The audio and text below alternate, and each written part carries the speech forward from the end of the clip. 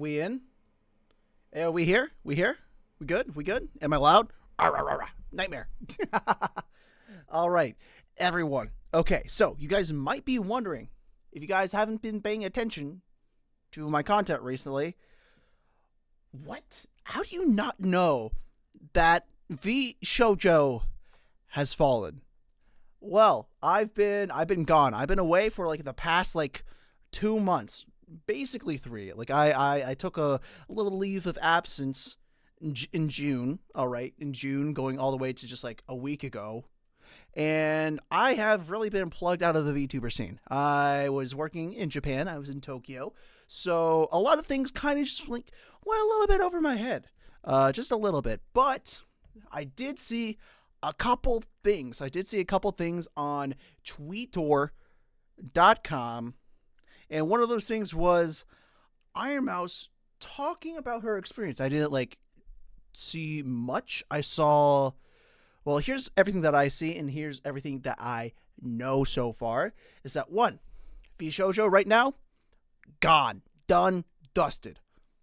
2, all right, number 2, what I know is that apparently Keisan quit immediately, in front of the Japanese CEO, which is really funny.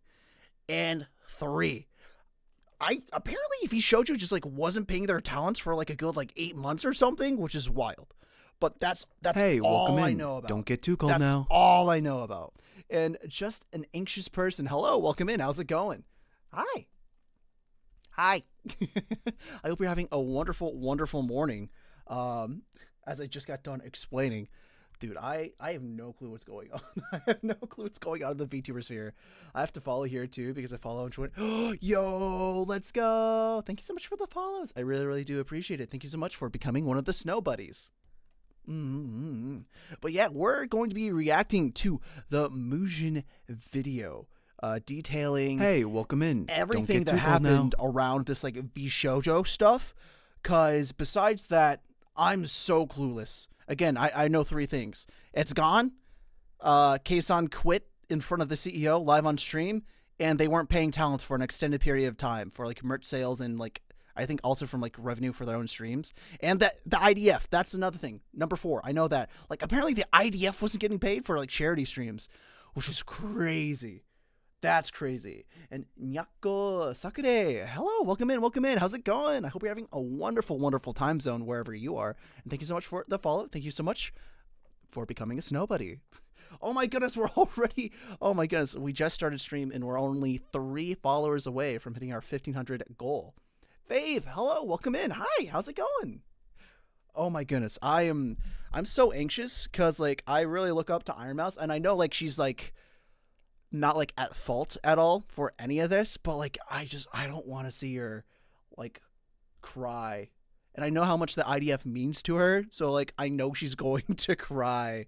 It's oh, thank you for putting on my jacket. I was getting a little chilly in here, but Vshojo stuff makes me depressed. I wanted to apply to it. I was preparing for it. Oh, dude, the amount of people that I know that applied to the Vshojo auditions when they were auditioning for their new group a year ago. Dude, I applied to that. The amount of people that I know that showed their applications hey, here's my application. It's oh my goodness. And it became a little trend in the VTuber sphere. If you guys don't know, I am old. When it comes to the VTuber sphere, I am old. The average lifespan of a VTuber is anywhere from a 1.5 to 2 years. After 2 years, you're kind of over the hump.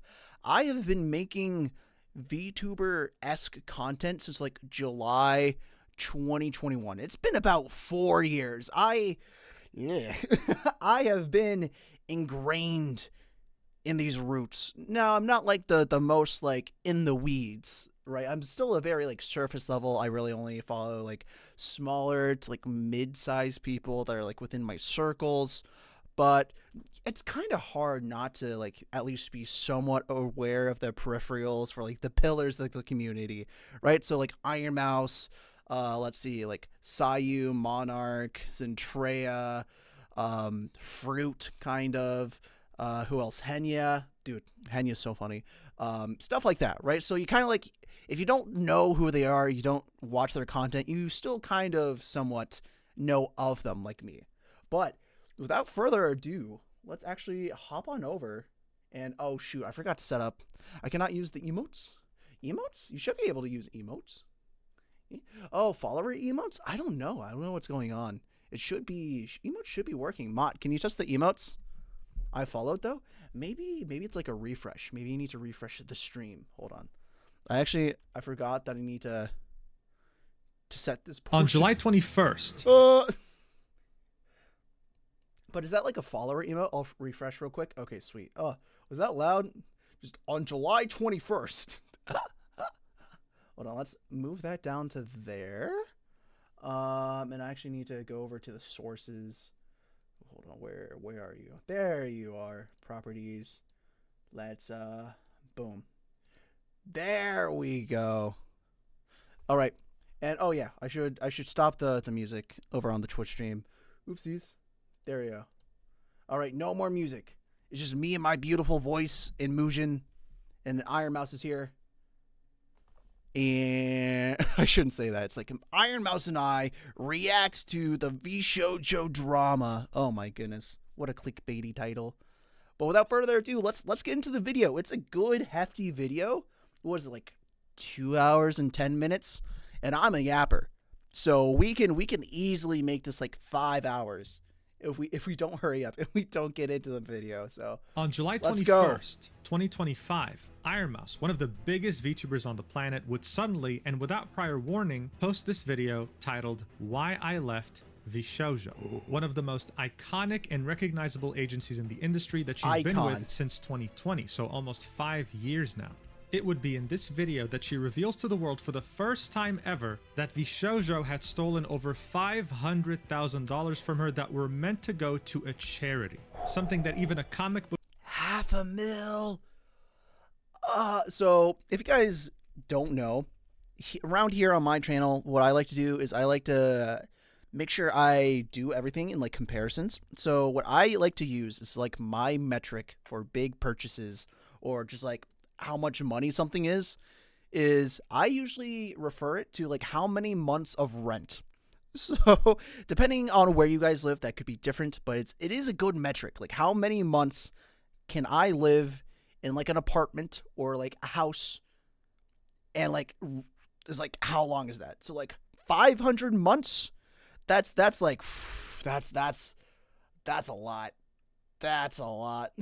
$500,000 is probably like what, 400,000 pounds, give or take. I don't know, rough conversion off the top of my head. Supervillain wouldn't think of doing. Oh, I don't know for euros either. From here. Soon enough, you'd have previous and current talents of Vshojo, as well as some other very prominent VTubers in the industry, reveal to us how Vshojo was behind the scenes, how they were mistreated, and how this once iconic company was nothing more than a facade, hiding behind it an extremely toxic and disastrous management that was leading it.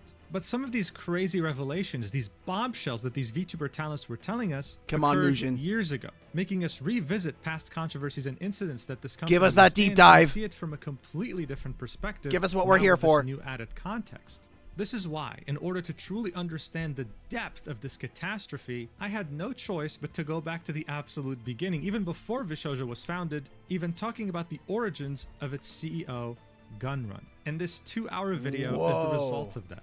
We're going to be going through all the major lows and everything. So pre-Vshojo, that's pre-me as a VTuber. Actually, is it? We'll see. Ties we'll see. I paused too much. I paused too much. Violent and sudden death. I say this with no exaggeration. This is the biggest VTuber-related controversy in history, and it's not even close. The biggest without in further history. ado, let's talk about it. Dude, that's the .com that's crash big coming was a from catastrophic financial incident that took place in the US. Big coming from the VTuber 2000. sphere. You see, the World Wide Web had been introduced in the early 1990s. Vshojo's only 2 to 3? Really? Do me and Nate and like you all predate Vshojo? Dude, that's crazy. Ain't no way we're learning about the .com bubble. This is like before me. Didn't .com like happen in like early thousands, like 2001 and 2? And early adopters would quickly this is understand like before the this was gonna financial change life as we crash, right? know Like it. So 2008. all of a sudden, the word internet held a lot of weight. Internet. I mean, this was going to change the world. So obviously, if a company was going to operate on that internet, Hey, then it good was old going Bill to be a Gates. part of this new world order that stands to be very profitable. This is when investors would decide to throw stacks of cash at any company claiming to operate on the internet. There was truly no need to dive into any specifics about how they were operating, their costs. Where have we seen this repeat before? Well, let's see. There was crypto. Now it's AI companies. Dude, it's history doesn't repeat itself, but it definitely rhymes. It definitely rhymes. And how they plan to make money. Just the fact that they were on the internet meant that they were going to be successful because this was going to change the world. Soon enough, the word internet would lose all meaning, becoming a buzzword like AI is in 2025. Hey, if a called company it. claims Not to have AI in pre-watched. their product, then their stock skyrockets in a day. It's ridiculous. And so, after years of euphoria and investing in anything internet-related, investors would realize at the end of 2000 that many of these businesses weren't even at the generating end of any 2000. revenue. They Okay. literally had no way to make money. So everyone started panic selling at the same time, causing the bubble to literally burst. Wait, hold on. Let's see. I was born 2000 December 19th. So I was like born right here. So yeah, there's a little bit of a bubble still. It hadn't completely popped, but it was definitely like halfway deflated. The majority of these companies went Interesting. extinct and very few survived. Oh. This would actually be quite similar to what happened with live streaming websites, although on an extremely smaller scale Oh, and not 100%. affecting any global financial institutions. I mean, What, like Justin TV? What was another one? What was the one Machinima? All right, Rooster Teeth, right? Like everybody like just trying to make their own like website to host like video platforms, and then what you get like the couple big players that you have today. You have YouTube, you have Twitch, you kind of have Facebook gaming, I guess. I don't know too many people that are on Facebook. You even have like Mixer coming to try to like be like a latecomer and try to like steal some market share. And like now you kind of have like Kick that's kind of being bankrolled by casinos, which you should feel how you should feel about that. That's up to you, but like just know that like it is not I don't think Kick is profitable at all, because like YouTube has a hard time being profitable, and it's the biggest player in the sphere. It's just the costs for video hosting, whether it's like YouTube like platforming so much content, or places like Twitch and Kick being like live service, like live streams like this, it is crazy. Mixer's still alive. I actually don't know if Mixer is still alive or not, but I wouldn't be surprised if they went out of business. I think they were the one that pioneered like these giant, like massive contracts for no reason, just to get like one or two like big faces on the platform. I mean, I remember Ninja immediately just goes back to Twitch. But Ava Elias, hello, how's it going? I do let me know if I do mispronounce your name. I am sorry if I do, but thank you so much for the follow. Thank you so much for becoming one of the Snow Buddies. I do hope you enjoy your stay here. Right now we're reacting to the Vshojo drama. Have you ever heard of the website BattleCam? Nope. No? Well, that's normal, but don't bother Googling it because it doesn't even have a Wikipedia page. But at the time when it was founded in the early 2000s, it had a proper community and a sizable amount of streamers competing against each other in challenges in order to win cash prizes. And while the majority of things related to this website were lost to history, one of the only things we still have left is a clip of Keemstar crying when he was shown a picture of how bad his balding had become. And speaking of Keemstar, in this now very infamous clip, he would start off his rant saying, "F this, I'm on Block TV with my hands up," referring to yet another streaming website that was lost to history. In the early 2000s, there were so many of these, but unfortunately, 99% of these websites Seen Kids Cry streaming site Stickcam shuts down. Except not the Seen Kids, no! Justin.tv. Hey! It was founded in the year. Justin.tv. If you guys don't know the little bit of lore, this eventually becomes Twitch. Year 2007, and was named after its founder, Justin Khan. But initially, you couldn't even stream on the website. Wait, hold on. What was the predecessor for YouTube? Was it always YouTube? I don't think it was. I think it was something else that turned into YouTube, right? Only Justin could. Its entire purpose was centered around Justin and him live streaming his entire life. He called it live casting. Today, we call it IRL live streaming. Oh, and when IRL I say that he would stream everything, I mean it. I mean, this is him sleeping right here. And during this interview, he's literally live with his apparatus that he made himself. Eventually, this trend of live casting would catch on. And Justin TV would allow anyone to create an account and broadcast themselves live to, well, a group of strangers. And as the platform continued to grow beyond anyone's expectations, you can make in money. 2011, it would come up with a decision that would change everything forever. Everything. The creation of Twitch.tv, a separate website from Justin.tv that was not only centered on just live streaming, but more specifically centered on live streaming video games. But early on, after Twitch. So, like, dude, oh my goodness, the amount of people that will.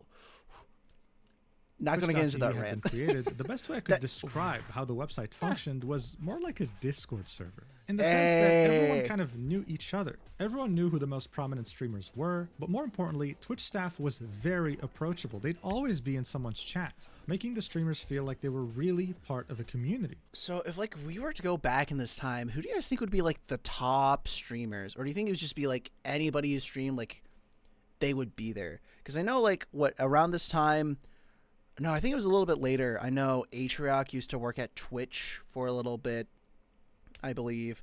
I don't think Ludwig was streaming at this point. Maybe he was like in his like Smash Bros. Melee commentary era. But like some of like the big foundations or like the pillars of streamers, they kind of got their roots here. And at the time, what really differentiated Twitch from other websites was their global emotes. You could use these in any streamer's chat and you wouldn't have to pay a single thing. But what was really interesting here is that many of the early emotes were inside jokes that only people on the website would understand. Like Kappa, like what are the other ones? One form of these inside jokes was creating emotes out of Twitch staff in funny pictures, like this one right here by the name of Anele. This was one of the earliest employees at Twitch. And another emote that you'd find that was based on a staff member as well was the gun run emote. What made this emote special is that whenever you saw a streamer encounter some sort of technical difficulty, the chat would start spamming it as a way to summon Gunrun himself, the staff member that the emote was based on. He was seen as a genius who understood live streaming like no one else. Dude, so they just did like a ritual to summon. They did a summoning ritual. I wonder how that worked, or if it would like sometimes work, sometimes not work, but imagine like every time like a gun run emote got put into a chat, he would get like a Discord ping or something.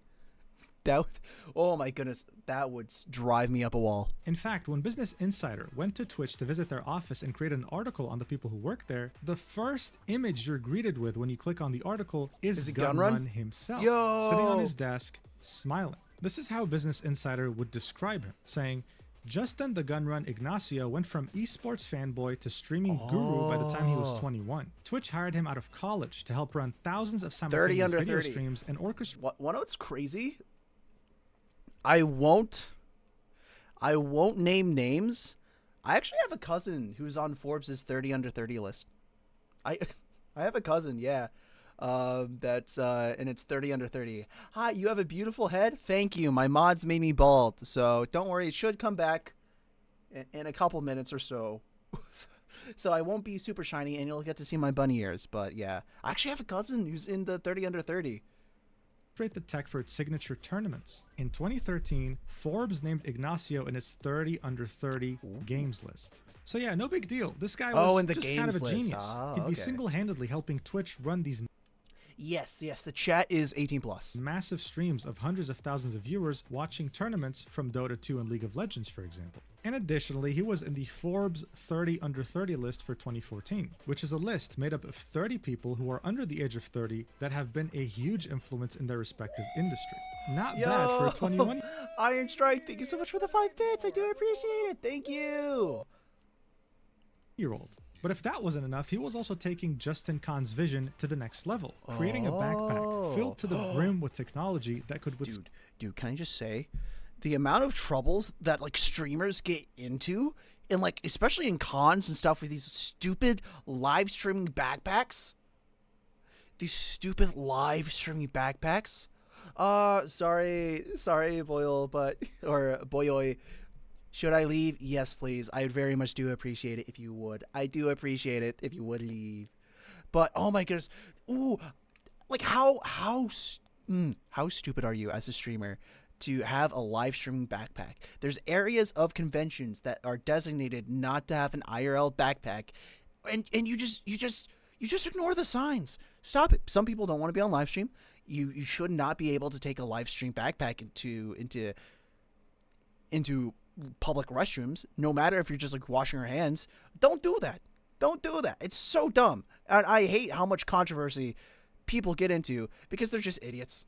Just because they're idiots. Oh, yes. Thank you so much for being the first person to the stream. I do appreciate you. Stand streaming IRL at high resolution with no interruptions. He called it the Gun Run IRL backpack. So Overall, he made as the time would IRL go by, backpack? Twitch and its staff would get a lot of attention. Forbes would be calling it the ESPN of video games. It seemed unstoppable. So much so that even Amazon took notice and eventually bought the website for $970 million on August 26, 2014, making its founders fleeced, because I don't even think Twitch was profitable. I don't even think Twitch is still profitable. very rich. Oh wait, shoot, what's his name? Oh my goodness, I love this. Jay Witz, dude, I love Jay Witz's content. Oh my goodness, dude. Jay Witz, iconic creator. I haven't watched any of his content in so long, but good OG content creator. But also ending its tight-knit culture centered around staff and streamers, transforming it into a very corporatized company. After this buyout, Gunrun would keep working at Twitch for the next few years. He would also keep developing his Gunrun IRL backpack and would create the company Unlimited IRL that sells these backpacks straight up to streamers who want to stream IRL with high quality and no interruptions. And while I'm sure his life was going good and he was achieving things that he found fulfilling, there would come a time where his life, and pretty much almost every human's life, would change forever, making many Gunner, of us thank you so much for divert being to the second places person that into we never stream. thought we'd end up in. And that would be none other than the COVID 2020 pandemic.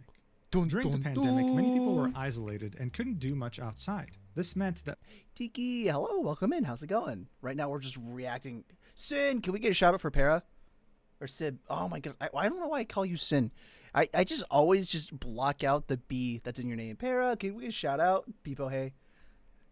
But dude, oh my goodness, we're currently reacting to the Vshojo like nightmare. for many, in order to stay sane to some degree, they had to keep themselves entertained. And the only way to do that was through the internet. This completely skewed the numbers on so many things, Genshin Impact being an example. Launching at the end of 2020 and getting so many players that it had made over $1 billion in under 6 months. But video games wouldn't be the only thing that would go up in numbers substantially. Entertainment of all kinds would skyrocket, including streaming. This also included a fairly new genre of streaming, which was VTubing. You see, Chat, look, that's me. That's not actually me, but look, it's me, VTuber. Oh, dude, we're going over Kizuna Ai? Oh my goodness, we're actually doing everything.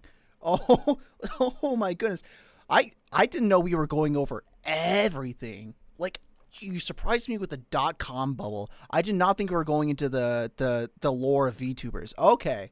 The pioneer of VTubing was none other than Kizuna Ai. It's Kizuna Ai, then what? It's Melody was like the really big one that like got a lot of traction. And then after Melody, like Iron Mouse and all of them like started coming into prominence. What's the route? The route? We're on route 3 of Pokemon. I don't know. Can I catch a Growlithe? I'm so confused.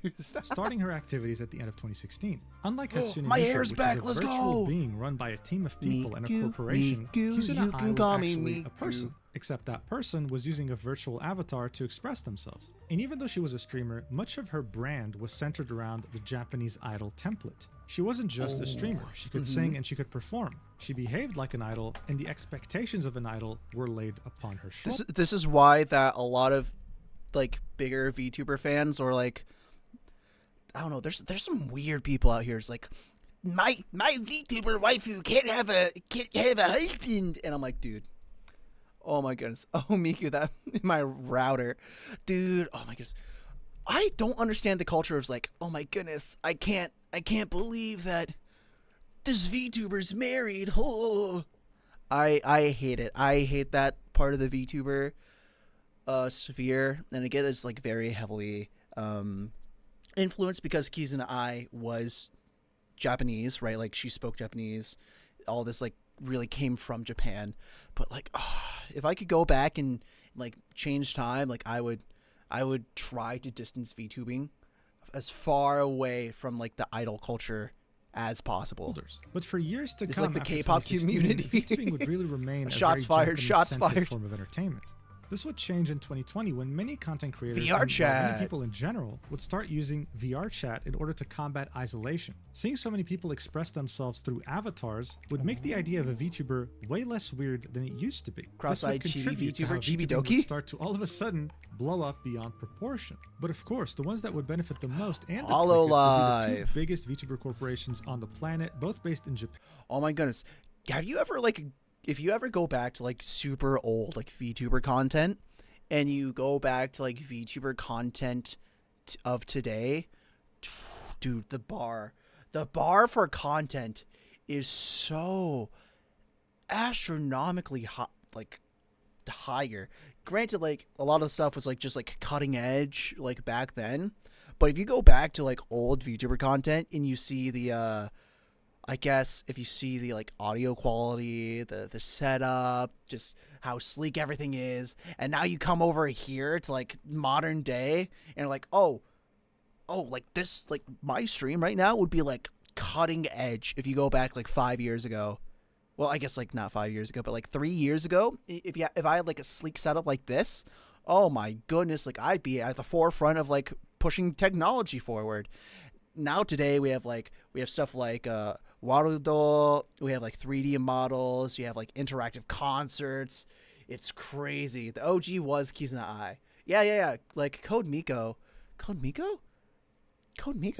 No, but like Hatsune Miku and all that, that's a different thing. That's like Vocaloid. So Vocaloid is different than VTubers because Vocaloid is kind of just like a sound box where you can like, it's like, think about it like kind of like voice packs, but you can make the voice pack like say whatever you want. So you can make new songs and stuff like that. So it's a little bit different. A little bit different than like today's modern VTuber. And already possessing a big established talent roster. They would go by the names of Hololive. Yeah, let's see. Who's the big people that I realize or recognize here? Well, first we got Gura. I think it's Pecora. Over here is Ollie. Where oh my god, I always see her but I forget her name. I'm so bad. She's the Grim Reaper. Oh, no links in chat, unfortunately. This is the detective one that starts with an A. I miss Kiryu Koko. Oh no, chat. Shoot. Amanda? No. Hi, my name's Amanda. I'm 6. Isn't this like anyway. And Niji Sanji. I've only played a little bit of Holocure, so like that's where I recognize most people from. They were absolutely dominating streaming Kazuha in ways that and people could Kanae. have never imagined. And to give you an idea of just how much VTubing had blown up, when Niji Sanji first went public on the Japanese stock market, 1.1 it was billion. valued at $1.1 billion. Yes, USD. a VTuber agency valued at $1.1 billion. Wait, hold on. The founder of Japan's top VTuber management company is reportedly worth 1.1 billion. So that's just the founder. And this is in 2022? Huh? Was I pre-Hololive? Or am I just like getting my timeline mixed up? $1 billion. These are not rookie numbers by any means.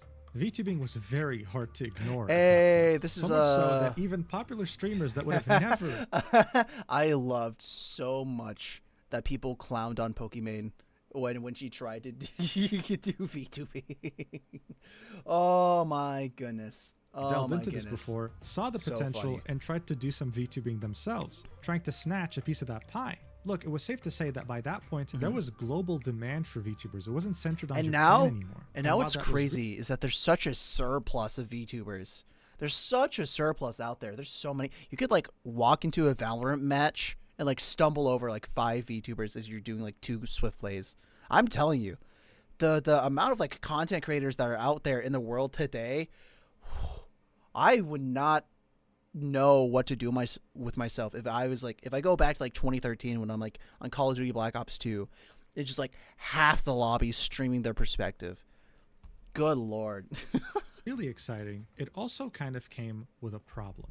Ever since Kizuna Ai, VTubers were seen like idols. So these Japanese idol expectations came with being a VTuber when you worked for these two corporations. This meant that they owned everything. And it permeated all the way down to like the indie sphere. Which is a Japanese idol way to say retire, then you wouldn't get to keep your model. You would lose your entire identity because it belongs to the corporation. Additionally, it was cool to see these corporations expand to English-speaking talent, but even though this industry was blowing up, there was no real agency in the West. Gunrun would see this as clear as day, which is why on November 24th, 2020, he would announce the creation of the talent agency Vshojo, a San Francisco-based VTuber talent agency. Wait, this is November 24, 2020. Around talent freedom, allowing any talent that chooses to leave the company in the future to retain their full IP and model, as well as their brand in general. He would co-found this company with Mountain Dew, who was a content creator, and would hold the post of Chief Marketing Officer at Vshojo, and Honestly, Daniel Sanders, which would be their third and final Mountain Dew. I just hold on. Let's look at that. One, love the profile picture. Really like brings me back. The guy who made Blend W. I don't even know what Blend W is, but apparently because it's like down here. But yeah, Blend W down here. But like, dude, I love like just the name looks good. I also love the banner. Chief Marketing Officer at Vshojo, and Daniel Sanders, which would be their third and final co-founder. Daniel Sanders. He would hold the position of Chief Operating Officer and would sometimes act as the Chief Financial Officer. Okay, now, what CFO, really made COO. Vshojo special was the fact that their founding members. So Natasha Nyanners, we got Zentreya, Iron Mouse, Silverveil, Melody, Apricot, and Hime Hajime. Were already very well established in the VTubing community as independent VTubers. This was completely different from corporations like Nijisanji and Hololive, with every talent starting from scratch with a new identity when they. So the original 7 were selected by Project Melody. With the exception of Hime Hajime, all were established independent VTubers before joining Vshojo. All 7 made their re-debuts on 2020 or on so they are a little bit before me. 24 November 2020. So I was actually, fun fact, in November 24 of 2020, I was still in basic training for the military. So all this time, like I was locked away from the. Wait, was I? No, I wasn't. No, I wasn't. I was working at a food bank because I got out of training in February 2020. My bad. Valentine's Day 2020, I got out of military training. And here I was working in a food bank. Oh, okay. Were hired there. Here you had 7 very prominent VTubers. Timelines are hard. Their identity into Vshojo and having their already substantial communities follow them. The founding members were Nyanners, Zentreya, Iron Mouse, Silverveil. I guess I should really just let the video play, shouldn't I? A few months later, they would also add Vebe to their roster, another independent VTuber with a substantial community. Vebe in 2021. Just another VTuber agency. This was one that had the potential to not only revolutionize the VTubing industry as we knew it, but to also redefine compete head-to-head with the big 2, which were Hololive and Nijisanji, without being a Japanese corporation. And I mean, why wouldn't they? They had the genius Forbes 30 Under 30 CEO, and they had top-tier talent, some of the best in the industry. It normally should have been smooth sailing from here. But unfortunately, barely a year after being established, Vshojo would face a monumental controversy that would significantly stain its reputation in the VTubing industry. Wait, hold on. Yes, it's the Nux! Oh my goodness. This gremlin. Okay. Dude, this was wild. I will let it play, but this situation is wild, and it's still not resolved. What's crazy, this happened in like 2021, it's still not like resolved fully. As a content creator turned VTuber that heavily benefited from the VTuber boom of the pandemic. He was one of the first independent VTubers to ever reach 2 million. Not only that, but if you guys don't remember, he used to be the editor for CDawg VA. Subscribers on YouTube, and his most. What was this? So I'm sure that Mujin, he's going really in depth with this, but I'm sure you are. Oh my goodness, words, stumbling over my own words. I'm sure he's going to cover it, but basically the long and short of it is that Nuxtaku, right? He found out that there was somebody pretending to be a Vshojo. And how he found out is that they tried to scam him. So he would go around to like all these like independent VTubers. They shoot them like an email. It's like, hey, we're Vshojo. We want to scout you as a talent.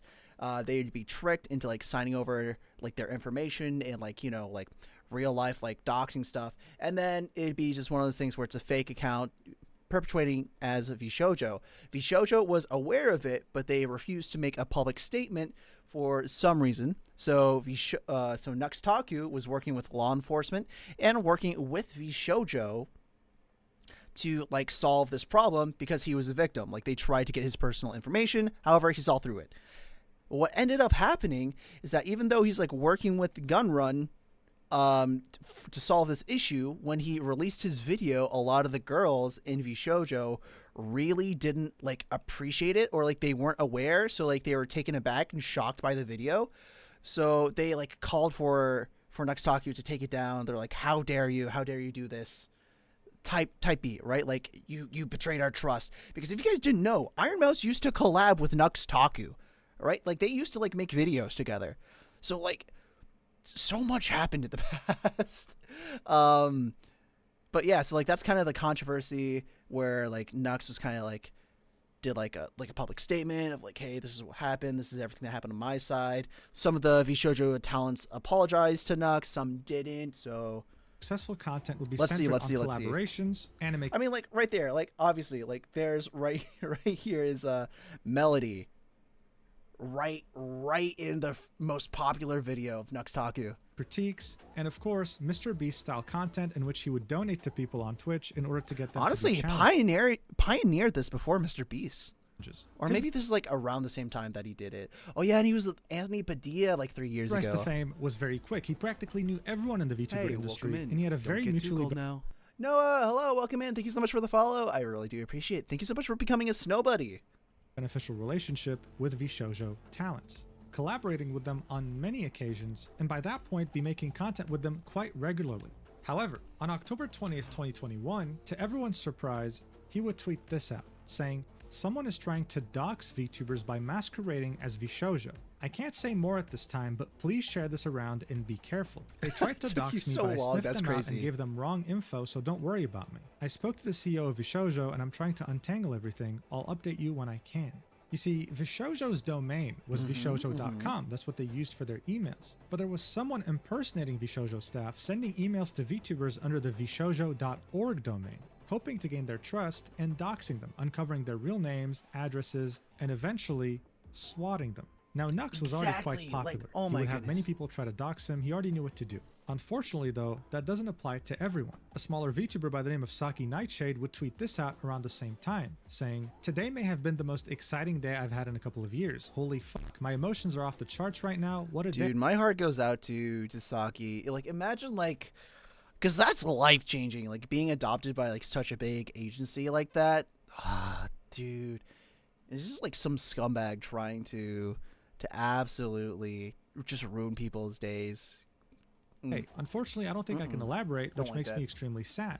She then goes on to say, "Alright, so what I can say is that I've been contacted for something amazing, and if all goes well, it could be truly life-changing. If that doesn't answer questions, I'm so sorry, I'd like to not say anything else about it." So that person, posing as Vshojo staff under the Vshojo.org domain, had sent an email to Saki saying, "We want to recruit you to Vshojo," raising her hopes up and demanding personal information, which she gave.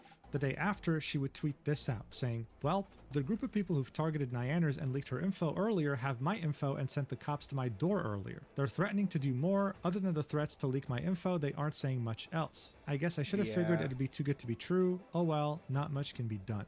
And you can see so Nux in the unfortunate. replies saying, "DM me, please." So that was the situation. Very messy, very At tricky, FBI. and very Honestly, nasty. yeah. And Saki gave out a very important piece of information. The group of people targeting her were the same people who had doxed an important member of Vshojo, Nyaners, earlier, leaking some of her personal information. But at this point, we didn't know just how much. 11 days later, Nux would tweet, "The last 10 days were the most insane of my life. No words could describe how..." Omni and Onikiri. Dude, Omni, if you guys haven't, go watch Omni. Great YouTuber. appreciative I am of you and the friends I've made here. Does really good job like trying to keep like a super non-biased opinion on like news and stuff going around in the internet.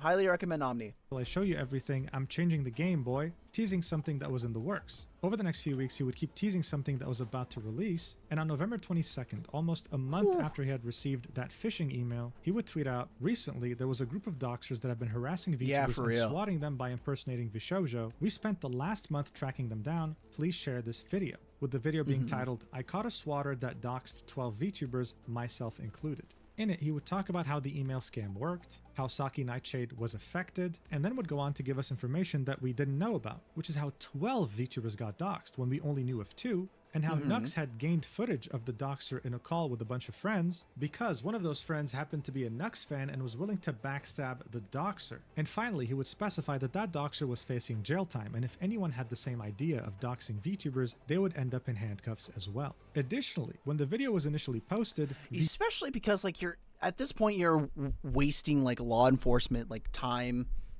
that they could be like doing like something else, especially when you start swatting people, when you start putting other people's like safety at risk just because you think it's a funny haha. Nah, dude, that's not okay. That's not okay. Not what we stand for here. Vshojo themselves, their official page, had replied saying, "Thank you, Nux, for working with us. We've added our own response to the event." This is so important. This is so important for the timeline.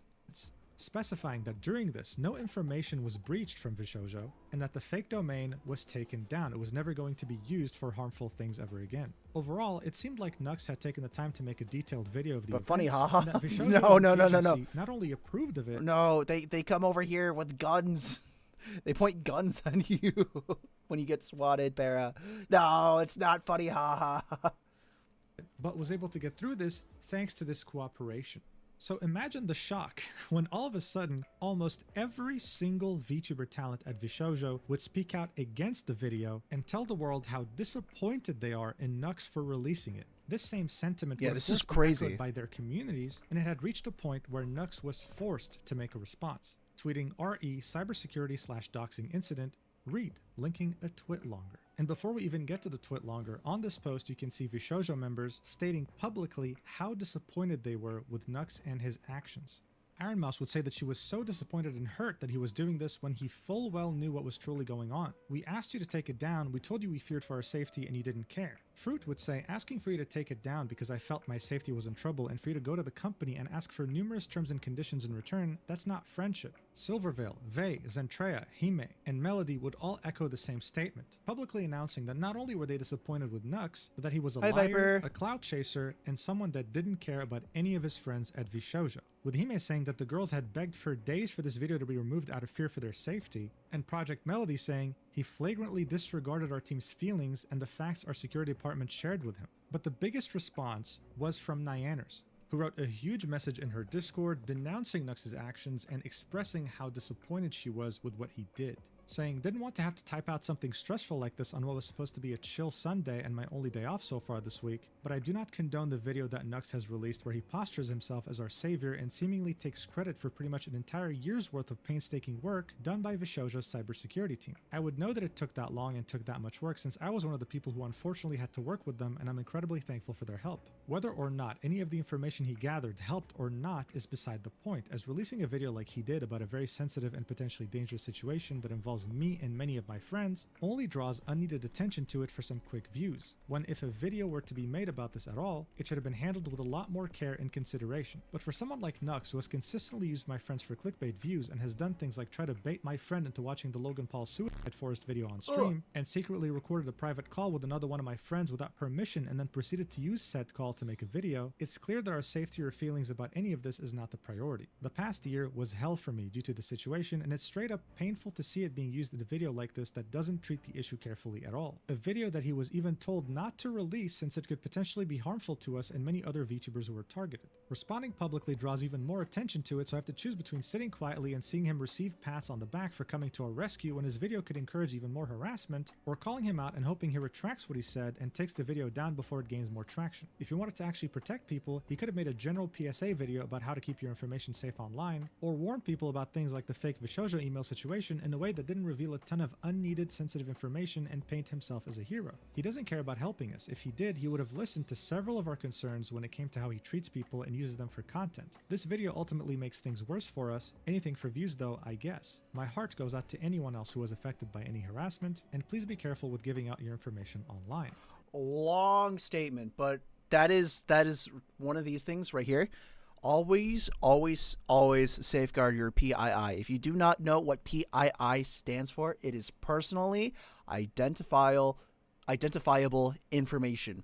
If you have anything out there that's connected to a Twitter account that's like, oh, a previous name, or it's like, oh, if you have a first name on an account that sounds similar to something that you use right now, gotta be careful. Just like either like scrub it, delete it, or like change it.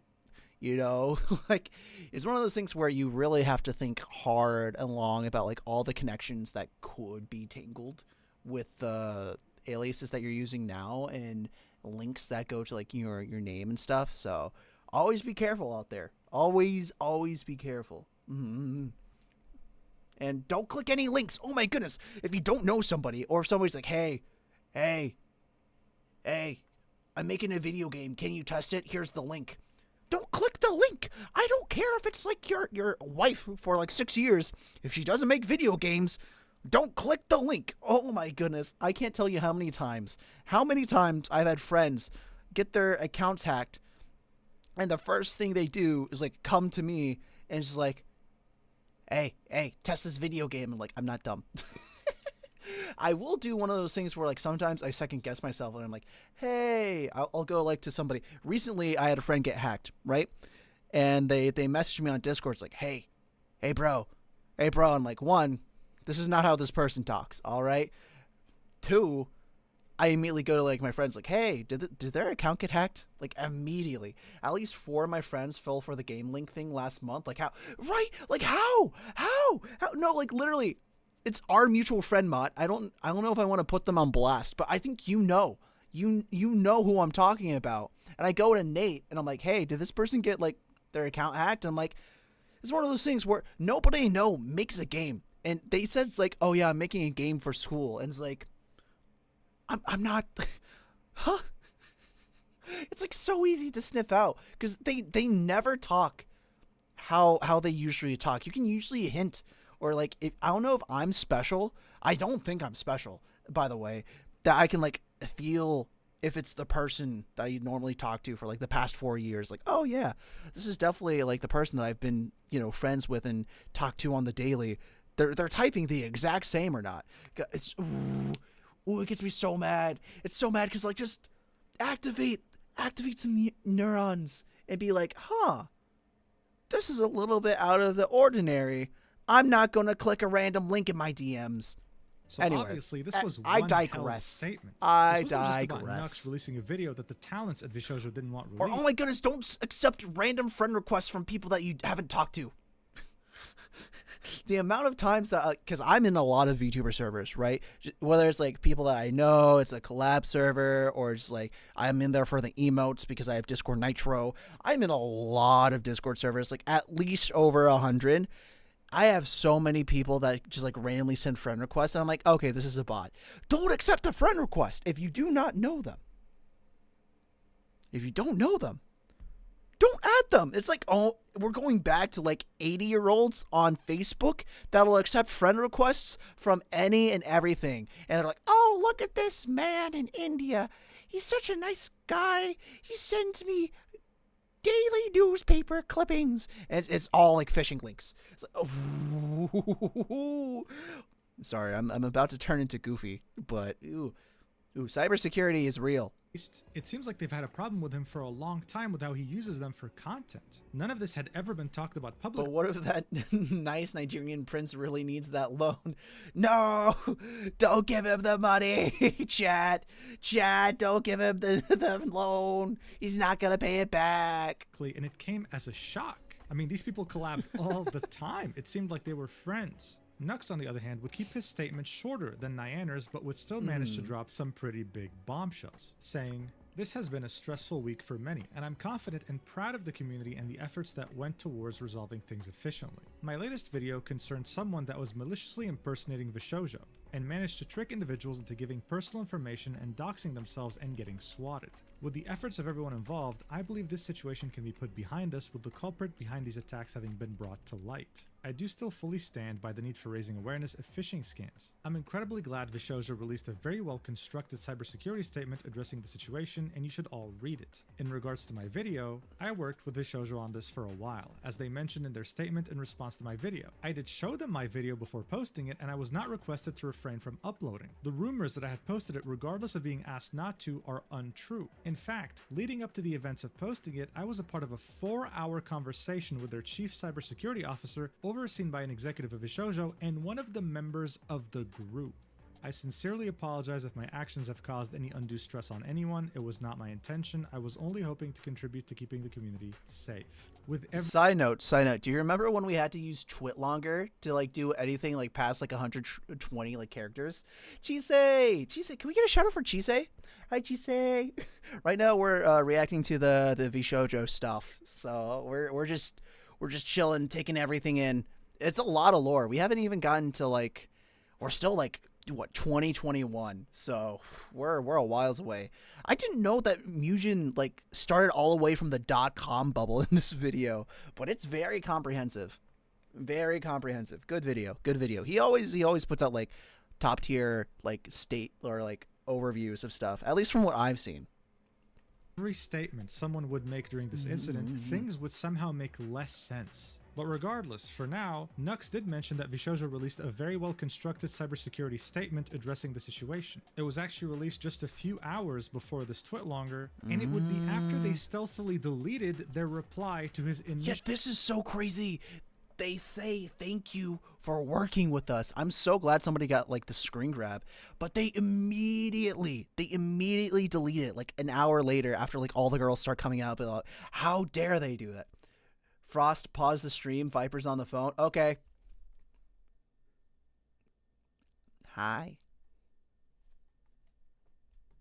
You come here often. video tweet. But that's not all. This new cybersecurity statement had a completely different tone from that first reply. They would say things like, Vshojo does not endorse any statements or views by parties that have no official affiliation to Vshojo. Adding, the methods used to attack the other VTubers were confirmed to be unrelated to phishing and impersonating Vshojo. As mentioned before, the fake domain was created on October 14th, 2021 and survived for less than a week, and the other VTubers incidents happened outside of this time window. As mentioned before, thanks to partners, Vshojo confirms there are only 2 victims of this campaign, referring to both Nux and Saki Nightshade. Things were getting very weird. It's like they were completely discrediting the person they were congratulating when the video came out. But things only got weirder from here.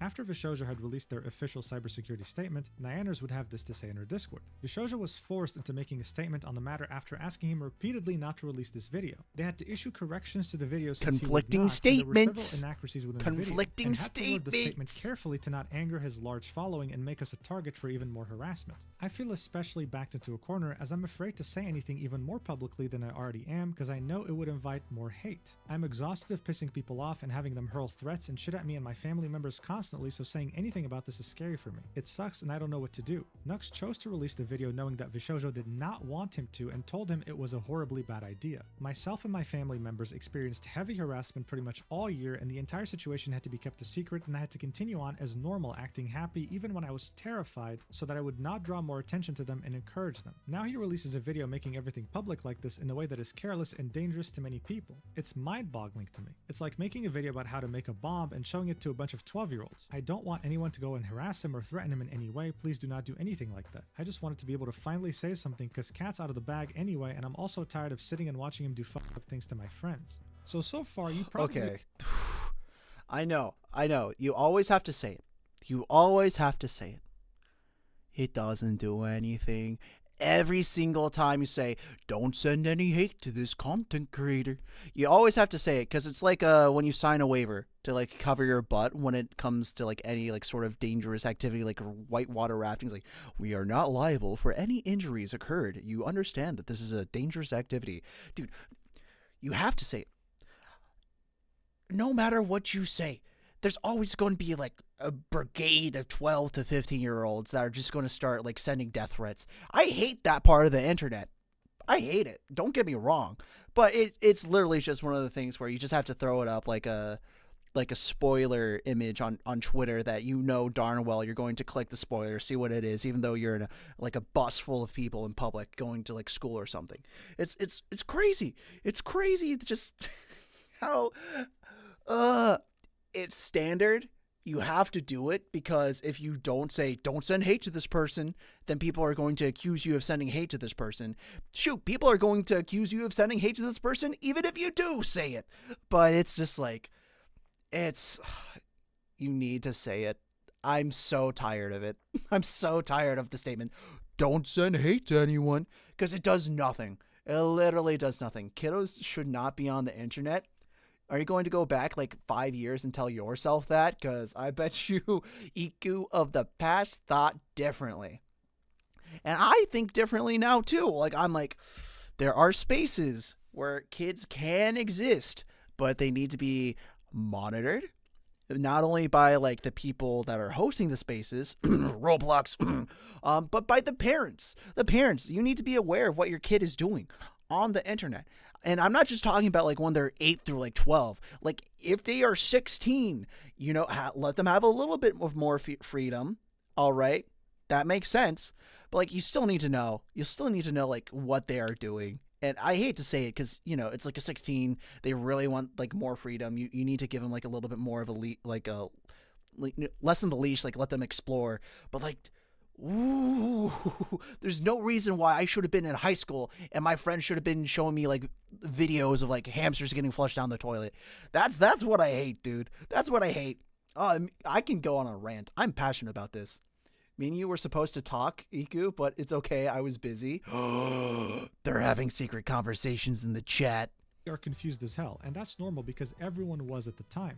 How is it that the official Vshojo account had given its stamp of approval to Nux and thanked him for working with them when the talents were so clearly against— Yo, Sav! Thank you so much!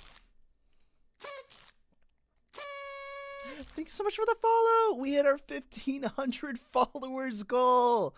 Yo, that's so sick. Chat, we're at 1,500 followers. I never thought I'd get this far. Sav, you're the 1,500th. You know what? Just for that, you're getting VIP. /VIP at. Congrats. Welcome in. Thank you so much for the follow. Thank you so much. I do appreciate it, and I hope you enjoy your stay here. Thank you so much for becoming one of the snow buddies. Right now, we're just going over the Vshojo VTuber drama, and I just got done ranting. I got ranting on something just that's completely separate, and so I got done ranting on why kids should not be on the internet, or if they are on the internet, it should be highly regulated. The idea of a video. Something simply wasn't adding up at all. Something was missing, a big piece of the puzzle, and no one really knew what the hell it was. At this point though, Nux as a target was fair game. According to every Vshojo talent, he had done something horrendous. So of course, just like with any cancellation, other people started piling up on him, talking about their bad experiences with him. And very few people actually took a step back and said, hey guys, listen, maybe we're going a bit too far here. Maybe we don't have— All right, so if you guys don't know, it was like Nux who was the editor for CDawg VA, and then it was Evan. Then Evan started working for CDawg VA, so I'm pretty sure there's like a little bit of overlap, right, between the two, right? Like they were coworkers at one point. So it's like I'll let Mujin read the tweet, but I'm pretty sure like they've worked together previously. All the facts. The situation was getting so critical. Never mind, he doesn't read it. The one time I say like, oh, Mujin, go ahead. The floor is yours. And of course it doesn't happen. But yeah, evolved. But he is human. He makes mistakes. He's getting more hate than he deserves. He tried to do the right thing, maybe not in the best way, but he tried. Especially since like he himself was like targeted in this scam. But you know, we'll let it play. Maybe we'll let it play. Too far here. Maybe we don't have all the facts. Now.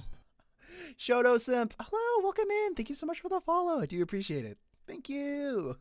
The situation was getting so critical that Nux had to release a formal apology. But in this apology video, he would show Discord logs between him and the cybersecurity expert that Vshojo had hired, Phoenix. He would reveal that these logs were in a group chat with one of the Vshojo girls and Gunrun. This does get leaked. I don't know if Mujin will go over it, but this talent does get leaked eventually.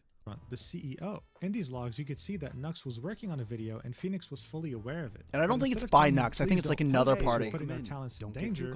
Monster, thank you so much for the follow. Hi, welcome in. He sent a draft of the video and he'd say this: "Not trying to downplay or anything, I really appreciate that you were providing info at 7:03. Do you think you'd be willing to blur out the word blank from the screenshot for the purposes of denying them notoriety?" To which Nux said, "Okay, I can do that." Phoenix would then say, "I appreciate that you are doing the public service announcement and that isn't the problem at all. My comment..." Oh, Monster. So this is just going over the Vshojo drama. So we are currently watching Mujin's stuff about the Vshojo like collapse. So this is just like the history. So back in like 2021, where Nux and Vshojo got in that like that spat between the person that was pretending to be Vshojo and doxing people. So this is just going over the entire history. And if you think it's weird that we're going over this, brother, Mujin went over the .com bubble and the history of Gunrun as being like an employee at Twitch. So it is very in depth. Is narrowly specifically about praising that one fan that reached out. I am 99% certain that is a fellow member of the harassment gang and not a fan. So Phoenix's problem wasn't the video at all. He was completely down with the idea. He just thought that fan. Not only that, but like it's so crazy because like in these like Discord logs, you can see that Vshojo, like from the company side, is like, "Hey, can you change this?" And Nux is like, "Yes, I will change this to like help fit like what you want to put out." So it's like he's taking like feedback and like editing. So like it's so crazy that Vshojo, the company, goes from like, "Oh, thank you," to immediately deleting their thank you and of the apology for like Nux putting out this video. And immediately she's like, "I can't believe Nux did this," right? So it's like one of those things where this is Nux, you know, back then. We're not talking about current Nux. Whatever he's doing now is completely separate from what we're talking about in the history. But here it's just like, what happened on the inside? Like, what's going on? Why is Vshojo acting so? Ooh. Who had leaked the doxer to Nux was actually part of the harassment gang, and Nux was being socially engineered. Mujin makes great videos. I think this video would be helpful to you as well. If you need phenomenal help with anything, videos. Feel free to reach out. To which Phoenix would say, "Thanks a lot. Would you be willing to include a link to a written response by us as well?" It's not going to be anything against the video. It's going to be more about making sure people don't think that contract language is real and answer some likely FAQs that will result from all this. To which Nux said, "Of course." And of course, as you can see, this was their reply that they had deleted shortly afterwards. This video added even more confusion to the whole situation, because from these logs, it seemed like two people were working together, and the CEO was very well aware of it, and one of the girls that had called Nux out publicly was in this group chat seeing everything, very well aware of the fact that he was going to post this video. And thanks to Fruit leaking her DMs with Nux at some point on Twitter, she would accidentally reveal who that Vshojo talent was, and it would turn out to be Project Melody. In these DMs, we can see Fruit and Nux arguing, and at some point Nux says, "I'm not sure what you mean. I had a group chat with Melody, Gunrun, and their head cybersecurity guy, and I showed them the video beforehand. They had a few notes." Yep, and just for clarification, this is what Fruit posted.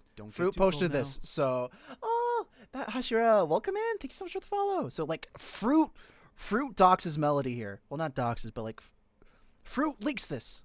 So it's just like, which I changed before uploading, and they asked me to link a statement they would write in the description. But that's so weird. As you saw earlier, Melody had posted a tweet calling him out, saying, "I'm hurt Nux posted his doxing vid. He flagrantly disregarded our team's feelings and the facts our security department shared with him. I trusted and defended him only to feel secondary to getting clicks. If he meant to raise awareness to protect streamers, he would have corrected it." But she, as well as Gunrun and Phoenix, were in a call with Nux for 4.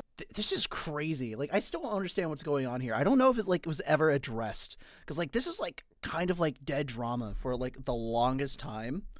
So I'm so excited to see if like more goes in here or not. Anymore. Someone was lying here. After these DMs would leak thanks to Fruit, Project boom, Melody would boom. delete her tweet because of the hate she would start getting. Deletes come flying out. Apologies would start raining in. Fruit would say, "Nux apologized to me privately yesterday as I apologized to him for subtweeting," and others would follow suit. Except one person in particular who was practically seen as the biggest backstabber in all this, Project Melody. She didn't make any public statements or apologies regarding this incident, and as far as we know, did not do so privately either. Nux has never mentioned this. It was especially weird since Nux had collabed with her Oh, Simel, welcome in, welcome in. Yeah, so the Vshojo stuff.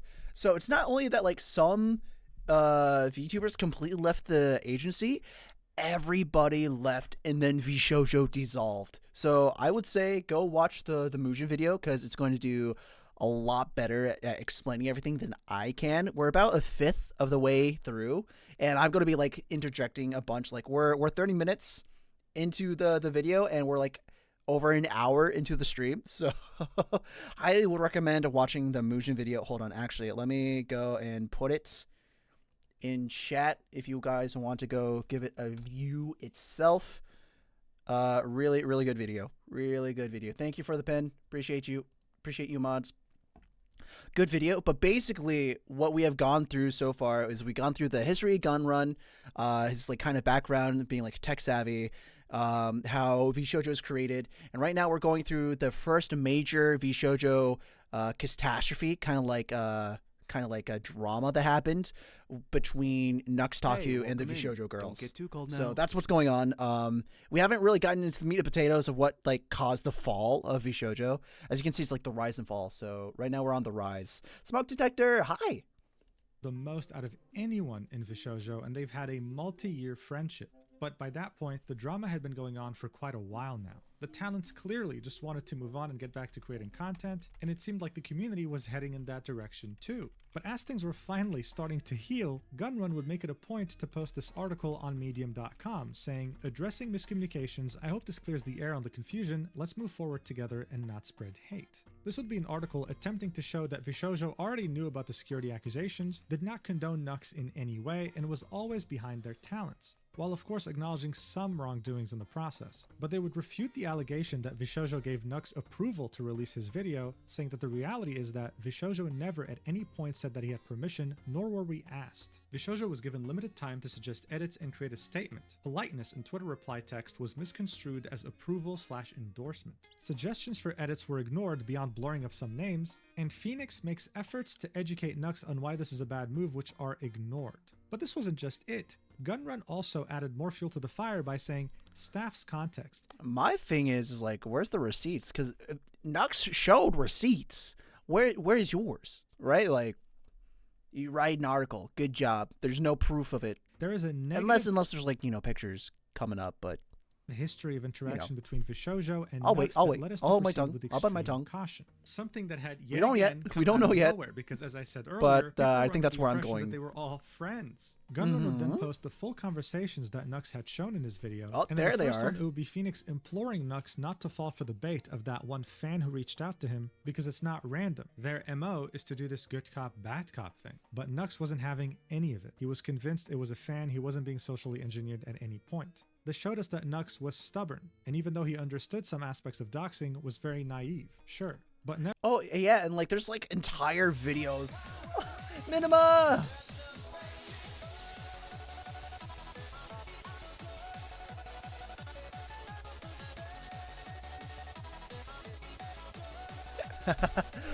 Hello everyone, welcome in. My name is FrostedPlague7. You can call me Frost, Frosty, or Frosted, and around here we like to do a variety of different gaming content, and right now we are currently reacting to the Vshojo drama. If you want to know why, if I'm a little bit out of the loop, it's because for the past 2 months, from June to like mid-August, I was actually doing an internship over in Tokyo, Japan, so I've been out of the loop, so I'm trying to get like caught up on everything. Minima, thank you so much for being the third person into the stream. I really do appreciate your support. Oh, hold on, care package, stretch, posture check. And Hydrate, thank you so much for taking care of me. I do appreciate it. Minima, how was stream? What you been up to? And oh my goodness, Monster. Yeah, there's like entire videos dedicated just to like the fallout between like Nux and Vshojo. It's crazy. Third wasn't taken? Nope. Sometimes it just like goes unredeemed. But yeah. It's crazy. It's crazy sometimes. It's crazy. Oh, what'd you do? I was playing modded Minecraft. It's so spooky. Yo! My gans. Hey, welcome in. Don't get too cold now. Your what? Your what? Your gonads are shaking so bad. Oh no. Trans, welcome in. Hi. How's it going? Hope you're having a wonderful time zone. Hi.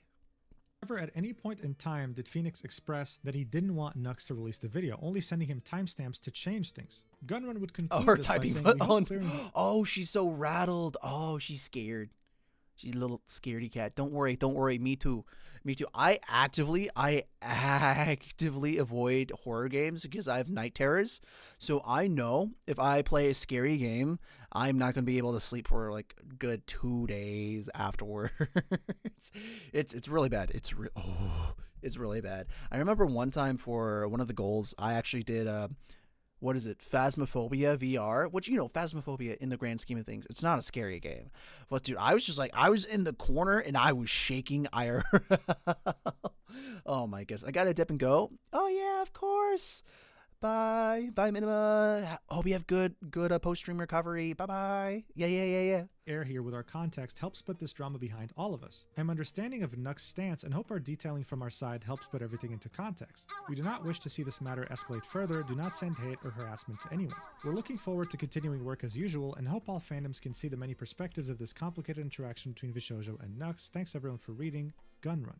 Of course, as is the trend with this controversy, people were left even more confused after reading this. When you say something like, "Thank you, Nux, for working with us," how is that not a way of you saying that you approve of the video? It didn't make any sense. It's just Finally, like a Nux blatant would post a video endorsement. titled "Moving Forward" on his second channel and would detail how throughout the entire week of him releasing the video, he was barely sleeping, having anxiety attacks, and overall really showing us that no one here, including the Vshojo talents, had a good time. But even though I'm sure many people were hoping that things would die down there were still way too many questions. The Turkey Tom. This is like this also came out like 3 years ago.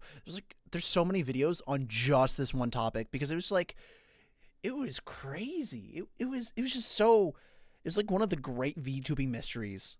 If I had to say so. It's like one of those ones where it's like nobody knew what was going on. Nobody knew what was behind the scenes beside the people involved, and it kind of just stayed that way for so long. Surrounding this whole incident, a lot of things simply didn't make any sense, causing many YouTubers like Turkey Tom to make videos about this whole thank you so much for the mystery follow. surrounding this incident and garnering over 1.2 million views. People weren't satisfied with how this concluded, and you can see that the top reply on Gunrun's post to Medium was Omni saying, at least apologize to the dude? He got dragged for the past 2 days, and the deleted thank you tweet made it even worse. Nux took accountability, only fair to do the same, methinks. People had many theories as to what had happened, how this miscommunication could have occurred. One of the most common ones that was even mentioned in Turkey Tom's video about the situation was that Nux Taku was in the process of founding his own VTuber agency at the time. Vshojo's management saw this as a threat, so they took the opportunity to character assassinate him in public, making him seem very problematic and making other VTubers not want to associate. That'd be crazy. Now look, I'll admit, when I first heard this theory, I thought, come on, this is way too far-fetched. But you have to remember that the VTubing scene back then was so much smaller than it is today. And Nux was at the absolute top. The guy had 2 million subscribers as a VTuber. He knew everyone in— Wanna know what's crazy? I think that even to like today, we are so desensitized by like numbers and how like inflated everything has gotten, especially when it comes to like YouTuber subscribers. There's like so many, like, how do I want to say this? There's not that many people that are VTubers and are above 1 million subscribers. And like, this is back in the day and he has double, right? And this is on his main account, not like breaking in like any of the other accounts that Nux has. It is a very, very limited pool of VTubers that are 1 million plus on YouTube, or like even VTubers that like have like that are like of this level in the sphere. And I think we take for granted that like, oh, like most of my like favorite content creators have like 2-10 million. Like that's the normal. That's like how people know if it's like you're a good content creator or if you're a decent content creator. You have to have 1 million plus. But it's like one of those things where it's like you have to know. You just have to understand that it's like a big milestone. I don't even know if YouTube does 100,000 like play buttons anymore. But like they still do the 1 million subscriber play button. So you just have to like kind of soak that in. And it's like one of those like,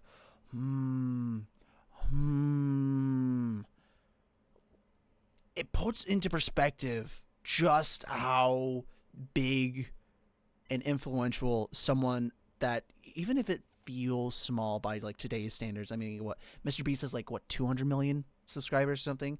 2 million is still very, very influential. Very influential.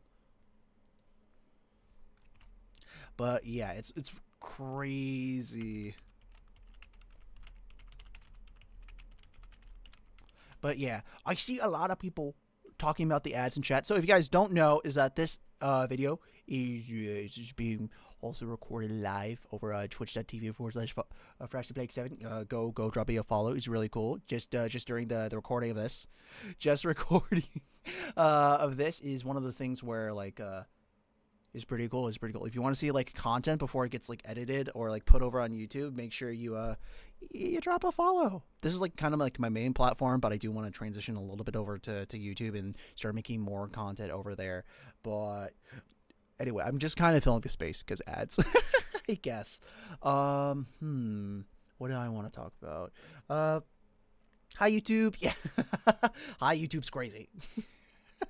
But yeah, this will be, if you guys don't know, I actually have a YouTube, and then I have like I also have like covers posted over on YouTube, so if you guys want to go check those out. I sing sometimes, I play video games with friends. I also have a VOD channel. I don't know if I have a, do I have a, I don't. Okay, hold on. I'll fix that after stream today. I'll get like a link going for my VOD channel. But I do have a VOD channel, so most of my streams that are going to be put up over there, slightly edited, so it's a little bit more streamlined, just cutting out all the dead air.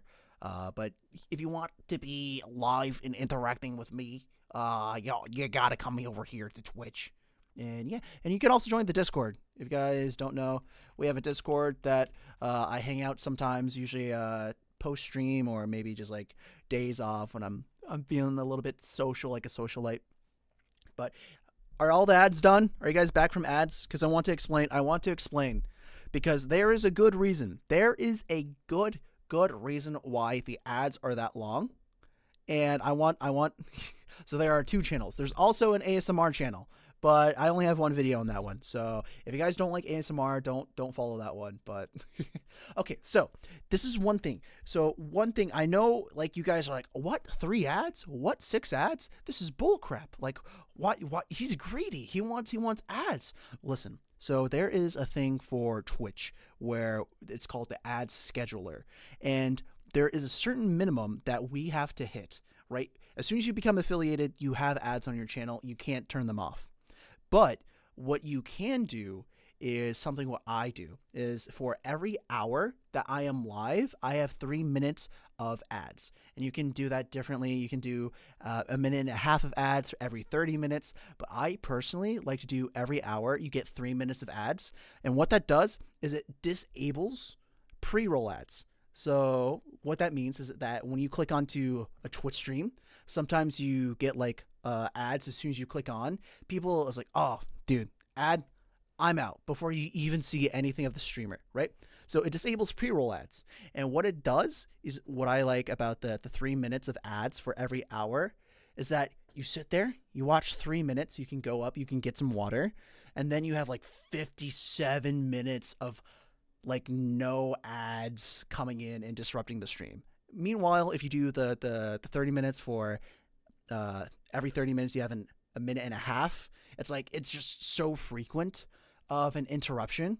So it's like a little bit of So if you ever are like, oh, why is this streamer putting so many ads every hour? I don't control the amount of ads. I just control the length of ads. And for the very minimum, and this is the very minimum to disable pre-rolls, it's 3 minutes of ads for every hour of content. So that's my, like kind of thought process behind it. Just, I'm hoping you guys understand. Like I could bump it up.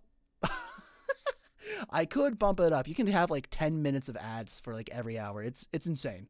It's actually insane. The ad scheduler, if you want some money and you're like a big streamer, you can do that. Or what you can do is, I know I do this personally. There is a program with Twitch called Twitch Turbo. It disables ads across the entire platform, and creators still get paid part of your Turbo subscription based on how much you watch them.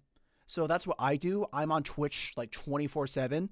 So I just pay $15. I think it's like $15 a month to remove ads across the entire platform for the month. And I get my money's worth because I'm a little bit of an addict when it comes to VTuber streams. And if you guys want to, that's also up to you. And if you're a streamer, you also get a couple more perks, like my VODs. They last longer instead of the original 2-week VOD life that you would get for like being an affiliate. You get 6 weeks. So yeah, there's other perks and stuff, and you also get like the Twitch Turbo badge if you want that. Anyway, ads are over. Let's get back to the video. Oh my goodness. I understand ads is the Twitch mobile because if I already have watched ads, put the Twitch in the background when I click links, the ads hit you again. No, that's unfortunate. Twitch mobile it's an app of all time. I'll just say that. This team, no one didn't know who he was. He could have so easily made an agency that directly competed with Vshojo. But with Vshojo's management, as well as Project Melody, his friend of multiple years, truly stoop this low in order to take down a potential competitor? Honestly, as someone who's covered the VTubing industry for a while now, that's not even the craziest thing I heard this week. But I think if we're going to take a more realistic approach with all the evidence we currently have, then what most likely happened is that Vshojo was totally down with the idea of letting Nux post the video. This tweet was sincere. However, when management saw how much this pissed off the talent, how they were completely against the idea of this video, they did a full 180, deleted the tweet, and backstabbed Nux into being the fall guy so that they wouldn't piss off their talents. When reading Nianer's messages, it seemed like she had a very strong negative impression of Nux, saying things like, he doesn't care about helping us. If he did, he would have listened to several of our concerns when it came to how he treats people and uses them for content. Something echoed by other Vshojo talents when it came to criticizing him. It seemed like someone was getting some very wrong information, and maybe Nux wasn't the only victim here, the talents were too, they just had no idea. Regardless though, back then, no one really bothered delving that deep. Instead, like they just like took sides, and I think people are a little bit more nuanced with the situation now, especially with like 3 years of hindsight. But it's still like one of the great mysteries, and we still don't really like know all the answers to it. It's just kind of been gone, forgotten. It's been like, it's been too long. Go either Team Nux or Team Vshojo, with Team Nux claiming that Nux had done nothing wrong, that he was the victim here, and with Team Vshojo being convinced that Nux is a clout chaser that doesn't care about anyone but himself. The whole thing would truly stain Vshojo's reputation and show them as unprofessional. How could they ever compete with the likes of Hololive when they never had such weird petty drama? How could they compete with Nijisanji when none of the talents would ever dare to make a public statement criticizing another VTuber like that? Maybe talent freedom was a mistake. With just one controversy, Vshojo had gone from hopeful contender to yet another talent agency that could never compete with the professionalism of Japan. But hey, while this would definitely be... Wait until Nijisanji. The real answer is they both being jerk-offs. Yeah, probably. Hey, welcome in. Damaging Don't to their get too cold now. Scarlet Bunny, thank you so much for the follow. Thank you so much for becoming a snow buddy. And be brought up multiple times by haters in the future, the internet has very short-term memory. Give it 1 or 2 weeks, and even the most major dramas get forgotten. And so after 2021 had ended, Vshojo had somewhat been able to put itself back on the map in a very strong way. During 2022, Iron Mouse, a VTuber under Vshojo, Dude, Iron Mouse just absolutely skyrockets to like the queen of the VTuber world. Oh my goodness. Her blow up was insane. She really felt like she just came out of nowhere. I can't stay, but I hope you have a good rest of your stream. Oh, thank you so much, Scarlett. Thank you for stopping by. I appreciate it.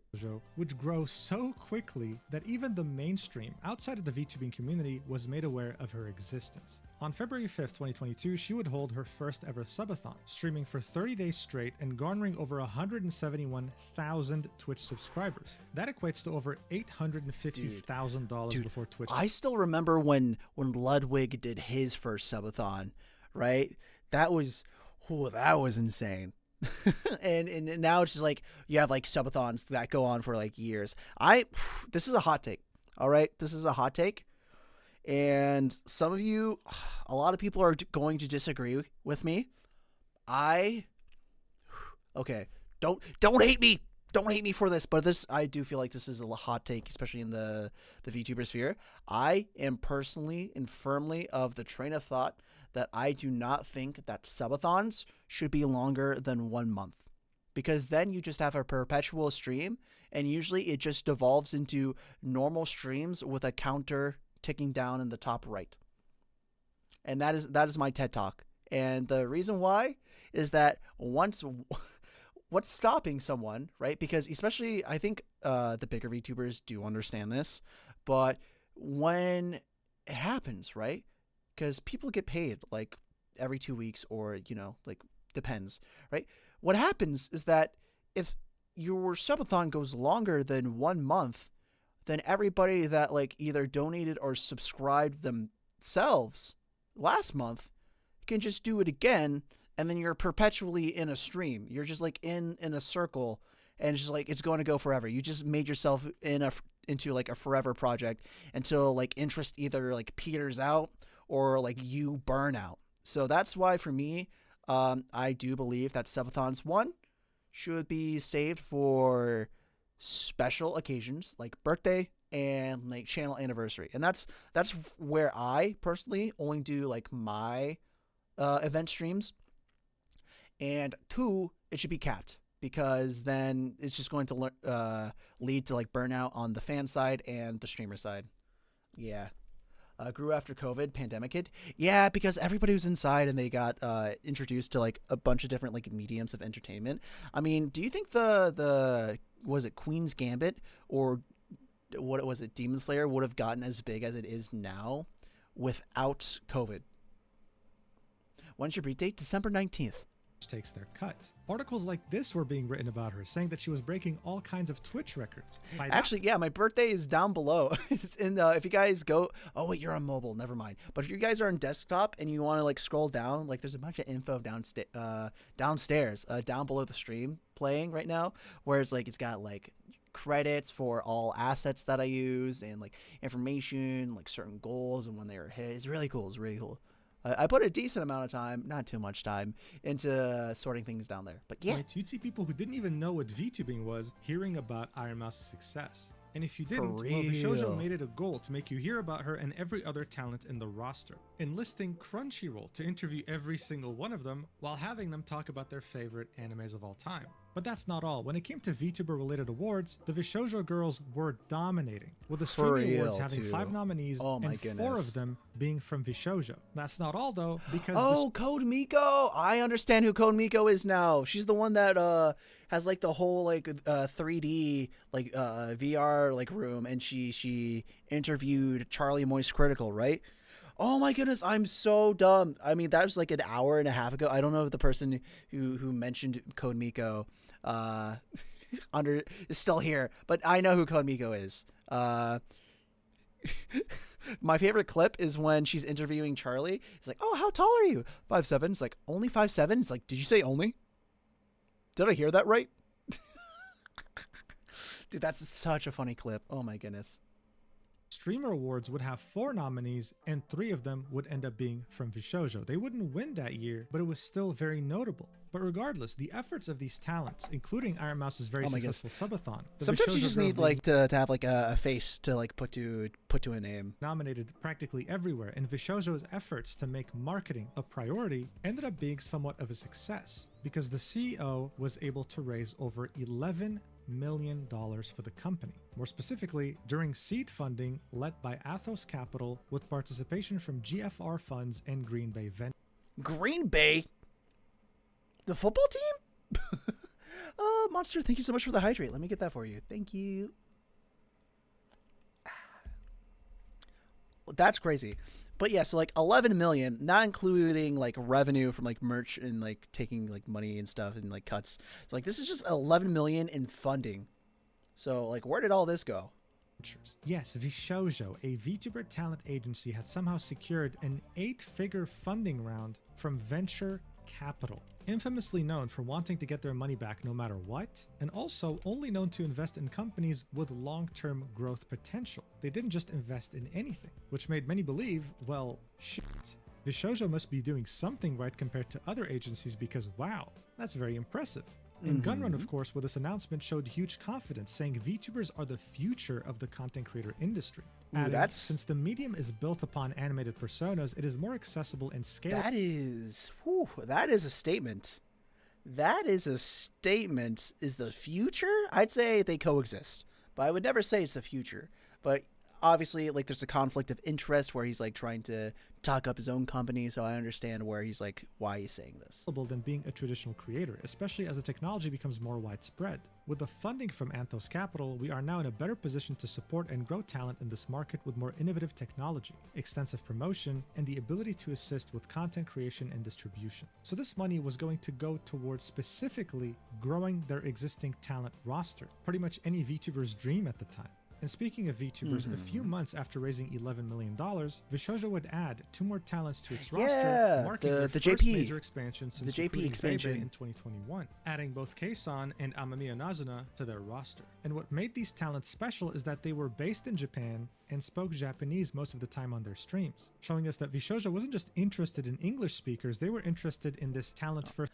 私がちょっと日本語を話します。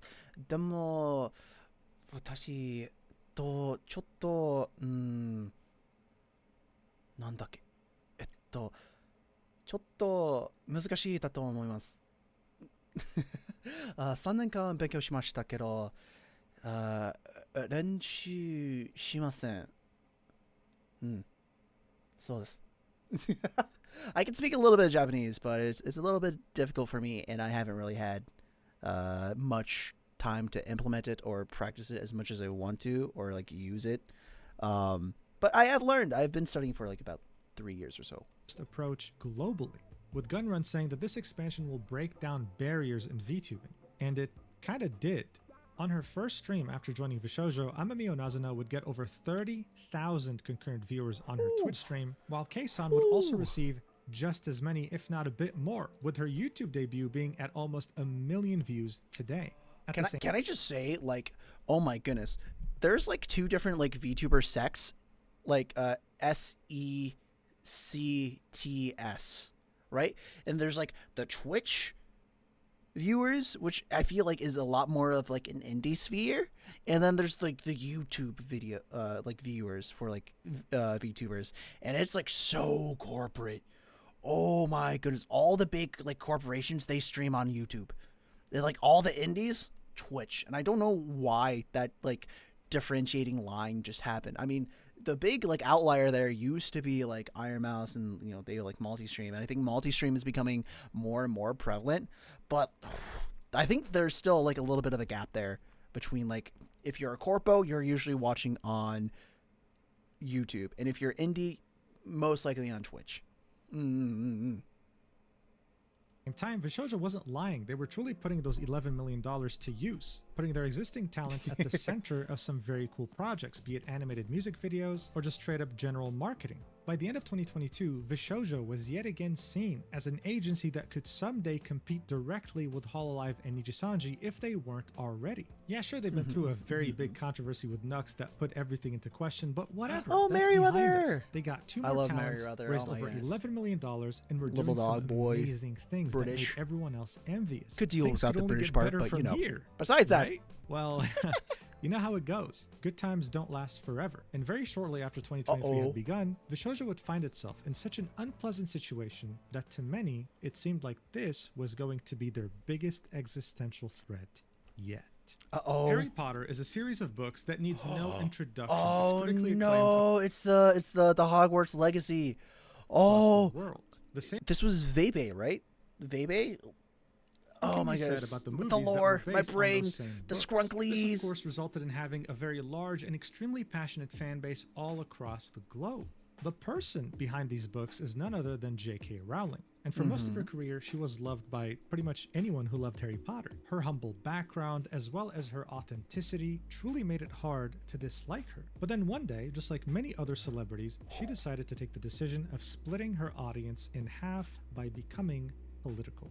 You see, in 2011, the Syrian population would revolt against its current regime. The result would be a civil war that would last for over a decade, destroying huge chunks of the country and spreading Syrian refugees all across the world. It would be dubbed the Syrian refugee crisis, and at a certain point, political voices in Europe specifically would start expressing that the infrastructure of their countries could barely support their current population, that they were not fit to take in so many millions of refugees, trying their best to stop them. J.K. Rowling would see this and would take the decision to use her platform to show solidarity with every single refugee coming to her country, tweeting, "If you can't imagine yourself in one of those boats," the boats the refugees were using, "you have something missing. They are dying for a life worth living. #refugees welcome." Half her audience found her to be hypocritical, saying things like, "Well, if you want refugees, then why don't you take any in your massive mansion?" And the other half was fully in support, praising her and really admiring the fact that she would use her platform for such a humanitarian cause. 5 years later, though, J.K. Rowling would take on a stance that wouldn't just split her audience in half, it would more accurately shatter them into 1,000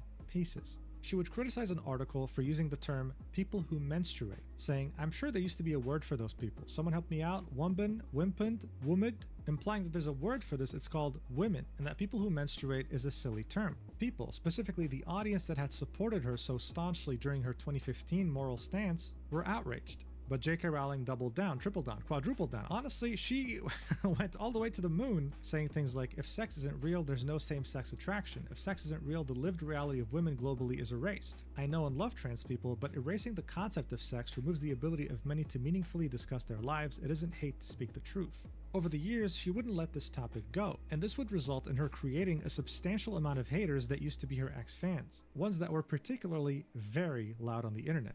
So on September 16th, 2020... And you guys might be wondering, That is not true. what does this have to do with Vshojo? Why are we going over this? Well, there's a video game that released, and one of the talents played it, and it got a little bit of the "I know and love trans people" sure aged well.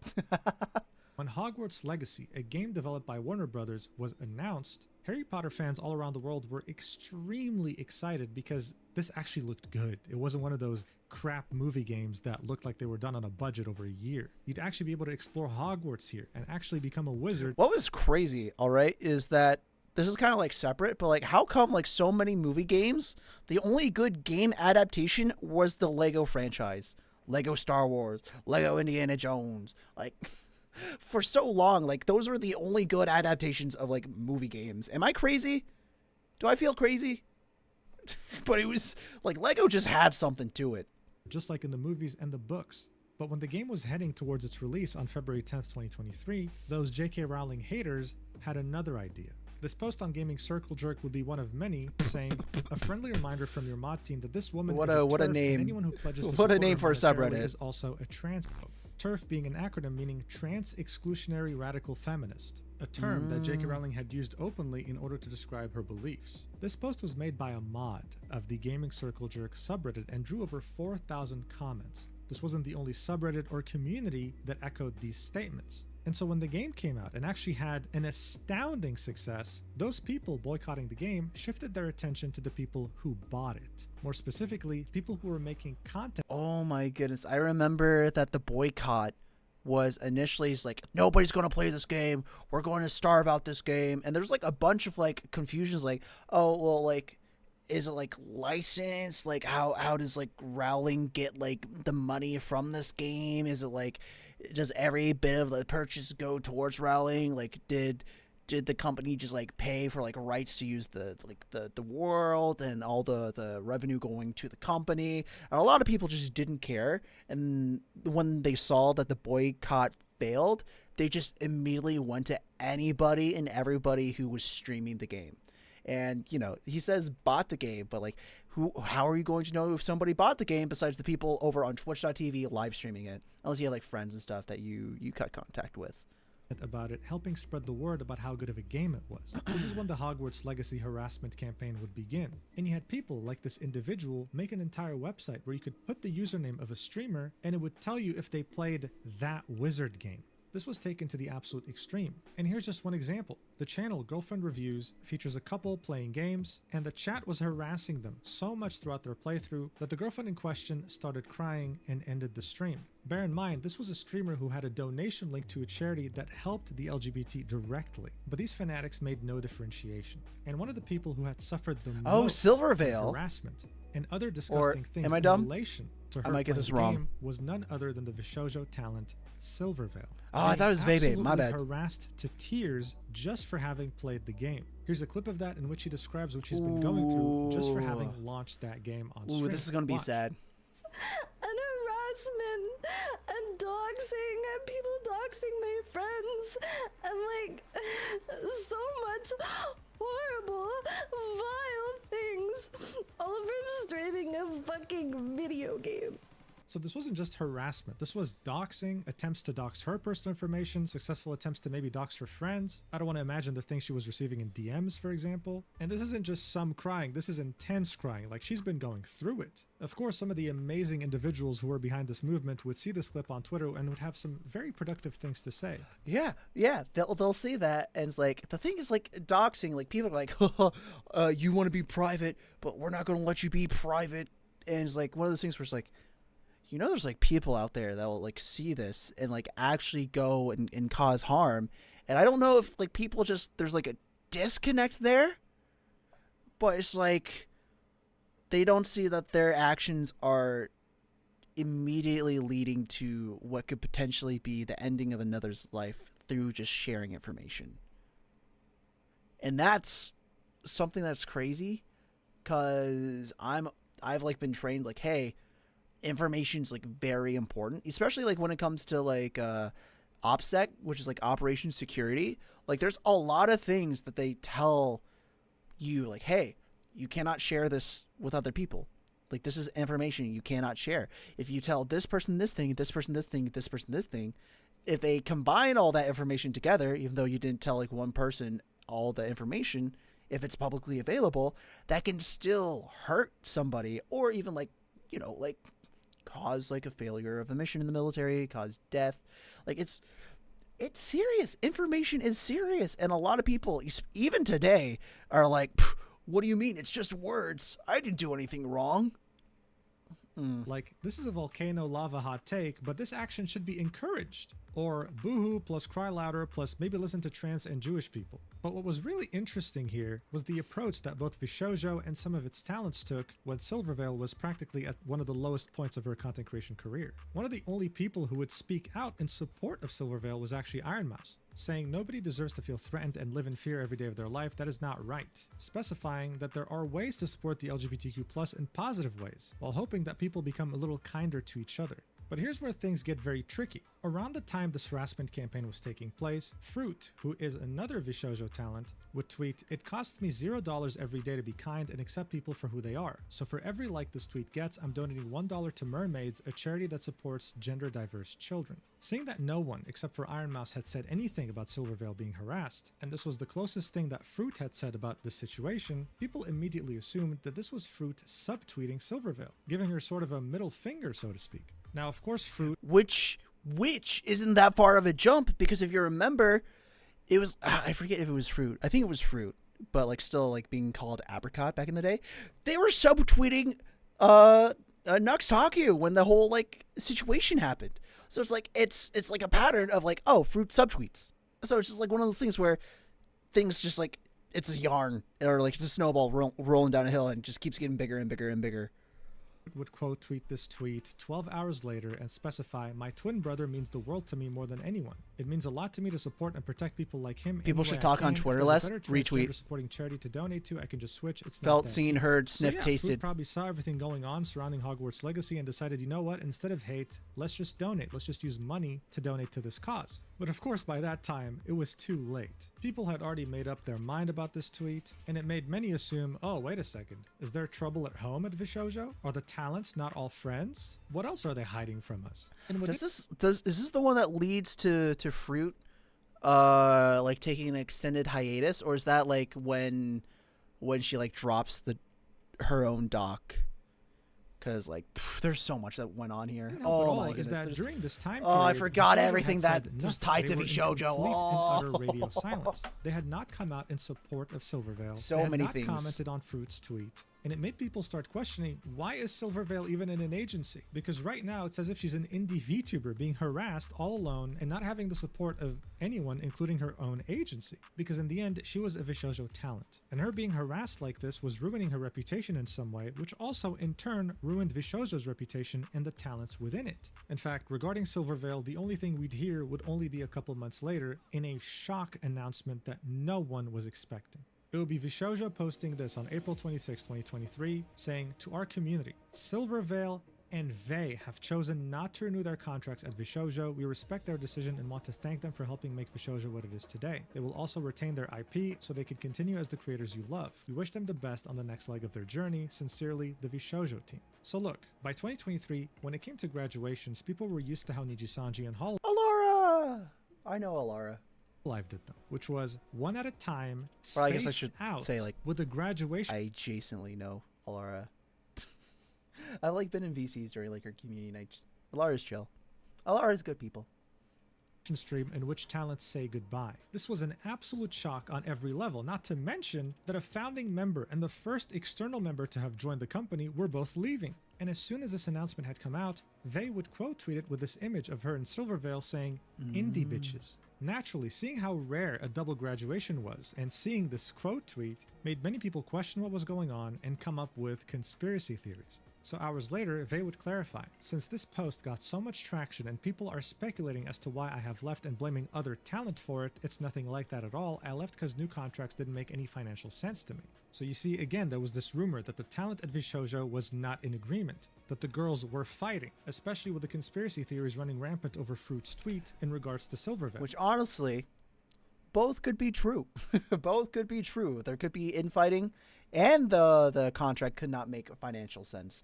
I mean, this one definitely seems to have like some standing now that the company's gone. So who knows? Who knows? They would continue, "I can't speak for Silver because we didn't leave together. We were just announced on the same day. Can't say much else because of legal shit and stuff, but please be kind to everyone involved. Don't make weird rumors up to control your own narrative. TLDR, left because new contract." Well, that's one of the great things now is that now that the company's gone, the NDAs are all void. So we get all the juicy drama when it gets like towards like the more new parts. No good. And for all indies, always hire a lawyer to read through any contract, however minor it may seem. I know it's a scary process to think about, but you'll be so fucking thankful down the line. Hire lawyers that know what the industry standards are. Okay, have a nice day, you fuckers. So this was her attempt to completely kill any speculation or conspiracy theories. Always hire a lawyer. Graduation. She just wanted to move on as soon as possible. Retweet. Silvervale would echo the same exact statement Always. on her stream, saying this, watch. Anyone missed the announcement? Vey is right, and she should say it. Always hire a lawyer. You're so right, Octopus. Always. It's one of those things where you can even hire a lawyer to review a contract for employment. There's employment lawyers, right? And I think most people should, right? You just don't like, if you ever go into a job application and they pressure you to sign right then and there, run. Run. You run away from that. Because if they are pressuring you to sign in that office, it's not a good job. It's not a good job. There's something shady going on in that office.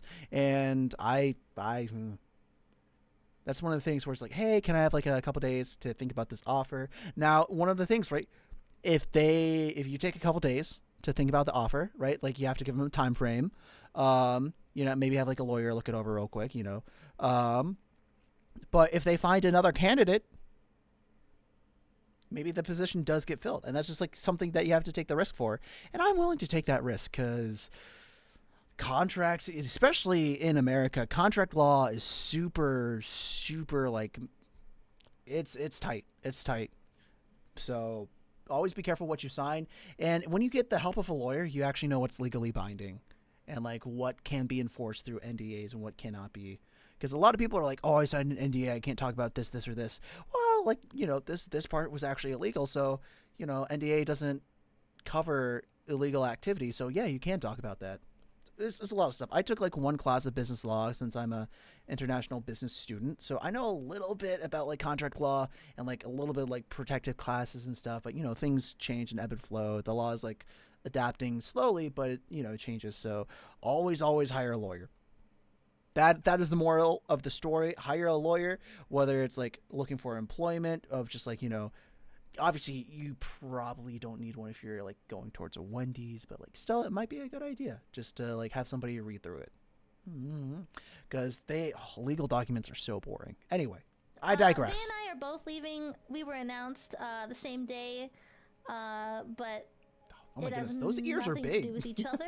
It was independent. We are just being Is it like a announced Fennec on Fox, the exact or- same day. So this whole thing was kind of messy. Why announce two talents at the same time and have to make them both make separate statements saying, guys, it just so happens that we both wanted to leave the company and they announced us on the same day. It was definitely a shock, but hey, at least Vshojo kept their word. They would be keeping their IP. This wasn't a graduation in the traditional sense because nothing would be changing. They would continue streaming just like they did before joining Vshojo. And so as soon as people were starting to finally process this news and maybe even start to move on, just a few days later, Vshojo would come up with another bombshell saying to our community, we'd like to inform you that Diana has decided not to sign a contract with Vshojo. We fully support her decision and are grateful.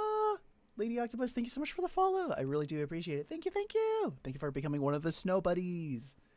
For her contributions to the growth of Vshojo. Nyanners will retain her IP, ensuring she can carry on as the beloved creator you know. We wish her the best in her future endeavors. Sincerely. Was that like literally just a copy paste with which is like replacing the name? Because I know like these would happen and people are like, that's a little sus, and everyone would be like, no, you're overthinking it. There's nothing going on. And then it would come in like waves where people were like, it's a little bit sus.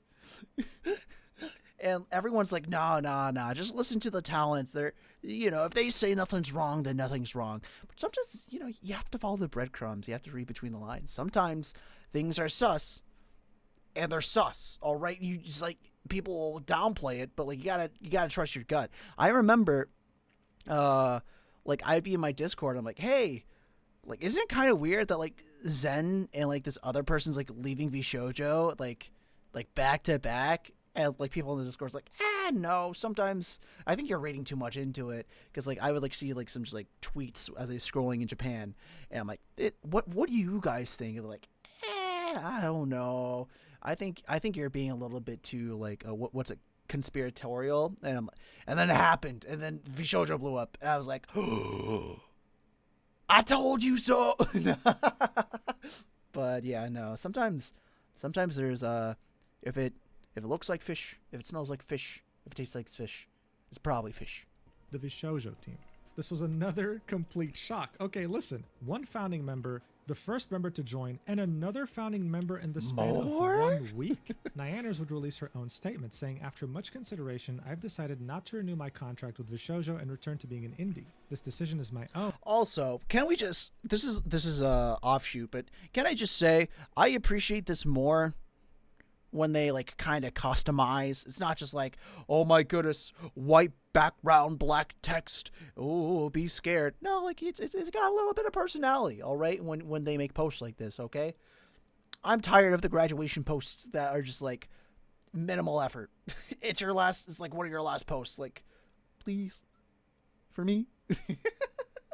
Or no, it's one of the things that I've noticed that a lot of people like put like varying levels of effort when they like do these like Twitter posts where it's like, here's my statement, and I always prefer the ones that at least make it easier to read, where it's not just like white and black, and I'm like, okay, thank you, I appreciate this. And not a reflection of my relationship with any of the other members, and it is something I have been seriously deliberating for a while. I'm deeply appreciative of all the opportunities that being a member of Vshojo has presented over the past 2 years, and wish everyone, staff and fellow talent alike, all the best. While this change likely comes as a surprise, it won't change who I am, any of my content, or who I choose to collaborate with moving forward. My streams will continue as usual. I'm looking forward to seeing what the future will bring in this new chapter. Thank you all for your support and understanding. Nyanners. So again, dispelling the rumor that no, this is not because other talent in the agency is pissing me off or is being toxic. This is my own decision and I'm leaving with no drama. I just want to put this behind me. But how? 1 second. I'm going to run some ads. I'm going to use the restroom, and I'm also going to refill my water bottle. So I want you guys to do the same. You guys go ahead, get some stretch, maybe go get some food if you guys are feeling a little bit of peckish. Party break time. All right, I'll be right back. 3 minutes of ads. Hopefully it's not. Hopefully they don't take too long. Hopefully I don't fall in. But I'll be right back. Yeah. Ad time. WDYM. Hold on, let me swap back over to BRB.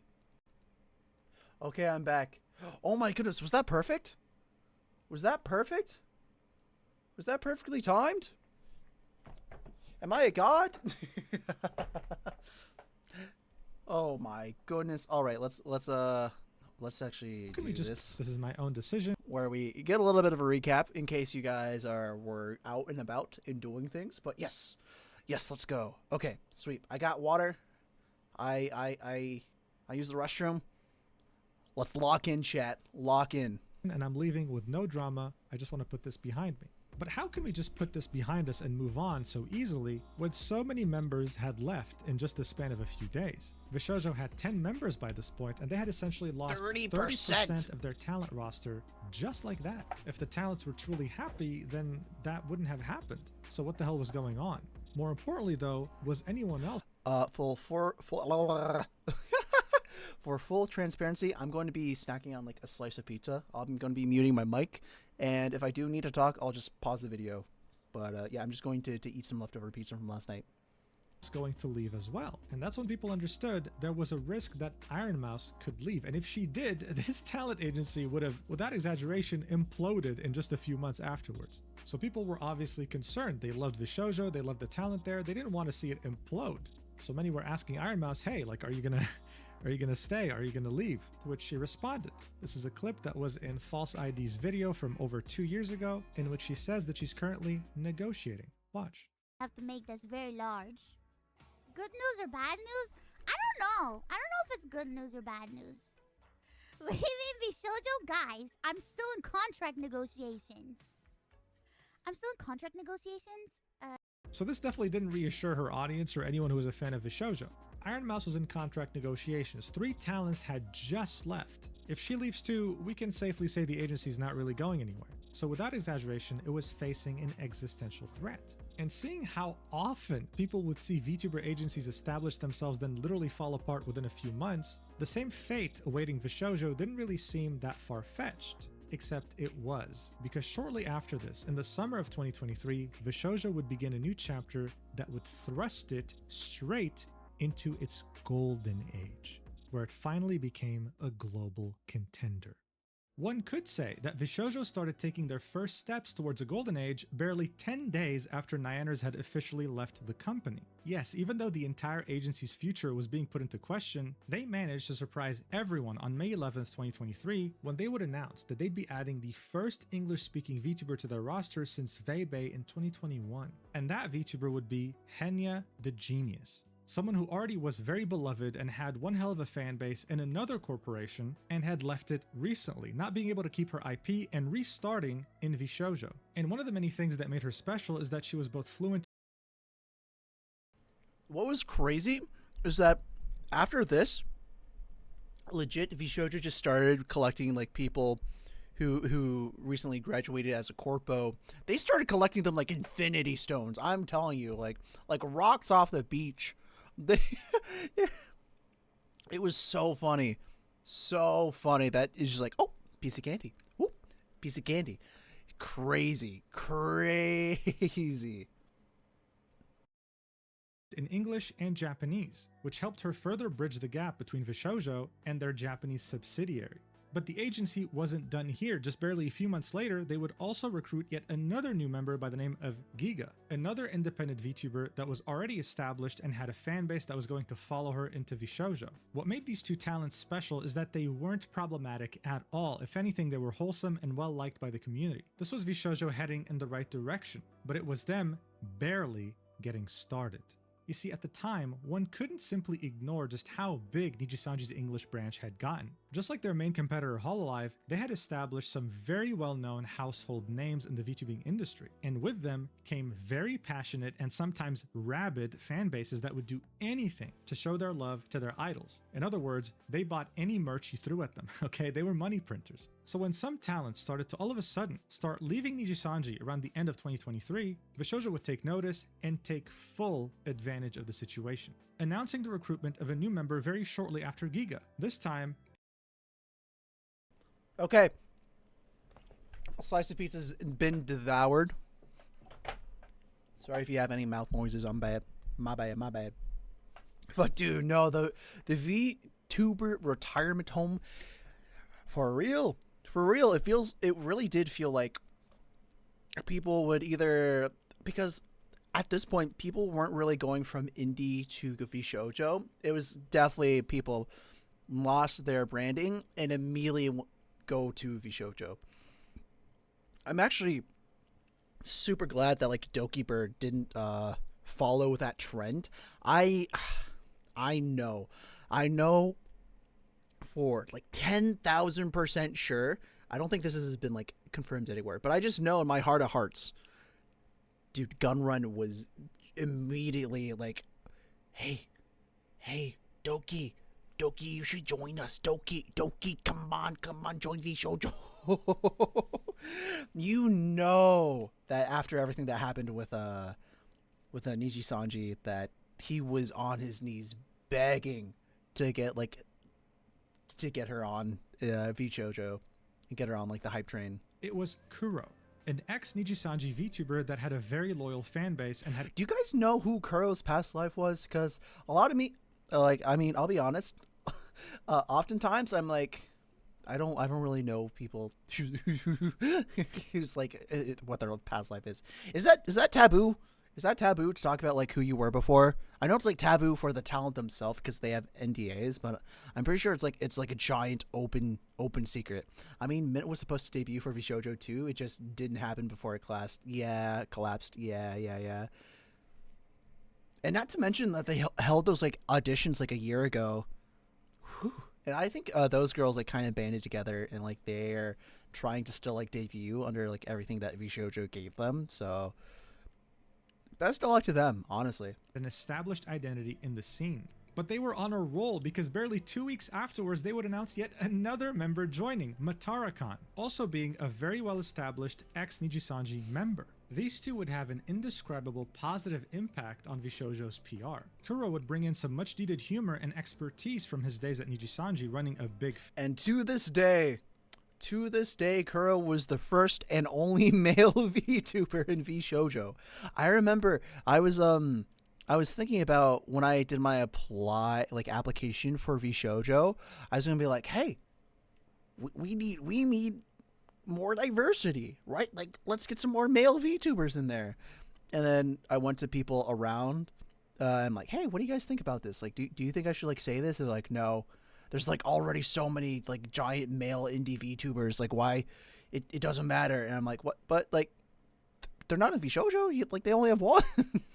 But oh my goodness, I digress. Fan base, and Matara would come in to act like some sort of a maternal figure to the Vshojo talent roster, balancing the chaotic energy exhibited by the rest of the roster. All this would serve as the building blocks, as the foundation to the most important moment in Vshojo's history, when they would take complete advantage of the downfall of one of their biggest competitors. On February 2024, we would witness the biggest PR disaster in VTuber history, when Cellon Tatsuki, one of Nijisanji's we talked about this one VTubers, too. would attempt to leave this planet twice, citing the toxic work culture at Nijisanji as the main reason. And instead of trying to fix or even salvage the situation, Nijisanji decided to terminate her.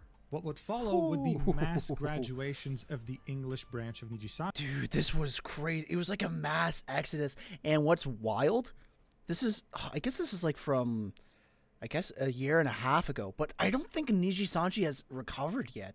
Like, they still haven't recovered. I still remember like the black screen stream that they did with like 3 talents of just like talking, and like they were like forced to rag on Cellon, which was wild. And their reputation would never get close to recovering. Vshojo would see this and would take this opportunity to devour Nijisanji's massive rotting corpse in order to replace them and claim their spot of top 2 VTuber agency. Oh my goodness, that what on April 2024, they would recruit Michi Mochi. What a description. Just devour their massive rotting corpse. Another very well beloved and established ex-Nijisanji talent. And what would happen afterwards is the complete and full redemption of Vshojo's reputation. You see, these ex-Nijisanji talents like Michi would go on to praise how happy they are at Vshojo in comparison to their previous workplace, being Nijisanji, saying that they've never worked at a place like this before, that their past workplace made them feel terrible, and that here they feel valued. They feel like an actual person. We also would hear something very shocking. The fact that Kuro had over 350,000 British pounds in tax debt. Because apparently his previous company, Nijisanji, would tell him that they'll handle taxes for him and take a cut from his paycheck, only to end up not paying a single dollar. He was essentially scammed. So he reached out to Iron Mouse for help in order to figure out what was going on, and she referred him to the CEO of Vshojo, Gunrun, who personally took the time out of his day to help him and put him in touch with an accountant and eventually recruited him into Vshojo. I mean, guys, at this point, can we just stop calling him Gunrun? Can we call him Gun Angel? Because, I mean, seriously, Vshojo seemed to be the complete opposite of Nijisanji. That was, oh my goodness, such a good PR move. Oh my goodness, PR is... If only they did more than just PR. Rhetoric was echoed they by wouldn't be Natara in in a this discussion situation, with I Kuro, guess. in which they were reminiscing how their former company mentally affected them and how happy they are at Vshojo today. I mean, look, by that point, this sentiment was pretty common to find. People felt that Vshojo was the savior of the VTuber industry, the agency correcting Nijisanji's mistakes and treating their talent like actual human beings, with no toxic workplace. Dude, the amount of goodwill surrounding Vshojo was astronomical. And then it all just came crumbling down from Iron Mouse. Granted, like one of their biggest like front runners, right? Like kind of the core of Vshojo. You couldn't think of Vshojo without the first person popping in your head being Iron Mouse. So that revelation, absolutely just they couldn't stand. They couldn't stand anymore without their core pillar. And no predatory contracts. And seeing that Iron Mouse had extended her contract with them, they had essentially gone from being a company facing an existential threat to being on top of the world, and things were only getting started for their golden age. Iron Mouse would keep beating records and would get interviewed by the Rolling Stone. Keisan would audition to be in the game Yeah, oh my goodness, like her, not Keisan, but like Iron Mouse, her like just like unbeatable like subathons that like bang, bang, bang, bang, or like charity, so much goodwill. Also, Keisan, very attractive woman. Yakuza like a dragon and would successfully manage to get in. Vshojo was opening up art galleries in Japan, showcasing art of their VTubers, and Iron Mouse would successfully become the most subscribed to channel on Twitch of... Okay. I don't know if he's going to cover this, but oh my goodness, I hated how so many people just absolutely like dissed her just because she was a VTuber, and it like so many like and like Kai's like community, not Kai himself, but like what was the point of like everyone being like so like fragile in their egos? Like, what? Who even is this? How come you beat Kai? Ain't no way you beat Kai. And just, it was so toxic. All time, giving away half the money she raised to the Immune Deficiency Foundation, a charity that means a lot to her. I don't know if he's going to cover it, she suffers from like, CVID, ooh, that grinded my condition that gears. weakens her immune That system rusted to the point my where she can't bolts. even go out. This foundation aims to find a cure. And seeing how much this meant to her, the CEO would personally bring her on a walk for the Immune Deficiency Foundation, using one hell of a high-tech setup where she can see everything that's happening through this camera. But that's not all. I mean, Gunrun would care so much about his talents that he would personally accompany Iron Mouse when she would win the Best VTuber Award in the Streamer Awards at the end of 2023. And if that wasn't enough to impress you, then maybe their global marketing campaigns would, plastering the faces of all their talents in Japan, more specifically a metro station in Shinjuku. I mean, oh, was it like the Shinjuku station? Because I walked there. I was in Shinjuku station. Guys, by this point, everyone, whether big or small, I was there. Wanted a piece I didn't see any of of Vshojo. them, but The idea of joining such an agency that held their talents to such high regards and would give every talent a manager to handle day-to-day tasks while they would focus on what was important to them simply sounded amazing. It seemed good that this to be talent true, freedom some would approach seem. was truly working. Oh and my Vshojo goodness. Oh, I want to go back to Japan. knew Anyway. exactly what they were doing. But hold your horses. I mean, this success does come with a price. This so many people were so oh my goodness. And then I know like a lot of like I don't know if I want to call it like vitriol, but there's like kind of like unrest that every single time that they would hold one of these like auditions, it was literally just a way to get like more famous VTubers in. And they're like, oh, okay, like you're actually not going through the the applicants. You're just picking your friends, and that was like, well, I mean, like it's if you had the choice of taking a risk on somebody new, or just adopting like an already established creator, the smart move as a business of that size is just you gotta take the established creator. Anyway. Yes, there is such a thing as suffering from success, and Vshojo was about to find that out. Yep. Seeing that everyone wanted to join them, many were wondering what had happened to the audition form that was posted back in 2021. Was that simply to recruit an already established independent streamer like Vebe? Many would start making a joke that Vshojo was nothing more than a glorified Nijisanji There it retirement is. home. That, or they would just hire friends, that they were a nepotism-centric company. The problem was that this criticism didn't reach the company, it would reach the talents directly, causing someone like Zentreya to reach a breaking point. With her tweeting this out during July 2024, saying, heartbreaking and disheartening to see so many people pushing the idea of Zen friends only when each person I found had to work their way to the top regardless. I have other friends who don't want to join who are working their asses off and doing amazing things. I even pushed management to open auditions again finally after so long and to scout for new and upcoming people to mesh with. I wanted to meet new people and let the others get a sense. Yeah, this was from like the new wave, and like everyone just like kept like throwing that like wave of like, oh, it's just a nepotism, like you're not gonna get in. For me, I knew I wasn't going to get in, but I just wanted to practice auditioning.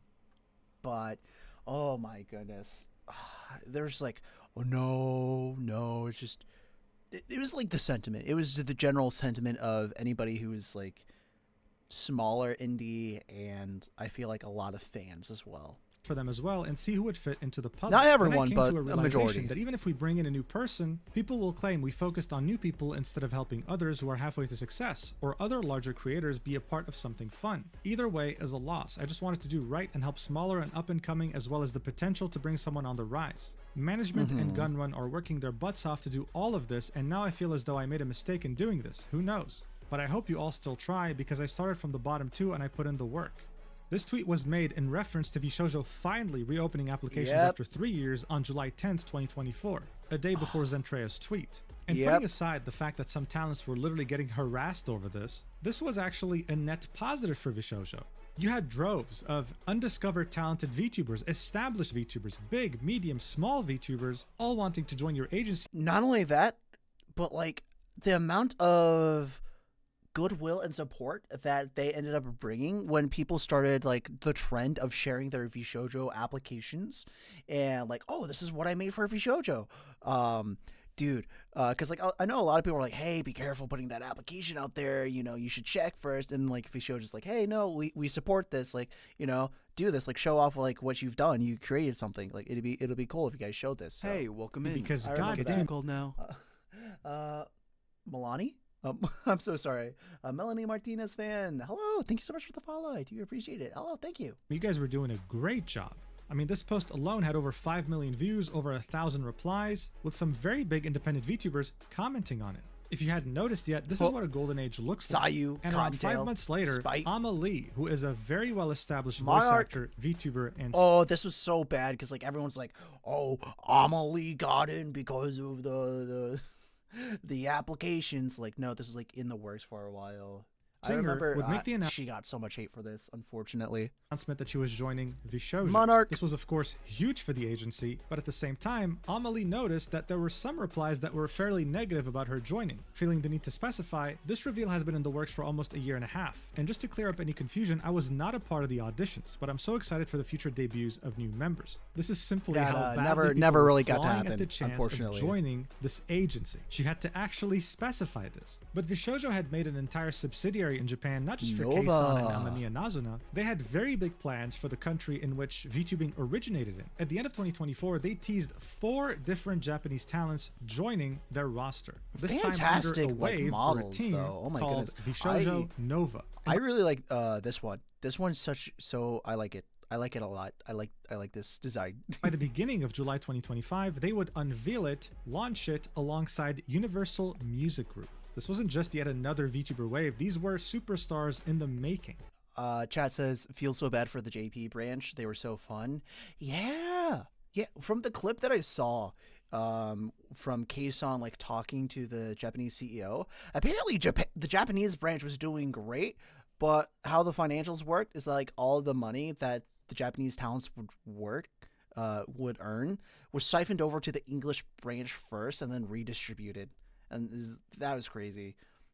Unfortunate. I mean, at this point, maybe Gunrun saying back in 2020 that Vshojo was going to be a new era of VTubing wasn't so far-fetched. Not only were they on top of the world, but now they were considered a direct competitor to Hololive, and someone who had very easily outdone Nijisanji. The sky was the...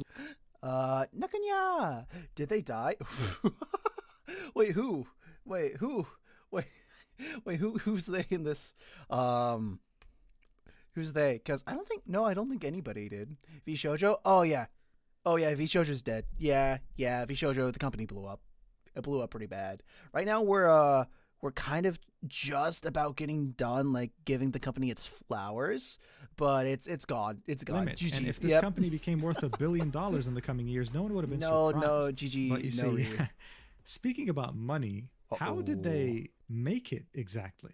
You see, this was a question that would start to be asked as early as 2023. Agencies typically took a cut of sponsors, donations, subs, and merch from talents in order to sustain their business. But Vshojo would only do so, as far as we knew, whenever they brought in a sponsor and whenever there was merch on the line, never taking any of the donations or sub money of their talents. I personally got the chance to speak with someone notable in the content creator industry, and they told me that Vshojo for them was a red flag since 2023, truly wondering how this company even functioned and made money. This Redditor right here was also wondering the same thing, and I mean, look at the top comment. It said, I think there's a running joke about this because I swear I've seen Henya, Keisan, and Giga all commenting, I have no idea how Vshojo makes money, insinuating their contracts are really good. I'm sure there's a really good explanation, but my headcanon is that Gunrun and Vshojo really just enjoy what they do and don't make a ton of money doing it, but live comfortably enough because their hobby is being support for the talents. But by that point, Vshojo was so well established that people who were asking these questions, who were showing these concerns, were simply called stupid and people moved on. This would of course be the sentiment until the end of their golden age, when cracks in the company would start being very hard to ignore. Wait, hold on. I wonder when the end of the golden age is. The cracks begin to show. Oh my goodness, I should stop. I should stop looking at the chapters. Oh my goodness, spoilers. Spoilers Would be made. On March 6th, 2025, Matara-kan would tweet this, saying, when Today's Matara the day, leaves. Momos, send me your energy, I need it. She didn't really specify further, but it seemed like it was a very important day for her and she was asking her community to send her good vibes. We wouldn't hear from her again until 2 days later, on March 8th, in which she would tweet out, Hey everyone, as I said on stream today, I'll be taking an immediate emergency time off. Some things came up that I cannot address right now, but I promise you will know soon enough. All is good. I am good. I just need to deal with it all ASAP. I love you, Momos. Now look, at this point, people were hoping for the best. It's not the first time a big VTuber took a break like this, but it definitely seemed very sudden. And she definitely was trying very hard to reassure her community that nothing was truly wrong. Yeah, it's not like a health concern, something right? Was wrong. And we would find that out almost a month later. As the Cinder incident was taking over the entirety of the oh boy. VTubing community, something else would creep up on the side and shock everyone. One day after Cinder had posted her infamous apology, Vshojo would post this, saying, Dear community members, we want to share that after careful thought and consideration, we've made the difficult decision to formally part ways with Matara on May 5th, 2025. We're genuinely grateful for everything she's brought to Vshojo and wish her the best moving forward. Goodbyes are never easy, and we understand many of you deeply care about Matara as we do. The best way to support us both right now is with kindness, understanding, and respect for everyone's feelings and privacy during this transition. We're committed to our incredible talent, community, and the values we share. Thank you all for your empathy and continued support. To say that people were absolutely shocked by this is an understatement. As I said, until that point, Matara was seen as the motherly figure of the entire talent roster. She'd be someone with an opinion that was highly valued in the company and would, throughout many occasions, sing the praises of Vshojo. So why the hell was she graduating and why was it so sudden? Well, here's what she had to say about it. Vshojo made the decision to part ways with me on March 6th, effective May 5th. I thank the girls plus Kuro for the great times we had together and the girls moments plus we shared Kuro, in it's the last crazy. 18 months. I wish the remaining talent in Vshojo the best of luck in their activities. I love them very much and I will carry on being their bug auntie. I will continue streaming as Matara-kan because I am Matara-kan and I hope the Momos can still cheer me on even if I won't be Matara-kan of Vshojo. So this tweet actually didn't specify much, but it gave us a couple of clues. Vshojo made the decision to part ways with me on March 6th. The same exact day she said, Today is the day, Momo, send me your energy, I need it. I didn't even know that. I Before didn't she even said, connect the dots. That's Time crazy. off. But realistically, we really had no idea what was going on. It just seemed like Vshojo had fired her in a way.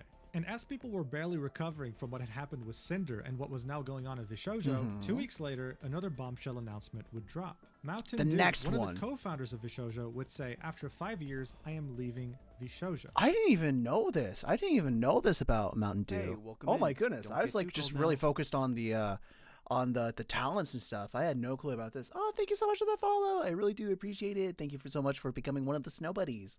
That's crazy. For the past 5 years, Vshojo has been an integral part of my life and journey. Since its inception, I have had the honor and the privilege of working with some of the most hardworking and intelligent. I wasn't team even, like, members and have made tracking many this friends at throughout all. the VTubing and streaming community. I will always cherish the time we spent together. I take great pride in my contributions to the growth of the Vshojo brand, helping shape what it is today through my involvement in most of the forward-facing, large-scale media and the behind-the-scenes growth operations within the company. As of today, I am formally stepping down from my position as Chief Marketing Officer and departing the company to explore new creative endeavors. While this was a difficult decision, I believe it is the right time for me to embark on a new chapter of creative fulfillment in my life.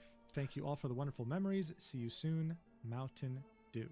As some of the kids would say, you got out of Dodge. As far as we were concerned, this was a legend in the industry, flexing what they had done in Vshojo and saying goodbye in order to do bigger and better things. Overall though, this post definitely felt sudden. Why now of all times? Why 2 weeks after Matara had left? What was going on at the company? We wouldn't get an answer. Instead, a month later, And then it starts creeping up like, well, like this is happening and then this is happening. And the dominoes start falling and everyone's like, we huh? would get yet another announcement from Vshojo Giga, announcing yeah, that Giga Giga. will be parting ways with the company. On the same day this announcement would be posted, she would specify in a tweet saying, as of June 27th, I am terminating my contract with Vshojo and will be an independent creator once again. This decision took a long time to come to terms with, but is definitely the best choice for my future. I love my members in Vshojo more than I could ever say, and I will always be their friend and support. There is no world where I want to be without them both as a creator and as a person, and that is something that doesn't require a contract with an agency to still hold true. I'm wishing all the remaining girls and our dog, which is Kuro, success, always. I'd especially like to thank my manager at Vshojo, All the girls, Enzo, for plus always that doing his guy. absolute best for me and making It's the most of our what is it? It's got the same energy. It's like, hey yo, you are African American males and Mark, and you know I'm rocking with Mark because Mark's rocking with us, right? Same energy, same energy. our time working together. Loved you lots. As far as my streaming goes, nothing will change from this. As an indie, I handled pretty much everything myself and can easily do so again. Nothing changed when I joined, nothing's changing as I leave. I do have a lot of cool projects coming up very soon, so I'd appreciate everybody's support. I'll see you on stream soon. And she did stream, only to give a very surface level explanation as to why she had left, citing disagreements with management, working on some To be fair, I feel like if you're going to make a huge announcement, doing it live and on a stream is the single worst way to do so, because you're under so much pressure because, oh, what if you slip up, or what if you say something you're not supposed to? Always, always, always. I don't expect many of you to be in a situation like this. Always, always, always do a Twitter statement that can be like revised, looked over. You can make sure it's like all nice and neat in order, or do a video statement where you're talking, so it's like a little bit better than the Twitter statement, because you have like inflections in voice and like you can, you know, do a little bit more with that. But just never do like a stream stuff like when it comes to like something so personal and like so big. It is literally the worst way you can ever handle anything like that. You see it time and time again, whether it's like you want to dedicate a stream to like a big announcement, or if you want to do like just an offhanded comment. Like I know Ludwig has like done a ton of offhanded comments in the back or before, where it's like, yeah, there's like this little thing, and I was like, well, like, you know, let me just talk about this a little bit like 10 minutes before stream, and then we'll get into gaming, right? And then you have like that baggage that you have to carry through the rest of your streams. Just make a video announcement and then just direct everyone to the video announcement. That's the best and only way I can see with like these like big important topics. Gura's was on good terms, wasn't it? Has anyone heard of Gura's graduation? I think Gura's was on good terms, at least as far as I know. But yeah. She's done, graduated, and now we have other VTuber projects that would never see the light of day. If you know, you Things like know. that. Yeah, And if you again, know, you as know. people were barely processing the idea that so many talents had been leaving so quickly Another from one. Vshojo, 2 days later, on June 27th, 2025, Zentreya. Vshojo And this right here is when I'm like, oh, something's happening.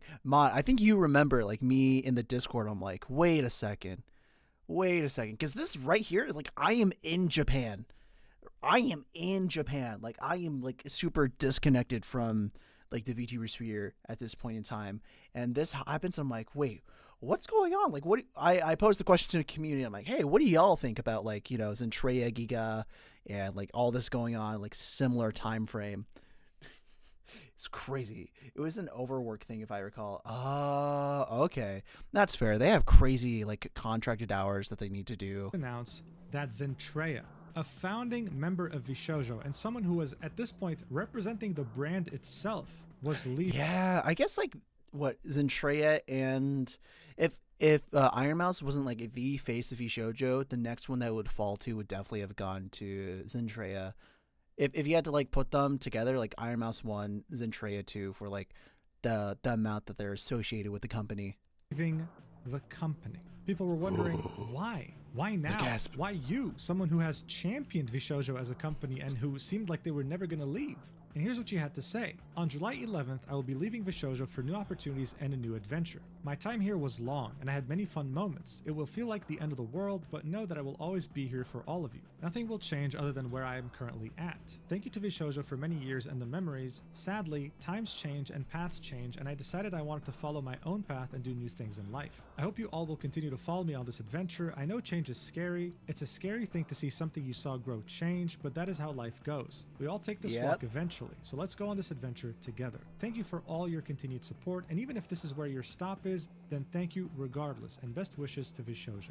She would then specify further on the stream that she was doing this for more opportunities and for personal reasons. She, much like the other talents that had left Vshojo so far, didn't want any drama or speculation. And just like that, in the span of like a couple of months... Too late, it's already dramaing and speculating. It was out there. 3 talents, including 1 founding member, had left Vshojo, and let's not forget that they were joined by the chief marketing officer, Mountain Dew. This wouldn't be the first time Vshojo would go through this. We saw this ourselves. But this time felt very different, especially because after a couple of weeks, even Panini had left the company after 3 years. This was the director of talent of Vshojo. So you weren't just getting talents leaving, you were also getting some pretty integral people running the company leaving as well. What was going on here?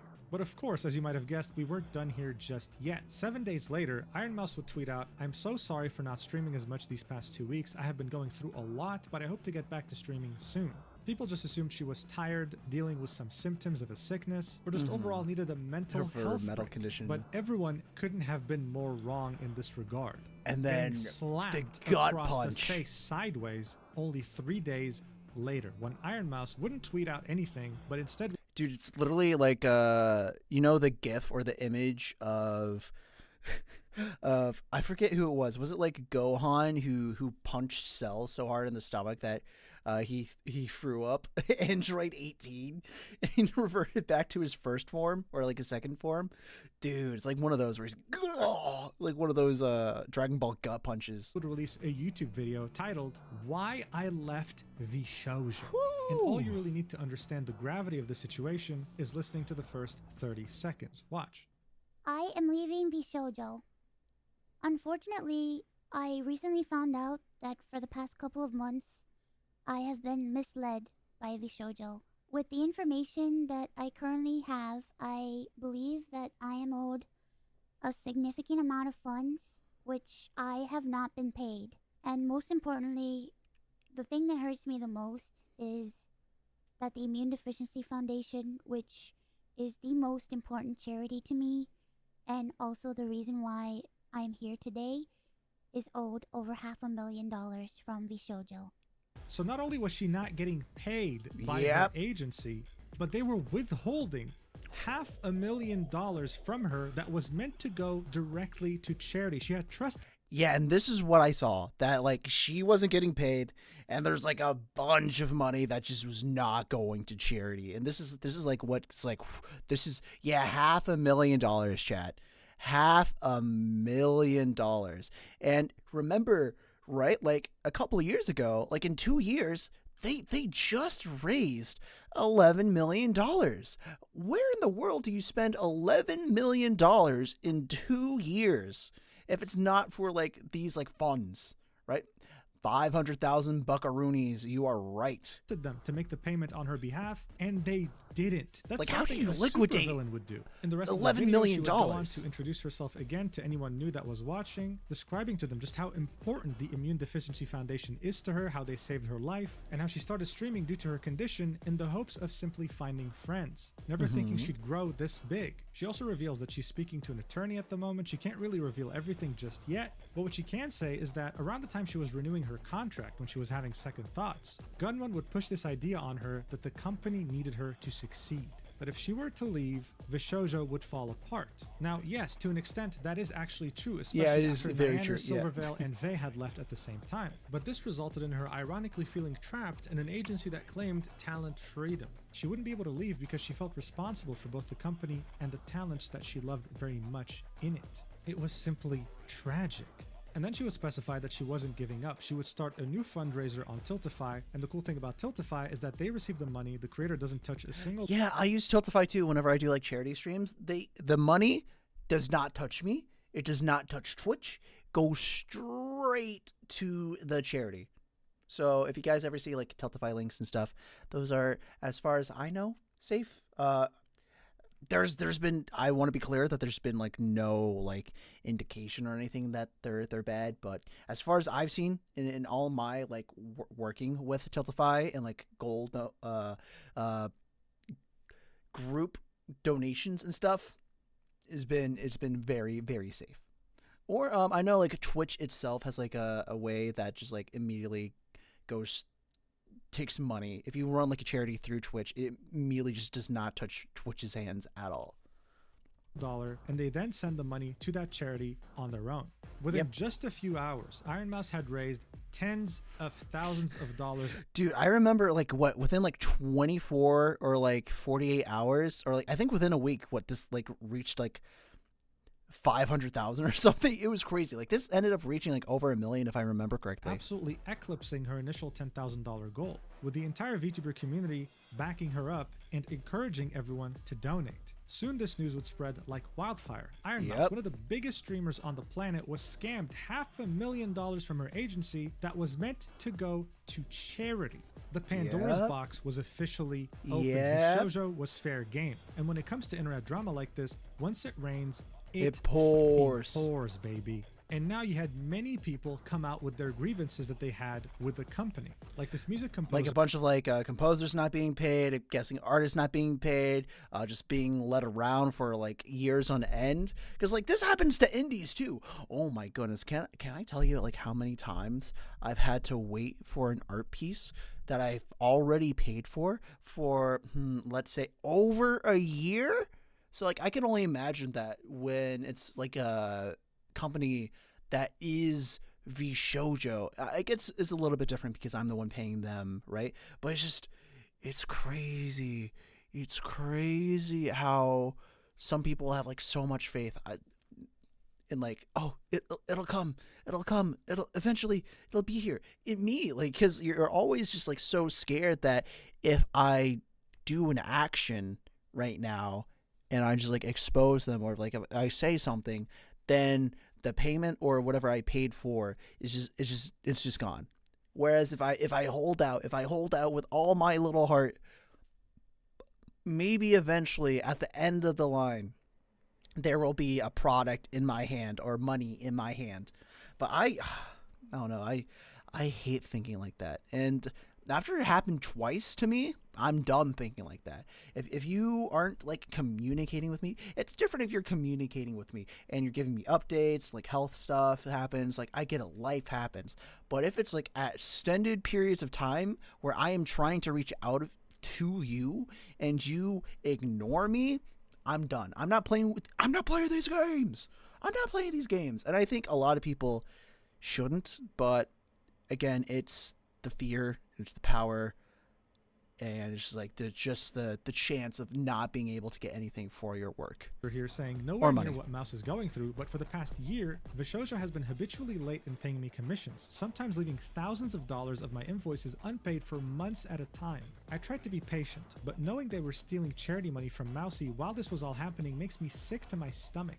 Another music artist would quote tweet this and say, I have thousands of dollars of unpaid work from them too. Had to chase people down just to make sure my friends got paid. They even hire someone to help with music stuff, but I ended up managing everything while they got paid for my work. This had gotten to a point where it was so ridiculous that Iron Mouse had to make a statement saying any artists / musicians that worked with me through Vshojo and never got paid, please contact me ASAP so I can get you paid. I'm so sorry. It turned out that the financial problems of Vshojo weren't just related to talents, they were related to everything. Around that same time, Zentreya would also tweet this out saying, in all seriousness, I know Vshojo had times where they would take forever to process a payment out to artists when they worked with me if the payment was through Vshojo and not me. I just want to make sure that if you were one, you were paid. Contact me on what project, I'm so sorry. Very shortly after Iron Mouse had released her video, both Kuro and Michi would take Vshojo out of their names. It's all coming down, it's crumbling. It's crumbling. Media personality would tweet this out, and it would end up being a bombshell, saying this person moved from a VTuber company to another as a staff last year, bragging about his new income. He thrusted me a few of his new business cards to give to my good contacts. I found the action obnoxiously rude, but maybe he was too young and friendly to know better. Then the motherfucker wanted to meet up for tax advice because I'm a native in Japan and I hire an accountant. I was asked to have dinner in his area, which was quite far from me, splitting the bill. That day I got convinced I didn't like the guy. Yet because I loved the talents he worked with, I was only secretly hoping he would lose his job one day. Recently, I heard from another creator that he was showing photos of VTubers' real selves while revealing their personal info like marital status. I now wanted to find a way to warn other employees. Today I've learned the most despicable shit the company has done to their talent. Don't know if he's revealing marital status is wild. Involved with it, yet all my personal grudge is nothing compared to such betrayal. Sometimes, unfortunately, managers or agencies can be the talent's worst enemy. Please always support the talent first. So here Shibuya Kaho was pretty much saying that there was someone who worked at a noted VTuber company, we can only assume it was Nijisanji, was then hired at Vshojo, and that person was very careless with some of these VTubers' identities. Something extremely taboo, seeing that these VTubers valued their privacy above all else. I mean, they're VTubers for a reason, right? But even though that was despicable, she would still say that this is nothing compared to what Vshojo had done by stealing $500,000 from Iron Mouse that was meant for charity. Someone in the replies would point out saying, if you knew about this guy, why didn't you speak up earlier? Revealing VTubers' information is dangerous to them. It just looks like you joined the bandwagon when it became relevant. To which he said, actually, I just came back from the US where I gathered the info that he was still within the company, and I was actually meeting up with someone who's been working with him in Japan this week. Given that it's a story I heard from someone else, I thought it was best to do in person. Miauri, a Twitch streamer, would corroborate what Shibuya Kaho had said, saying, speaking of Vshojo, I remember one anime expo, I was at an after party and a certain someone was trying to flex how he could arrange private meet and greets with the creators behind the models. Never sat right with me because do these creators even know you're exploiting / treating them like party favors? Zentreya, who cares about her privacy so much that she literally uses a text-to-speech voice in order to communicate, would find out about this and say, someone who worked with Vshojo was giving out info? What the fuck? Are we so fucking serious? She then tagged Gunrun and said, dude, what the absolute fuck? I wasn't aware of this and I am assuming the others weren't either. Did you know? She would then edit the post and say, reading, it was Japanese side and it's so fucked, dude. It still stands and I personally don't even know what all happened behind the scenes on the English side. I just followed so blindly, leading Vshojo thinking it's all cool, man. Fuck me for being stupid. Obviously the community shared her shock, but also emphasized, don't blame yourself, you didn't know. Even Mountain Dew, who used to be the chief. Yeah, so like, it's crazy. It's crazy because now it's just like everything's like it feels like the rumbling from Attack on Titan, right? Because like everything's just like crumbling down, all these like bits and pieces, right? Like the dam that was like keeping everything like hidden was the goodwill and the positive perception of the company. So now that like the positive, not really the positive perception, but like the goodwill, I think it's mainly the goodwill and the positive image that everyone had. I guess that's perception, but now that it's gone, the shield is off and you're just getting, it's like it'd be like the Earth without the ozone layer and we just get like pelted with toxic rays from the sun, dude. Oh. Chief marketing officer of Vshojo and one of the co-founders would say, nah bro, what the absolute fuck? tagging Gunrun on Twitter. Things were devolving, and they were devolving very quickly. With all of these events Chat, this is like barely halfway through the video. What else is going to be here? barely happening within the span of 24 hours after Iron Mouse had posted her video. Now, seeing that Keisan was in a different time zone, she woke up to absolute chaos. すみません。I'm not gonna try to- But she I'm wasn't not just gonna going to try to simply read it. sit by and watch all of this burn. We need an She immediately announced the explanation. live stream at 9 p.m. Japan time, with a thumbnail being, "We need an explanation, please answer Vshojo." In it, she would do the unexpected and bring on the CEO of Vshojo Japan for a discussion, giving him the avatar of a rat, saying Vshojo Japanese CEO for now. Yura on YouTube translated the entire conversation. Because the CEO wasn't comfortable speaking in English, he spoke in Japanese. He would confirm to the world that the $500,000 that the Immune Deficiency Foundation was owed was truly not paid. This was the first time a Vshojo staff, especially someone as high up as him, confirmed this to us publicly. When questioned about financials further, he would explain that he had very limited access to company financials since Vshojo Japan was just a subsidiary. He could only see money coming in and out of Vshojo Japan, and he was taking a risk coming to the stream because he had multiple higher-ups above him. And the most important moment in this entire live stream would be this right here. No need to explain. Is it case on Just quitting? watch. So did you just say that Vshojo JP itself was doing good? そうですね。そうですね。 In finances too? そうですね。 You haven't paid me. っていうことになるですね。その、本社の中の帳簿上はそうなってたっていうことは聞いてます。はほはほはほ日本でもタレントに1円も払われてない状態っていうのを把握しておられたんでしょうか？そうです。はい。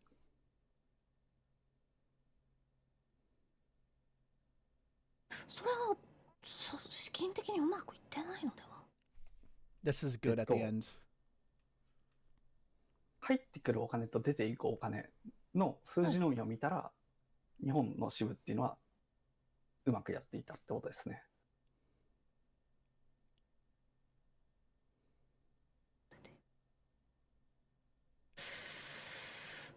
出ていこうかな。入ってきたお金。I quit Vshojo today. はい。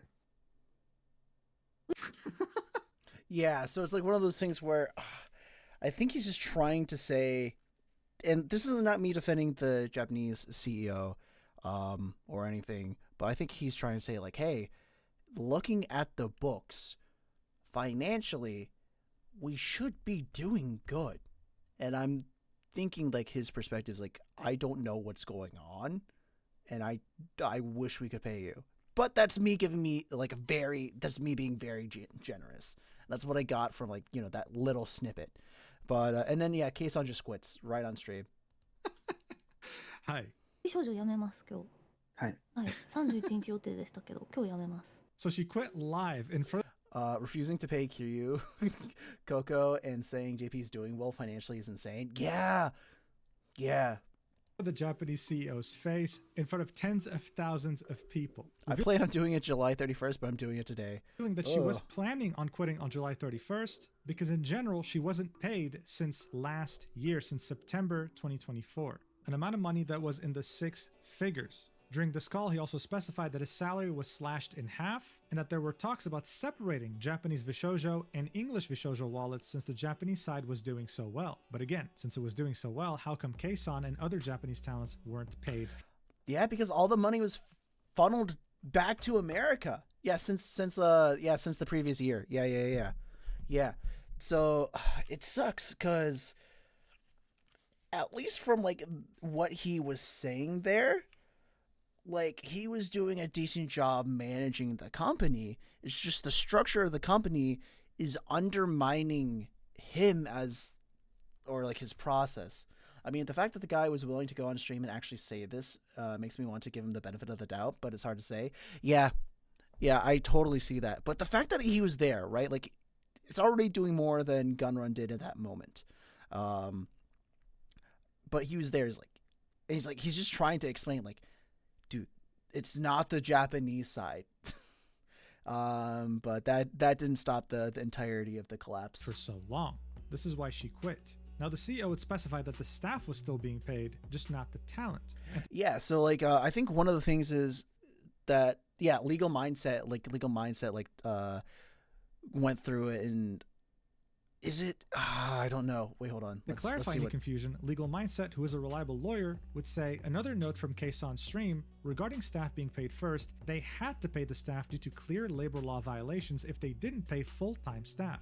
They are banking on the ambiguity of Vshojo talent as independent contractors to shaft them out of payment. It would then go on. So the whole reason is like if you're a contractor, like you're not technically employed. I know there's a lot of like contractors out there in Japan.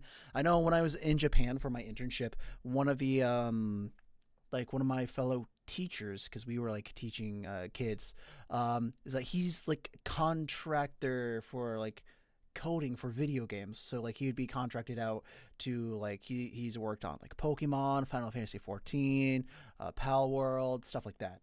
So yeah, it's like one of those things where it's like he's contracted out, so like technically they would have to the studios would pay their own staff first, like, you know, pay in-house, and then they were legally required to pay like other contractors like outside. To say overall, Case on Stream shows US Vshojo leadership aiming for bankruptcy as a solution to discharge unpaid payments to the talents as independent contractors. Now is the best time for VTubing industry to challenge this insanity and establish that VTubers are true employees. So now we just went from them stealing $500,000 meant for charity to not paying their talents to try to legally squirm away from paying their talents money that they're owed. As this entire chaos was unfolding, Michi would go live to talk about what was going on. She would briefly go over how we got here, how she started VTubing as a way to hang out with friends, and eventually she would end up at Nijisanji, and it would... I have not seen anything from Michi, so this is all new information. Some of the stuff like I've seen, like I believe I saw like one or two of the Legal Mindsets like tweets about it. I just saw the video from Iron Mouse, like the title. So like this, I have no clue what Michi's perspective is, and I do know that like everyone else ended up jumping ship really as well. End well. After Nijisanji, she'd be at a point in her life where she had picked up bad habits again and had a lot of baggage. So she was very grateful to Vshojo for giving her a second chance, for saving her essentially, making her trust them fully. This is why she would sing their praises so much and so often, something that she says she feels embarrassed by now that everything has been unfolding. Finally, she announces that she's officially quitting Vshojo and that they also owe her a significant amount of money. She then says that of course there are other things, but she can't discuss them right now due to legal reasons. Amelie would join Michi in announcing that she will be terminating her contract with Vshojo effective immediately the dominoes, and the will be returning dominoes. to being an independent Oh my VTuber and goodness. content creator. Chat says, unfortunately, this might be the double-edged sword of Vshojo's freedom. It makes it easier to make the case that their contractors like Nijisanji and other VTuber companies will say the same thing, but it seems more likely they're just actual employees. So it's... I know it's better to call them contractors from a business standpoint, because if they're like full employment, then there's also a lot of benefits that you have to give them under full employment, costs such as like medical care and stuff, I believe. And I would think that the talents would be okay signing the contract under the premise that they're contractors, because, you know, revenue splits would be so good or something like that, and they would reconcile that in negotiations, like the revenue splits are so good and you're a contractor because now we're not like upfronting those costs of other benefits. At least that's my perspective. Maybe I'm wrong, but like, depending if you're like an employee, that's a very legal term where it's like, oh, you have to, if you start like paying into like a pension or like, you know, medical stuff and benefits like insurance, things like that. go live to talk about his experience, and he'd say that the first year at Vshojo was amazing. The contract was amazing, and it was a complete difference to the first company he worked for, which was Nijisanji. He would then say that the second year got more weird, more disjointed, less collabs between the talents at Vshojo like the first year, and overall, the vision wasn't as clear as it used to be. To him, Vshojo began being a company with a lot of empty promises. But the reason why he and other talents didn't leave is because they would have many meetings with Gunrun and important staff, explaining their grievances and being told, being promised that things were going to improve. He trusted them. Unlike other companies they worked for, they had the CEO listening to everything they were saying, telling them that don't worry, we'll take Matara must feel terrible. She worked hard convincing her friends to join Vshojo. Yeah. I think Zentreya I don't know. I don't want to put that out there, but I do know Zentreya was very, very hard on herself following all this information coming out. Everything into account. But just like the other talents, this trust that Kuro gave Vshojo wouldn't be rewarded in the end, saying that he also hasn't been paid since September 2024, and that he had September 2024. And my thing is, like, Vshojo went boom, right? Did they go boom and declare bankruptcy and just say, like, hey, we can't pay all of our debts, we're going under? And it's like one of those, like, first come first serve, like whoever's going to be able to take from the assets of the company and liquidate them to pay off debts. Or I don't know if he's going to go into that for, like, the actual, like, meltdown and, like, see, like, who gets paid what, or if that's, like, a little bit too much for his video. But that is something I'm interested in, like, what's actually going to happen in the aftermath, you know? Only received the funds for the merch that he sold during his debut in 2023 in June of 2025, and only because his manager pushed for it so much. Obviously, that is crazy. He would then tweet out the fact that he removed Vshojo from his name and would lose the Vshojo How do you logo do, on fellow Twitter, indie saying, "And there VTubers?" it Is goes, crazy. how do you do, fellow indie VTubers? Wait, hold on. Is his Oshi mark a pregnant man? That's so funny. Then join her fellow talents and say, I can confirm I have also quit Vshojo. These past few years I got to meet and befriend some amazing people, but I can no longer be part of the company. Henya the Genius would then go live to talk about her perspective. Yep, and here's Henya what she had gone. to say. Just 5 minutes before the stream, she And, found like, all of these are just like bang, bang, bang, bang, like within the same, like, day and stuff. Mixu. Hey, welcome in. Don't get too cold Hi, now. welcome in. How's it going? Right now we're just trying to figure out what's going on with the VTuber stuff. We're watching Mujin's video with Vshojo, not VTuber. out that her birthday merch was never shipped. Merch that her fans paid for. They never received it. Her manager and her attorney are now handling the situation, and she'll update her fans when she can. She's of course officially leaving Vshojo, and the situation has been very heartbreaking for her. And just like the other talents, the company owes her a significant amount of money that they've delayed for a very long time. One could guess that it was since she joined almost. Just like with Michi, Vshojo... I guess, like, the big question now is, like, what happened to all the capital that was raised? Like, where did the money go? Vshojo gave her hope again. She almost quit VTubing, but here she felt like she had a second... Mixu. So, what is happening? What we have gone through is we have gone through the background of Gunrun, the CEO of Vshojo, how he used to work at Twitch, and how he's, like, a Forbes 30 under 30. We went through the founding of Vshojo, the founding members. We've gone through some early controversy that is, like, kind of painted Vshojo in, like, a questionable light, like, oh, what's going on here? There's like some miscommunication behind the scenes. We went through their golden area where they were on top of the world, nobody could get them. Then right now we're going through the cracks of everything slipping, where it's like, oh, well, like, this VTuber's leaving, this VTuber's leaving. And then we went through Iron Mouse's, like, giant, like, huge, I don't want to say hit piece, but, like, bombshell that she wasn't paid, and Vshojo just did not give $500,000 to the charity that she was supporting.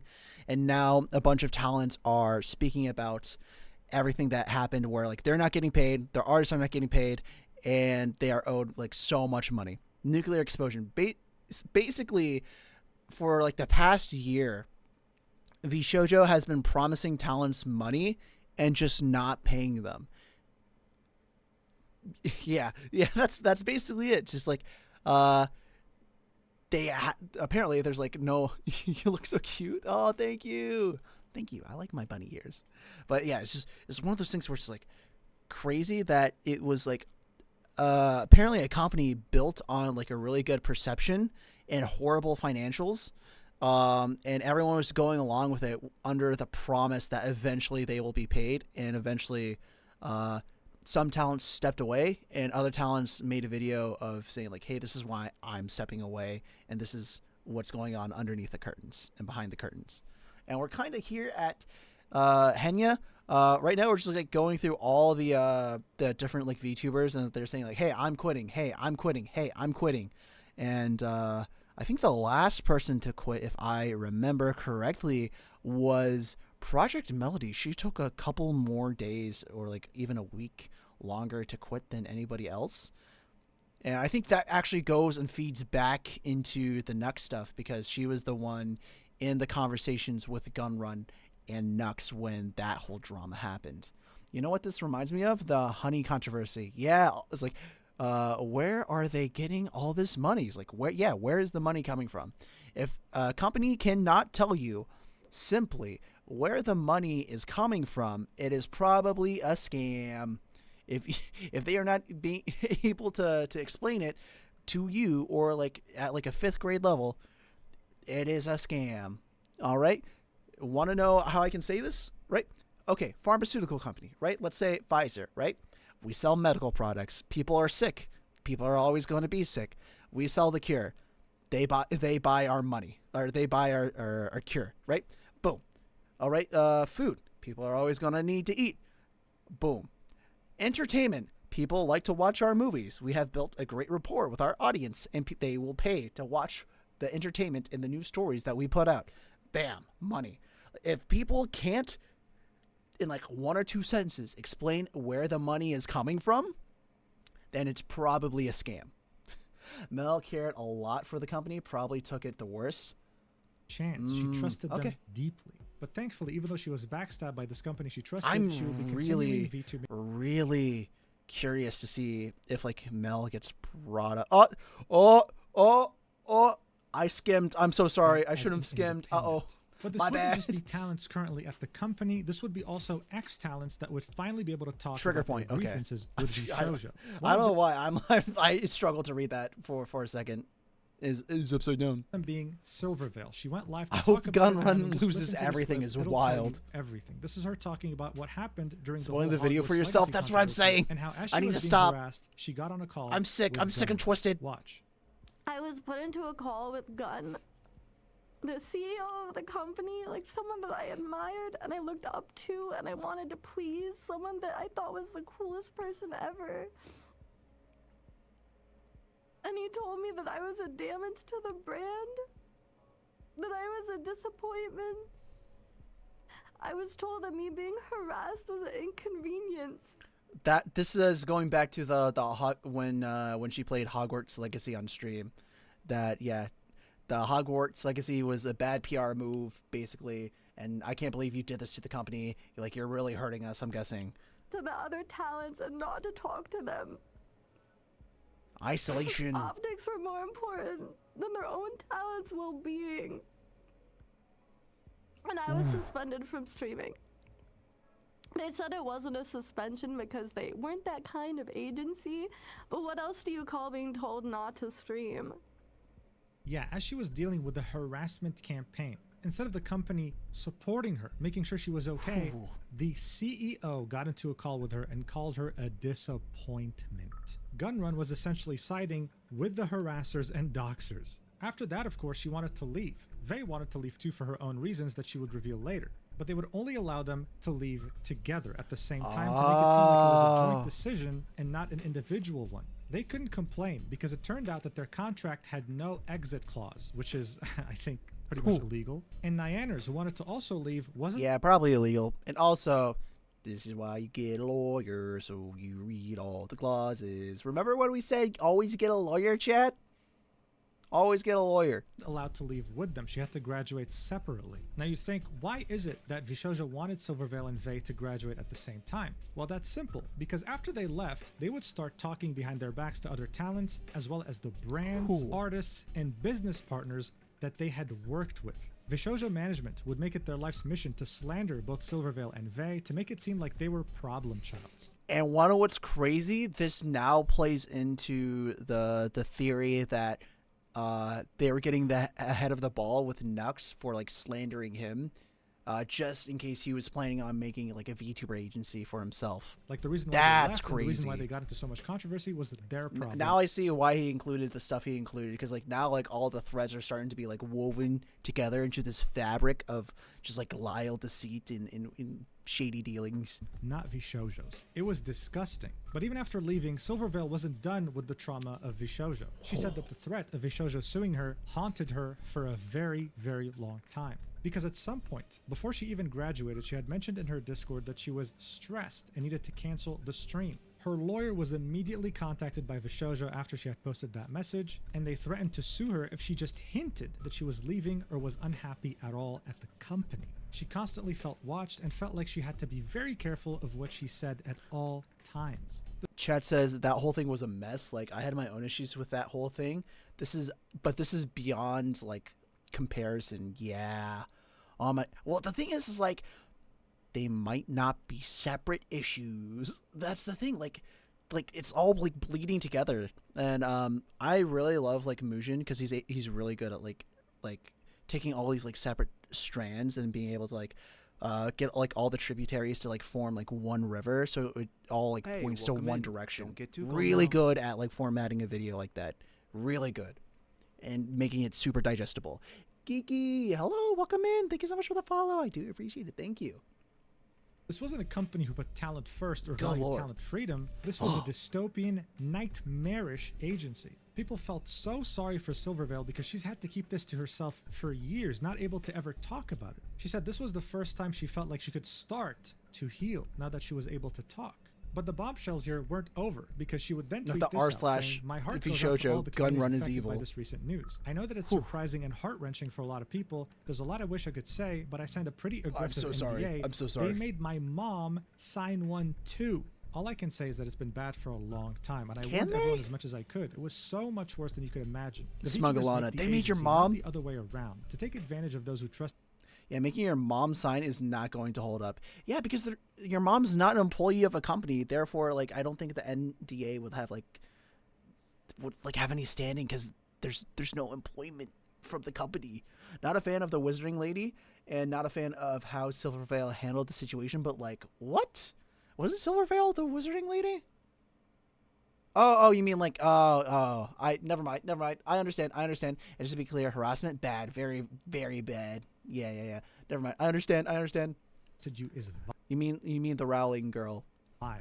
Never derive your value from an agency. Believe in yourself and your content, because you're worth so much more than you can imagine. They made her mother sign an NDA. That's how badly they treated her, and were also scared of her. Don't you have to be an employee, or at least working or contracting with someone? You have to have access to proprietary information in order to sign an NDA. I know there's a whole thing in the States about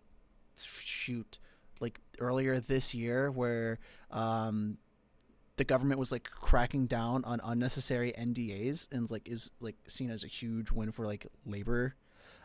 Because they would end up making, or I guess that's more in non-compete clauses, not NDAs, but they were making fast food workers sign non-compete clauses and NDAs, because if you get fired at Taco Bell, they would have more leverage on you, because in the next 5-10 miles you wouldn't be able to work at another competitor, aka any fast food restaurant. So that's what companies were doing, and I'm not sure. I would like to clarify that I am not sure that Taco Bell had participated in that practice. I do apologize. They probably. I'm getting so. No, I'm just kidding. But I'm unaware if Taco Bell did partake in that practice. I just use them as an example. But yeah, some fast food restaurants would do that, and the Department of Labor saw it, I think, and they're like, "Ooh, that's not good. I want to hit that, you fool, right? You fool!" Yeah, for real. If I had to guess, I think one of them would be, let's not try to get me in legal trouble. Even though I already probably stepped on a landmine. But whether or not it's legal, it's still just some absolute nonsense. For real. The mindset came in to clarify, making your mom sign is not going to hold up. truly showing us how ridiculous this all is. But if you thought that was bad, Nyanners would then go live to reveal to us even more very disturbing details. Vshojo wasn't good with payments. Also, Mujin, love you. Can you not call her Nyan? I don't know why. I don't know why, but I think that's one, it's funny, and two, I don't know, it's starting to get on my nerves. I get it. You can pronounce it however you want. It's a little bit funny that you're saying Nyanners instead of Nyanners. it's nya. It's nya. Like kya, or q, like Kyushu. It's Nyanners. Nya. Yeah. As early as 2023, owing her almost 6 figures worth of payments. She would then reveal that part of the money she was owed was for a sponsor stream in which she literally got swatted. Someone doxed her and sent police at her house. She had guns pointed at her. But even though that happened, she would then continue streaming because she was doing a sponsor stream and didn't want to disappoint the agency. Guess what? Part of the money she's owed was that stream. She wasn't paid for the stream in which she got swatted and kept going when she could have just easily ended. After leaving Vshojo, within just a few months, she had made more money than she had ever made under the agency. The same thing applied to Silvervale. Since the first contracts had no exit clause, the only way Nyanners, Vey, and Silvervale were confident enough to leave was because Vshojo at the time had an expired business license. Before leaving, though, she was still in the process of renewing and brought in a lawyer to review the contract. As she was doing this, she was guilt-tripped by the staff. We can only assume this was the CEO, saying things like, wow, she's so heartless, she's talking to us through a lawyer, which is ridiculous, by the way. Having a lawyer review a contract, which you should always do. And if anybody ever faults you for speaking through a lawyer, then they probably have something to hide. Always. Oh my goodness. Chat. Always speak to a lawyer. And caveat. Always speak to a lawyer in their area of expertise. Do not speak to like a marriage lawyer about employment law. That is not their expertise, and they will get some things wrong. I implore you, research the area that your lawyer is really good at. You gotta do it. You gotta do it. All right? Always get a lawyer, and always...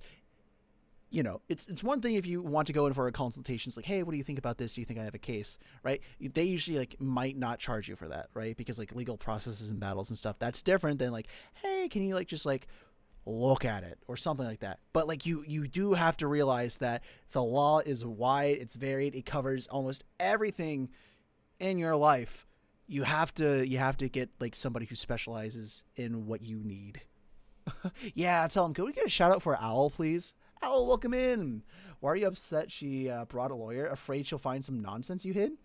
If you care about her, you should be happy she brought it in a lawyer to understand. Exactly. Heck, I'd be impressed.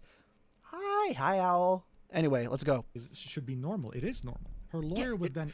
It's so normal. Normalize bringing lawyers with you to legally binding things because, they know the law. Audibly be horrified during the contract call, sighing and saying some of this is ridiculous, some of this isn't legal. We would then get further clarification on the graduations of 2023. Vey comes in the chat and specifies that part of the company's terms for her exit was announcing her and Silver's departures at the same time to avoid panic. Vey also didn't get paid for any sponsors from 2021 to 2023, and she needed to hire a lawyer to pester them 24/7 in order to get her money, which makes her believe that Vshojo had used other talents' money in order to pay her. In the end, Nyanners thought that she was genuinely going to take all of this to the grave, never being able to clear her name. But when the Iron Mouse situation had unfolded, she finally felt like she was safe enough to talk to everyone about this. After that stream, she would tweet out, and that's so crazy, the fear that these people must have felt. Just because the company was in such good standing, that okay, if we say anything, it doesn't matter if this is true or real or our experience, it's just going to get absolutely blasted out of the water by the wave of emotion from the fan base. Sorry, I'm still sick, so I gotta take today's stream off, but I wanted to express how thankful I am to everyone for all the support. Not just for me, but for everyone who's had to deal with this painful situation. It's heartbreaking they had to go through so much undue stress caused by the people they trusted in. I wish them all the best, and I know they'll go on to keep doing amazing things and have many brighter opportunities awaiting them. It was scary, but I'm immensely grateful and relieved to have finally been able to speak out about a lot that has weighed on me for the past 2 years. It was an incredibly difficult time for me that left me feeling so isolated and mentally burnt out for a long while. I know many others have felt the same way, and my heart goes out to them. To be met with the overwhelming amount of understanding and support from everyone when I thought I'd never be able to talk about this or have any kind of closure has helped me so much. Thank you for hearing me out and being so chill. It means the world to me. It's been an awful time for a lot of people, to say the least, but I hope that on the bright side of things, all of this coming to light can create meaningful change going forward. Seeing the VTuber community come together like this to lift each other up has been so nice to see. Please send the former Vshojo talent and everyone affected by this all the love you can, and please donate to the Immune Deficiency Foundation. Thank you guys for everything, and let's look forward to way more fun times in the future. Nyaners and Silverveil were finally able to clear their names, and Vey was able to chime in as well. Many people felt very bad with how they perceived them. And then everyone's like, hey, good job, good job, good job, good job, good job. It's like, I hate Vshojo.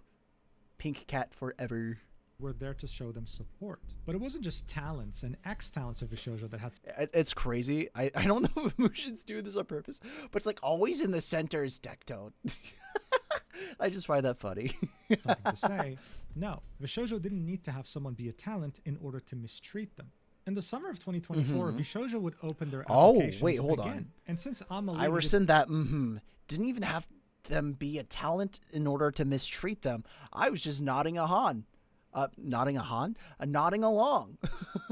year and a half to join, Ringo it was safe mush. to assume that this was going to be the same amount of time required for a new talent to join as well. What the hell was happening to them as this entire company was crumbling? Well, they would decide to also speak out. I know some people have noticed that I've been spotty with streams lately, and the reason is actually because I was supposed to join Vshojo this year. A lot has happened, and after over half a year after signing, I requested to have my contract voided. I won't go into detail, but it was an opportunity that I was very excited about, and I'm sad that I won't be able to bring you everything I had in mind. I'm sorry for all the delayed projects and ideas I excitedly talked to you guys about, but I'll be working on them by myself slowly. To the few people at Vshojo I was able to talk to, thank you for giving a chance to a bug like me. I hope everyone who hears about this news, even if you don't know me or watch me, can still send support to the Vshojo girls, both existing and my gen mates. I'm sorry things turned out this way. Thank you to my bug bros and friends for always supporting me and being there for me. You guys are the reason why I'm strong. Let's keep having fun, okay? She would. That's what I was thinking about. Like the Tiltify for the Immune Deficiency Foundation. And we'd also have yet another VTuber by the name of Pie tweet this out. I've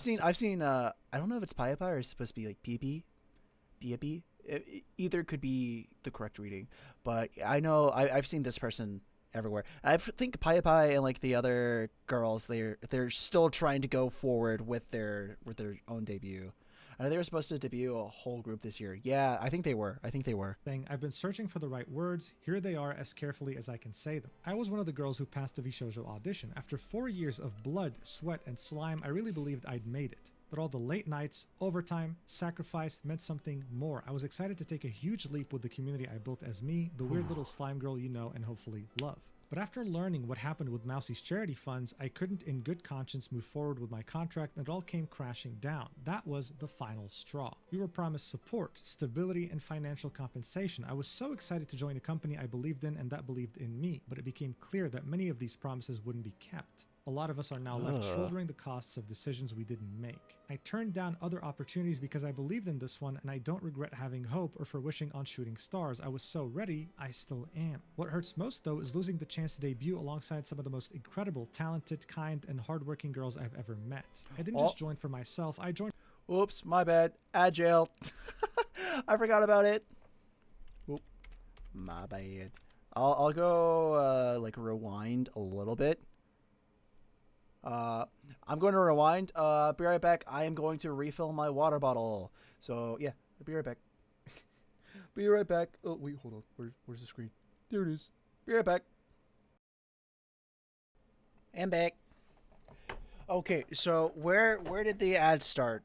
Was it like right here? Pie, tweet this out. Okay, so actually, yeah, this is a good place to like just restart the top of Pie.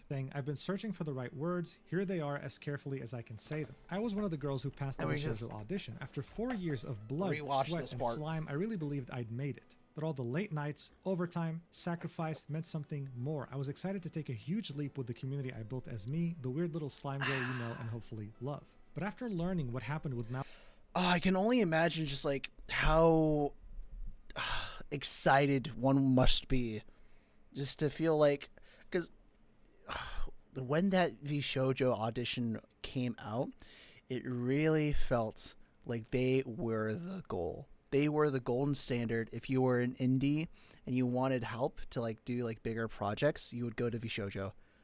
So I can only imagine like smaller or like middle-sized creators being like, this is my time. This is my chance. I am going to make it. I have made it. And just like the anxiety and the excitement and just like the dreams becoming reality, or just like running rampant of like what you could do, like being able to like hang out with the Iron Mouse, right? Just so many things, so many gateways just like opening up, and then just for it to all crumble down because the company is not a good dude, heartbreaking. These charity funds, I couldn't in good conscience move forward with my contract, and it all came crashing down. That was the final straw. We were promised support, stability, and financial compensation. I was so excited to join a company I believed in and that believed in me, but it became clear that many of these promises wouldn't be kept. A lot of us are now left shouldering the costs of decisions we didn't make. I turned down other opportunities because I believed in this one, and I don't regret having hope or for wishing on shooting stars. I was so ready, I still am. What hurts most though is losing the chance to debut alongside some of the most incredible, talented, kind, and hardworking girls I've ever met. I didn't just join for myself, I joined for the shared dream we all believed in and that I still believe in. I know some of you have sensed something has been off these past few months. I've been doing my best to smile through the storm, but the truth is it's been raining on me for a long time. You've all given me so much love and support, and I'm sorry I haven't been able to be at my best. I'm working through my feelings, sweeping up pieces of those broken dreams and figuring out how to chase new ones. Thank you for being patient with me. I will find my way again, but I just need a little time. And if you're still reading, please send your love to all the Vshojo talents, past, present, and future. Everyone is hurting in their own way, and kindness costs nothing. Until then, stay happy. Absolutely heartbreaking. Stay happy. Unfortunately, though, the heartbreak wouldn't end here, because there was yet another member by the name of Phoebe-chan who found themselves in the same boat, saying, I needed extra time to gather my thoughts before saying anything, but I was one of the undebuted Vshojo talents who passed the audition last year. Please be gentle towards those affected. Linking a YouTube video titled My Experience with Vshojo. I haven't seen this at all. Same things as Pyro, same thing. She had Okay. worked so hard to get to this point, and it is just so heartbreaking to see it all fall apart within the span of a day. It's just a stab to the heart when you see people who were so... Not only that, but just see it like all fall apart when like you're almost there at the starting line, right? Like, hardworking and patient get so close do you know to Phoebe? bearing the fruits of their labor and not able to even enjoy them.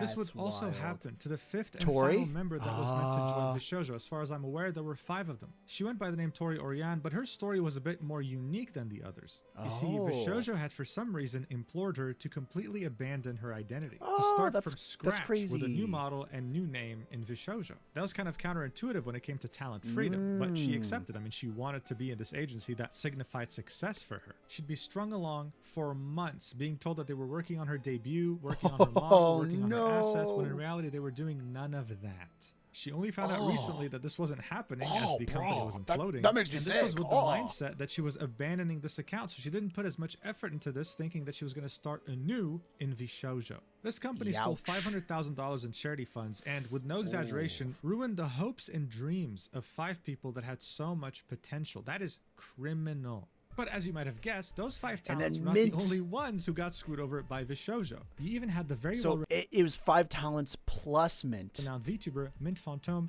post this, saying, my experience with Vshojo, sorry to add to the discourse, but I'd be really appreciative if you would listen. In it, she would say that her interactions with Vshojo started when she would make a podcast with Matara. Even though she wasn't a member, she did collaborate on merch, but didn't receive a single dollar from it. When she met up with Matara in Japan, she told her that she was feeling lonely. Is that Quinn Bennett?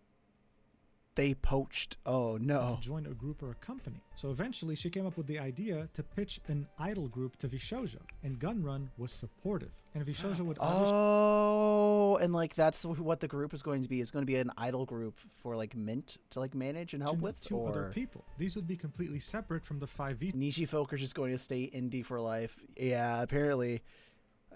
Imagine like somebody like hopping over from Nishi and just like trying to get into Holocure, or not Holocure, that's the video game, HoloLive. YouTubers we just saw. The problem though is that the debut kept getting delayed. She tried to be as patient as possible in the beginning, but then it just became ridiculous. Another merch drop would happen, and again she would receive $0 from it. Now, technically speaking, throughout the whole thing, she was actually a Vshojo talent for over a year, even though no one really knew about it publicly. This was, of course, again, tragic.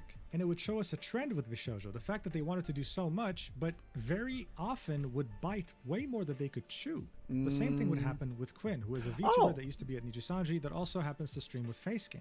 Vshojo would tell him that they're interested, that they really would love to sign him on, but eventually would just ghost him. This company's higher-up management was ran by complete clowns who didn't really know how to run a business, and more revelations would come out. I was contacted for an opportunity at Vshojo 2023, didn't go through. For example, Shoto, who is a very big VTuber, would say, fun fact, I was contacted for an opportunity to join Vshojo back in 2023, and I'm very glad it didn't go through. Please support Mouse and support the Immune Deficiency Foundation, y'all. To which Sayu, yet another very big VTuber, would say, you too? Damn, and retweet. Shy Lily, who needs no introduction, would say, good thing I trusted my gut feeling with Vshojo. Literally went to everyone who was indie. If you weren't signed, they were trying to give you a pen. That's crazy. They tried to recruit me. Their contract was riddled in red flags and basically legal robbery. This makes me sick to my stomach. Please, if you can, support Mouse and the Immune Deficiency Foundation. And even more tragically, Sayu, he used to be at Nijisanji and was treated horrendously by that company. Like, I'm talking, she was doxxed and harassed and everything, and Nijisanji did nothing, effectively what Gunrun had done to Silvervale, would get in contact with Vshojo as she was stepping out of Nijisanji. At that point, she had lost all hope, but Vshojo had given her renewed hope. She pitched an idea to Gunrun, saying, what if she left and several others left, and they would make a gen of ex-Nijis in Vshojo? He liked the idea, wanted to listen to more things she had to say. She felt like she was finally validated for the first time in her career. And Gunrun, the CEO of Vshojo, would tell her that he wanted to help and that this sounded like a plan, saying that the only thing he was waiting on was for her and Nijisanji to finalize their graduation. After she'd go through an absolute nightmare and finally get rid of that company, she would reach out to Gunrun again and would only receive a surface level response, effectively ghosting her. She had lost everything in Nijisanji. Yeah, let me know when you leave your old company. Leaves old company. We don't need a spot for you anymore. Left unemployed and scarred. She had lost complete hope. Gunrun gave her some hope, and she had lost that too. All in the span of just a few months. It turned out that Vshojo wasn't this next level, new era VTuber agency. It was run by a manipulator who couldn't run a business better than a kid. And speaking of that manipulator and how he founded Vshojo, and it all comes back to Gunrun. So far, we still have like a good 30 minutes left in this video. I wasn't fully honest with you in that regard. It didn't really pop out of nowhere in 2020. No, it was actually a work in progress, and it was only revealed in 2020. And according to Project Melody herself, it began with Gunrun DMing her on Twitter. She was exclusively an adult content creator who streamed on adult sites, but he wanted to know if she was interested in streaming non-adult content. Yeah, because that was like the whole like big thing was it was Kizuna Ai that was like trying to make this like whole VTuber thing, and then Melody makes this giant splash in the in the VTuber sphere because she's like so out there with the adult content, and it seems to work even though it's adult content where she's not like showing a lot of her physical body. So like everyone, it was like such like an intrigue. I feel like this actually got a lot of people into VTubing because like it was just like the not like I guess like storyline was like so crazy and almost unbelievable that it's like it's working. Content on Twitch. Watch her say this herself. I debuted on a different site. That was the only thing I wanted to do. And then Gunrun reached out to me on Twitter the day that I was closing DMs. Like I was going to click delete, and then he was the top. And he said, hey, I love what you're doing. Anime is awesome, and, you know, hentai, and I like your vibe. If there's anything I can do to help, let me know.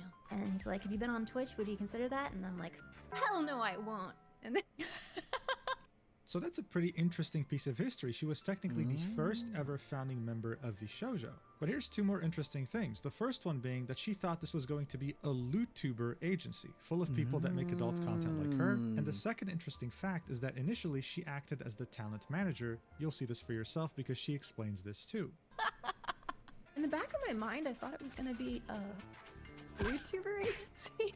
But then She ended up being like the accidentally only read the VTuber, mouse, right? And I heard her talking about seeing someone on a train, and then she sang Ave Maria, and I said, her right there. She is the one. Yes.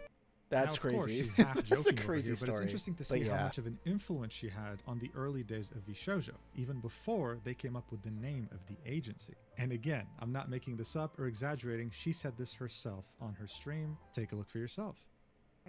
Originally, when we started VSJ, before we even went with the name, the concept kind of was thinking a lore. talent agency, but for more people like me. Because we're like, clearly lewd tubing will eventually happen. We didn't have a word for it because it wasn't a thing. And yeah, exactly, that would be really neat, is a lewd tubing group. And I'm sure it will eventually happen. But oh damn, that would be a cool avenue. Yes, but very quickly we realized, like, I mean, that kind of like isolates us, and there's a lot of cool people out there, just like Not only isolates, but it very much so limits your content and who you can appeal to. And I don't know. I feel like it limits the audience maybe a little bit too much, but who am I? Who am I to say? Anyway, people hidden amongst it because there wasn't that many English-speaking ones. It was almost entirely Japan-based, and so. all right, Lewd-tubing was let's see more where this obscure. goes, It because was like this is like a bunch of lore, and they're getting a melody in here. a neater concept to. Ooh, this is getting go with interesting. Something that's more general and. Am I sniffing intrigue? Am I sniffing foreshadowing? So she was the first founding member. She was also the talent manager who decided to pick Iron Mouse and the other founding talents. And the reason why I'm pointing all this out is because all roads lead back to the Nux controversy. Take a look at what he had to say once Nyanners talked about her swatting as Vshojo was imploding, well, right now. Watch. VTuber Nyanners says that Vshojo didn't pay her for a sponsored stream when she got swatted. She left the agency in 2023 and claims Vshojo had failed to pay her for multiple deals over several years. Now, I'm not going to lie to you. I actually knew about this. I actually knew about this years ago because that stream that she got swatted, the person that swatted her was the person that tried to swat me that I helped Vshojo actually get. With the impersonation of Vshojo, the threads. Get arrested. The threads. Okay? I don't think you are aware of this. I don't think you are, again, personal Nux information. The reason why a lot of the Vshojo girls were so upset about my video calling attention to this swatter is because I think a lot of misinformation was fed to them by the Vshojo company, but also because that swatter actually swatted Nyanners. I never said this publicly because I felt like it wasn't actually appropriate. And, you know, I said not my information to deliver or release. I never do that. As you know, I don't actually release private information, generally speaking, unless I think it's actually important. But this is actually a thing. And Nyanners actually called me after the drama to basically tell me and express her headspace about the entire situation and why she was so, like, easy to be triggered by everything. Because she was actually swatted, and it's fucking horrible. It really is. So she, whatever. I don't want to get into details. As you know, private information remains private. I don't release anything publicly. But that was what happened, it turned out. It was that same swatter that actually went after me. So yes, I do know about this. And I do know that she had to continue her stream after she was swatted because it was a sponsored stream. The update is that she didn't even get paid for that. Huh. Interesting. Aww. So Nyanners was doxxed Very and swatted by the same person interesting. trying to dox Nux and Saki Nightshade. That was never mentioned by Vshojo in their very lengthy explanation. They claimed that there were only 2 victims of that specific doxing method. But what I find really interesting that's so is true. that Nux, even though he was literally being backstabbed out in public, still tried to protect Project Melody, who was in the group. In fact, she was the creator of that group. She was the one who invited Nux, Phoenix, and Gunrun. You can see this in the crown that's next to her name on the right. The only reason we found out she was there was because of Fruit, even though I don't... Not gonna lie, I didn't even know that was a thing that was like on Discord. I don't even know if that's a thing that's still on Discord, but like if that's like an old Discord thing of like who created like chats, you learn something new every day. I don't even think that was her intention. So this, of course, raises even more questions. Nyanners was the victim here. How come she wasn't the one in this group instead of Project Melody? And why is it that Project Melody's here with the CEO and the head of the cybersecurity operations of Vshojo? Did Gunrun view her as a co-founder? And finally, seeing that she held some role of importance in Vshojo, was she aware of the financial constraints of the company in 2025? Those are fairly important questions to ask. But with all this new information at our disposal, it comes as no surprise that Project Melody was one of the final members of Vshojo to announce her resignation, saying this: "I waited to make a statement because I'm always anxious and struggle to find my words, but yes, I'm leaving Vshojo. I was an OG talent, put everything into this company, but I'm beyond devastated at what happened, and I'd never in a million years thought I'd be saying these words." Now, I'm not implying anything, and to do so would be dangerous, so take this with a grain of salt. But so far, on every tweet of every single Vshojo member leaving, there were other Vshojo members replying. Not a single one can be found in these 1,100 replies on this post. Project Melody would make yet another post saying that she's taking a 1 to 2 week break. Again, in the replies, not a single Vshojo member can be found. Now look, this could very well be a complete coincidence. It's not like they unfollowed her on Twitter. To say that Project Melody had a hand in embezzling the $500,000 that belonged to the charity would be absolutely ridiculous. But what and we can have do legal right now is implications. simply ask questions, especially in regards to the Nux controversy, which is still missing some pieces. We'll see if she'll have anything to add or clarify when she's back from her break. In the meantime, though, every single member of Nova would all leave together, putting an end to this joint venture between Vshojo and the Universal Music Group in Japan. But Gunrun was silent. The company's page was silent. And it would take yet another 24 hours on July 24th, 2025 to finally get an official statement from Vshojo. All the way in would July. Finally post a statement using the Vshojo official Twitter page. So that's July 24. Did this all start beginning of July, or is it like just a week later? Because I forget like how spread out this was. I thought this happened like late June, right? This happened late June, so like almost like a month after the first crack appeared, or like the first like brick fell. Saying, Vshojo has failed, and I've mismanaged the company into the situation you're all witnessing. So today I'm sharing the difficult news that Vshojo is shutting down, and I take full responsibility for the decisions that led us to this point. I've been doing everything I can to fundraise and right the ship these past few months, but despite my efforts, we are in a worse position, and those I care about are not paying the price. Over the past few years, we raised around $11 million to pursue a bold, talent-first approach in VTubing, prioritizing creators and community over short-term profits to achieve long-term sustainability. What's crazy? I need to calm myself. What's crazy is that he says, we raised $11 million over the past few years. Wasn't that like $11 million from just like 3 companies investing in Vshojo? And they should have made more money on top of like taking bits and pieces from merch sales? Or am I confused? Because I thought the 11 million was just like venture capital because like some companies like wanted shares in Vshojo and like wanted a piece of the pie. They saw the vision. But whew, I can already tell that like a lawyer did not read over this statement. Maybe it goes with their suspended business license. Funding went directly to our creators through generous splits, debut investments, infrastructure, concerts, events, and staffing, all designed to support them. We also wanted talent to own their IP, which we knew was a unique creator-first approach for an agency. However, despite all our efforts, the business failed to generate the revenue we needed to sustain that model, and eventually we ran out of money. Additionally, I acknowledge that some of the money spent by the company was raised in connection with talent activity, which I later learned was intended for a charitable initiative. At the time, we were working hard to raise additional investment capital to cover our costs, and I firmly believed, based on the information available to us, that we would be able to do so and cover all expenses. We were unsuccessful in our fundraising efforts. I made the decision to pursue funding, and I own its consequences. I am deeply sorry to all the talents, staff, friends, and community members who believed in our brand. We did not deserve this. Ooh. Signed, Justin Gunrun. What a dog shit apology, right? I mean, look, I've been objective this whole video. Come on, allow me to be a bit biased here. This is fucking terrible.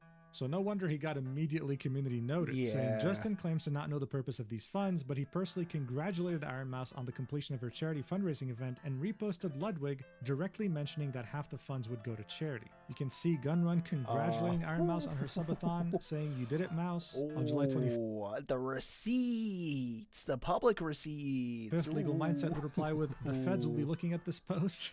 Oh And no. Here you can see the Gunrun retweeting a tweet from Ludwig, congratulating Iron Mouse on her crazy achievement. Iron Mouse would reply to this apology saying, "You broke my heart, my spirit, and my trust." Kaysan would say, "Why didn't you let us know the moment you realized the situation? Why did I get this information 2 weeks ago, not from the company, but from my homegirls? Why did you lie to the Japanese branch a week ago that everything was good and taken care of?" Henya would say, "I had a wonderful time while I was in there, so because of that, it hurts my heart a lot. My community and my friends don't deserve this. I don't expect you to do anything at this point. Just please don't do this ever again to anyone." Giga would say, "Vshojo didn't just fail. Many staff and leadership failed Vshojo. Instead of using talent money on operating costs, the company should have shut down or at least informed us, but you used us as cash cows to keep things afloat while keeping us in the dark." Amelie would say, "This is exactly what Copium Merch did to me, and you promised it wouldn't happen to me again. I'm so beyond disappointed and frustrated, I don't even know what to feel anymore." Recounting an experience she had with a company that pretty much scammed her and her fans out of merch. Michi Mochievi would say, "We trusted you and you knew how hard that was for Hey, some of us welcome to in. do. Our Don't get too communities, cold people now." who only ever do their best to support us and care for us, do not deserve this either."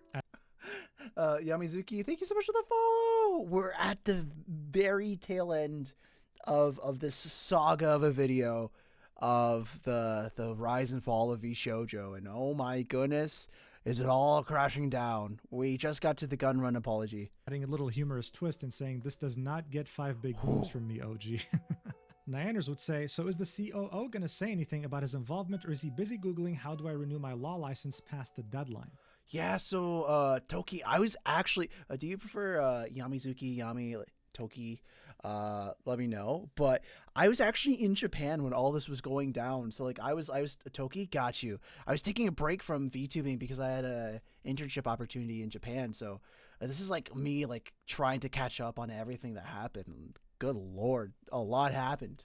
Pretty much revealing to us for the first time that the chief operating officer, the one who handled legalities within Vshojo, had an expired law license. Silverville would say, "How did you not know? How could you betray the people that trusted you the most and think everyone would believe this garbage? You ruined lives. I hope the money gets repaid, but I wouldn't be surprised if it doesn't. You're a disgrace and a disappointment." Hey, you know what? You go, girl. She's just doing the same exact thing he did to her during the whole Hogwarts Legacy fiasco. But one of the most heartbreaking replies would be from Zentreya, saying, "I've been trying to figure out what to say. Why did you keep dodging my messages and concerns? When I wanted to do one-on-ones, you kept dodging or gave me a short corporate answer. Even when I was under immense pressure from the community for answers about the auditions and I pleaded for a statement by your PR team, you told me it wasn't needed. You made a tiny video instead, looking like you were hurt and upset, saying sorry, instead of meeting me one-on-one for my concerns, and I was left crying and frustrated. But like a fucking dog, I went back and happy to even get something from you because, oh man, boss actually answered me. You wanted a one-on-one finally when you knew everything was crashing around you. Then debuting new talents and such even after the community kept asking about it and kept waving it off and letting me take the punches. I smiled. I fucking brushed it off and kept pushing the company because I was hopeful for new talent and bringing new people to help. Instead, I find you were hiring people without input and poaching without even the idea of truly helping them other than financial gain. We didn't even know who you were bringing." I think the poaching one is definitely talking about like when they were talking to current Niji talent, saying like, "Hey, get out of your contract and we'll take you," and then they just drop the ball. It's like, oh, dude, this is crazy. You and the team told us to just take it. You and some people were really ready for me to be thrown under over and over. Even when Amelie joined, I begged you to put out a statement regarding auditions before she announced her debut stream. You gave us the middle finger. Me and Amelie had to put out a statement because your PR team was unfit for their job. I took it all. Why did we have to say anything at all? Why did I have to keep taking the fucking damage over and over? You were hurting me well before this. You know you have. I've been pushing a company so blindly who didn't even care for me, but I'm an idiot and I kept believing. I was so excited for this. I spent sleepless nights dealing with constant harassment, and you spent money which you didn't even have without even warning us on God knows what, and you knew, don't even lie, you knew that the money was for charity and was supposed to be placed to the side to be untouched. Where did $11 million go in less than 3 years even? What happened to all that money? I'm just really tired from all these years of working, trying to push for something that kept pushing me to the wolves. I was so stupid, but I was so excited. I really trusted you. We all did. Despite everything, I don't wish you any ill will. I just hope you find some way to make this right. Vshojo had...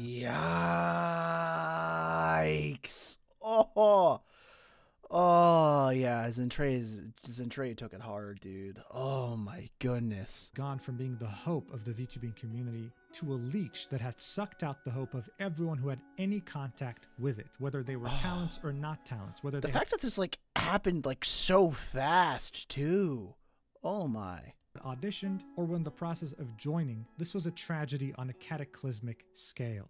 And no one was believing anything he said. No, there was no way you didn't know that this money was intended for the Immune Deficiency Foundation. Zero possibility. You literally brought Iron Mouse to an Immune Deficiency Foundation charity event in person. Vshojo even issued a press release stating they would donate half the profits from her subathon on September 2nd, 2024. You think this won't be used in court? You can't just feign ignorance. Legal Mindset would later chime in, saying the only reason the Vshojo CEO included the later learned language is to try to keep himself out of criminal hot water. But I mean, come on. Even a pet hamster would understand by now that there's no way he's dodging this. Soon after, Twitch would remove the legacy emote. Oh, that's why he went through like the whole lore of him being like a Twitch employee with his own emote. Oh my. Oh, it's all coming together. As Gunrun, not wanting to associate with him in any way. But you want to know what's crazy? Fruit has been inactive from January 2025. She finally made a comeback on July 21st, 2025, and literally just a day after she had come back, she would find out about the whole Iron Mouse situation. She effectively came back to a raging fire. At this point, it was already implied, but she still felt the need to specify that she's left Vshojo, saying, as a day one talent, it's truly heartbreaking that it has come to this. I had the opportunity to achieve so much in the last 4 to 5 years. I'm really anxious about becoming indie, but I'm going to continue. One thing that I did see while I was in Japan was this all happened when Cottontail like took like a nature retreat and like turned off her phone, and it was kind of like this but on like a little bit of a lesser scale. And yeah, that's all I wanted to say about that. Continue doing what I set out to do and make fun things. The people, whether talent or staff, were the best part about the company. I had the pleasure of meeting so many inspiring individuals. I hope we can cheer them all on together moving forward. And with Fruit leaving, Vshojo had officially become a talent agency with absolutely zero talent. I think it's important to specify that even though these VTubers already had one hell of a community around them, having to wrestle with the idea that you're going indie, that you're losing all the resources that this agency once gave you, all in the span of 24 hours, isn't the easiest thing to process. Yeah. But you know what isn't easy to process? At least for Vshojo? The fact that Vey didn't give a single shit that she was still under NDA. She saw the company crumbling, barely able to keep... Oh, Noobles, thank you. I like the ears too. Look at them bounce. Up with finances. She thought, they're not going to sue me, so she revealed everything. And it was extremely disturbing, saying, and so our NDAs are now void. Why I left Vshojo. Back in 2023, Vshojo tried to bully me into one of the most predatory contracts that I have ever seen. When I tried to ask more about it, their COO got extremely hostile with me and refused to answer any of my questions, and so I had to hire a lawyer in order to get some clarification. Always hire a lawyer, Chet. It'll help you in the long run. Or the short run. It'll just help you. Usually. During the talks, it became clear that Vshojo would rather let me go than to take less away from me. They were ultimately wanting me to give up more than half of all my sponsor revenue and over 60% of all my merch sales. All I asked from them in return is to not take a cut of the sponsors that I was getting through Mythic, as that cut was already being taken. They said no, they want it all. So just to clarify any confusion here, most of the Vshojo talents had a talent agency in parallel to Vshojo, like Mythic Talent, for example. They would be there for the sole purpose of getting them sponsors. This was a completely normal thing to do, but Vshojo wanted a cut of the sponsors from Mythic, even though they were doing nothing to get her those like sponsors. double dipping. They would then continue, that's crazy. and so I asked to leave after being treated like I was disposable in our talks. They basically made it seem like they were my employer and that they're the reason for my success, that I owed them and that I should be happy to give them my money. In order for me to leave, they demanded I sign an NDA that prevented me from speaking to any of the other talent about it. I could not say why I was leaving. I could not say what the terms that I was was saying no to were. I even got in trouble for advising them to hire their own attorneys. They would watch my streams, read my Discord, and then threaten to sue me. If I said anything that hinted towards how I really felt about the company, I was threatened with a lawsuit. Another one of their leave terms was that they will announce both me and Silver on the same day in order to minimize the damage to their company. Their COO had begun to push a narrative on 4chan, yes I'm serious LMFAO, and other social media that I'm leaving because I plan to join On OTK 4chan. and that both me and Silvervale are troublemakers. So they were letting us go. Later I found out that Nyaners wanted to leave around the same time due to also being unhappy with the contract, but was told that she couldn't because it did not fit their narrative that they were pushing internally and externally. The amount of hate we've gotten over leaving, from fans calling us greedy bitches to people saying we're abandoning our friends and tossing aside the company because we're successful enough, was fucking painful. Not being able to say anything sucked. I only found out I didn't get paid for any of my sponsors after I had already signed the NDA. After 2 years, I have still not been paid back fully. To add insult to injury, they also demanded I had to pay them back $10,000 for some of the anniversary assets, which when they sent me back months later were half finished. Whoa. Despite all of that, I've had immense faith that the company has gotten better over the past 2 years. I assumed they rewrote their contracts after losing 3 people due to them and seeing all that new talent join. Clearly, this was not the case. Now, for some fun facts. Their company lawyer has an expired... Oh, now we're getting into just throwing everything. All the old baggage is just getting dumped out of the hamper, dude. Oh my goodness, the dirty laundry's flying. Oh. Law license. He literally does not practice law anymore, yet he was our point of contact for any legal help we needed. They actively pitted us against one another during my time there, and compared our success to others. They tried enforcing streaming schedules so that our viewer count would look better due to less overlap. They would always shit-talk other VTuber agencies. They literally would spend company money to get a tiny dig at them, especially Hololive. It literally lived rent-free in Gunrun's head. They were convinced Hololive was over when they sent Kason and Nazuna. Our previous talent manager got ghosted for 6 months by Gunrun, told not to do any work for us, and then got fired for not doing anything. During this fiasco, we weren't able to get any assistance. Mountain Dew got reprimanded for being creepy to us, lol. Got told not to message us privately, go figure. I have proof from other streamers attending Vshojo's IRL parties that Mountain Dew would actively shit-talk me after I left the company to paint me in the worst light imaginable. Don't know. Is this when we go back to the community note? From Mountain Dew adding gun runs, like, what are you doing? Why you're acting innocent on Twitter, pretending you weren't aware of anything. Can't wait to see all the shit that comes out about you, because there's loads, but those aren't my stories to tell. Thanks for reading, and thanks to those who stuck around between then and now. We're going back, the chaos. Silver and Neon the benefit of the doubt when we needed it most. So yeah, this was insane. Many of the top streamers in the space would react to this with complete and utter shock. Bro, I was caught completely off guard. Holy shit. Wait, this is wilder than I could have expected. Crazy to think that this company started off with such a toxic workplace. Oh my goodness. I could have never in a million years expected that. And this caused Mountain Dew to be community noted on the post he had made tagging Gunrun, with it saying, this user was also included in many of Vshojo's mismanagement issues and has been called out for harassing talents. Nyaners would further confirm what Vey had said, saying Mountain Dew had the audacity to talk shit about you to my face at a party the year that we all left, and painted you as some kind of conniving, greedy, mean girl who was in my ear and manipulated me into leaving Vshojo just because you wanted me to join OTK because her boyfriend Soda is part of that org, or for some personal gain or some shit. He got uncomfortably close and up in my face and was like, come on, I know the real reason you left. I know it was because of Vey. She talked you into it, etc. And it was infuriating. I know he spread that same shit to other staff, talent, and other industry people. Seeing one of my closest friends get dragged through the mud like this for years was awful. You did absolutely nothing wrong and had so much shit flung at you just because they wanted to push a narrative to protect the company. For him to act like he's completely blameless is insulting. He is a creepy motherfucker, and there's a lot more obviously, but a lot of it is also not my story to tell. Absolutely wild. Now, Dean, a lawyer that's actually certified, specialized in content creation, would tweet this out after Vey apparently it just keeps going. It just keeps going. Tweet saying Vshojo has not officially filed bankruptcy. They have not dissolved. They haven't dissolved? Maybe they dissolved already.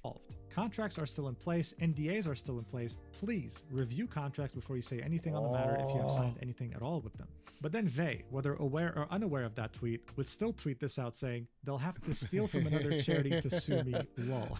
That's crazy. The VTuber by the name of Cayenne, who's a corporate accountant IRL, would quote tweet Gunrun's botched apology saying, I'm a corporate accountant. Yeah, like 11 million's like a lot of money.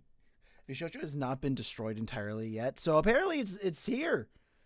It's still around. It's still kicking. It might be like on a respirator, but like I guess maybe You do not misspend 11. Yeah, you just don't misspend $11 million even over the course of like 2 years, right? Like I get operating costs can like inflate, but that's only if you're doing like events on like the size of Mr. Beast or like Ludwig, right? Like it doesn't take.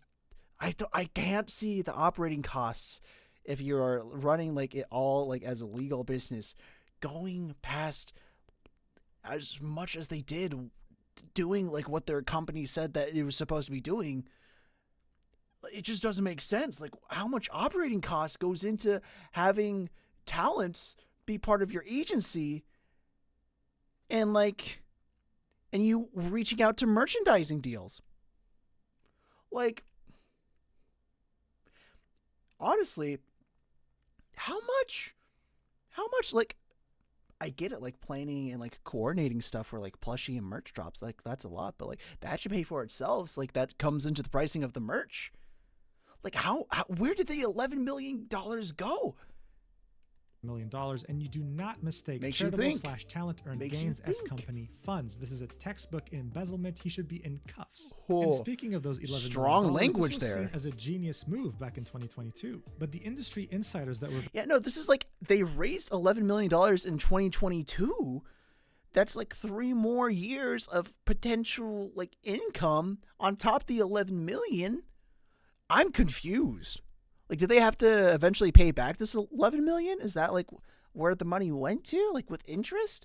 Because that's the only way that I can see that they've been like running on empty. very doubtful that Vshojo was making money and that they could pay it back in 2023 were mostly thinking this way because they weren't working with a private investor. They were working with venture capital, a form of fundraising that had zero flexibility. They wanted their money back, period. And they sure as hell were the last people to understand what the hell VTubing even was to begin with. Yeah, venture We then get capital. more They want their insight money into back. how Okay, much okay. Vshojo was struggling from a Japanese commodities trader, saying, unfortunate situation, but just remember, Kat, who was a friend of his, was offered $2 million to buy the whole thing, but obviously the operation was so unprofitable, Kat said no. I don't know how it ended this badly, but going through the financials. Oh, so it was venture capital. They were given $11 million to build up the infrastructure to hopefully eventually turn a profit.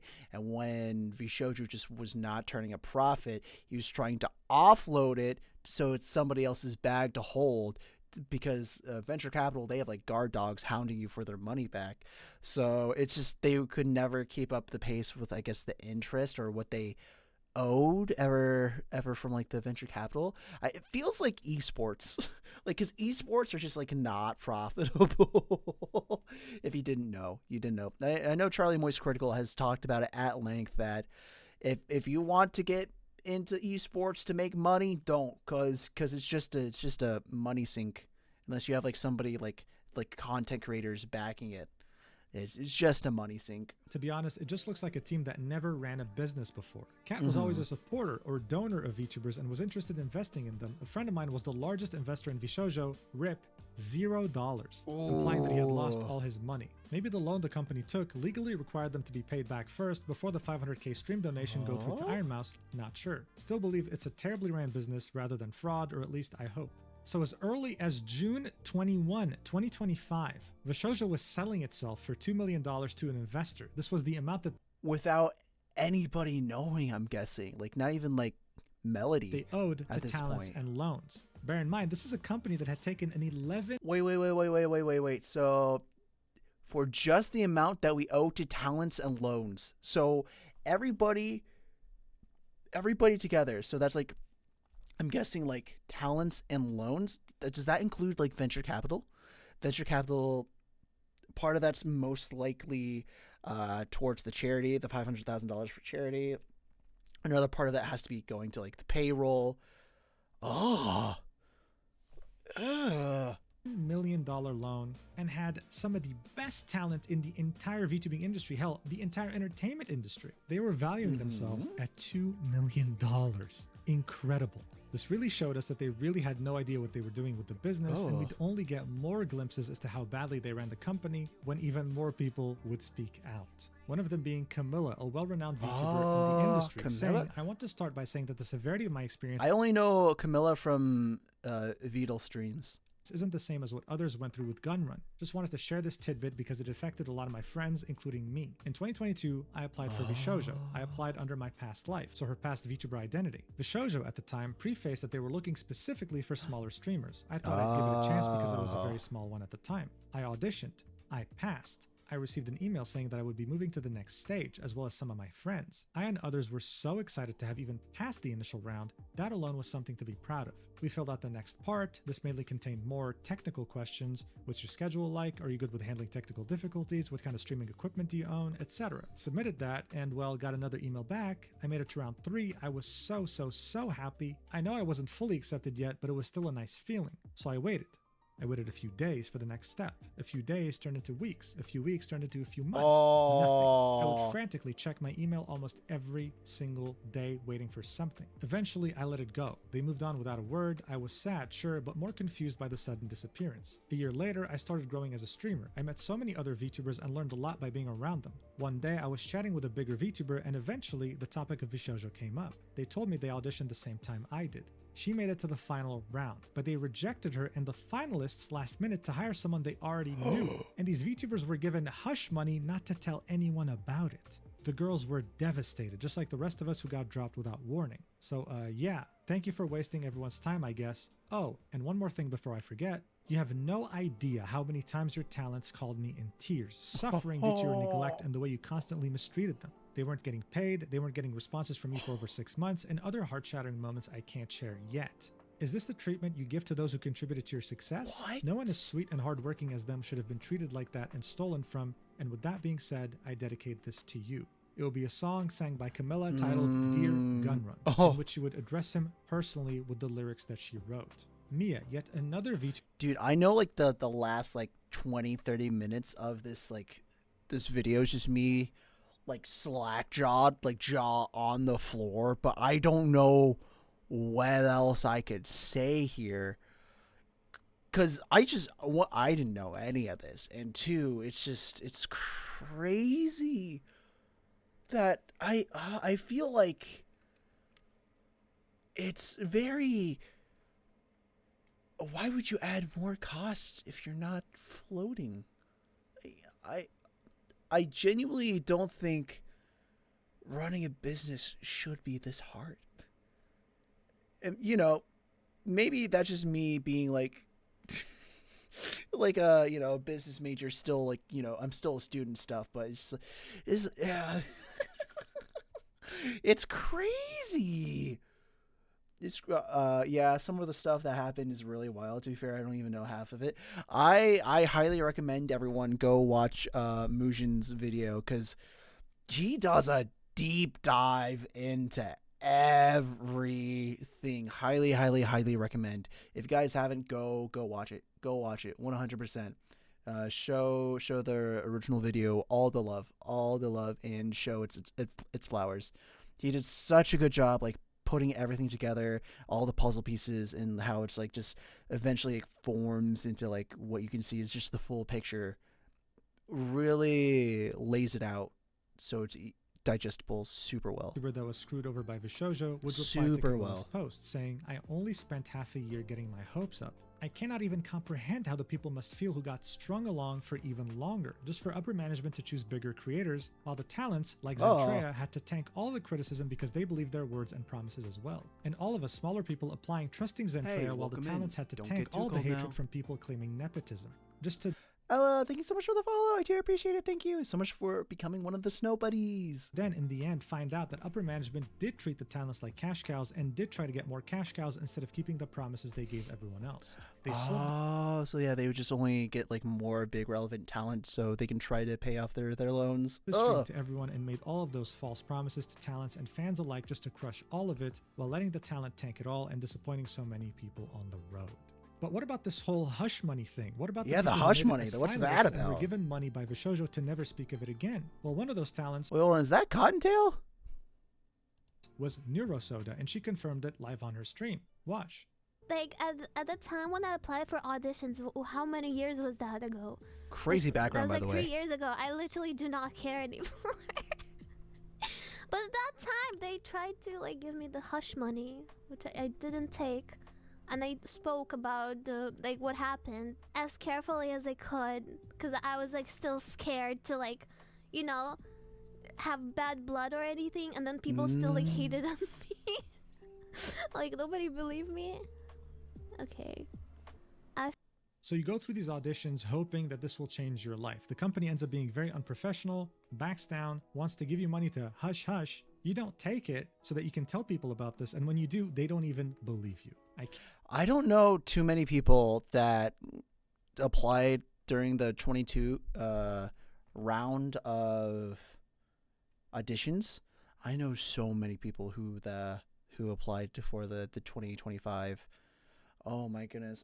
So many people I know applied and they were like excited, or they got to the second round and they felt so happy, and just like knowing all this was going in the background. Like they were applying to join a company that wasn't even paying their talents. Oh, dude.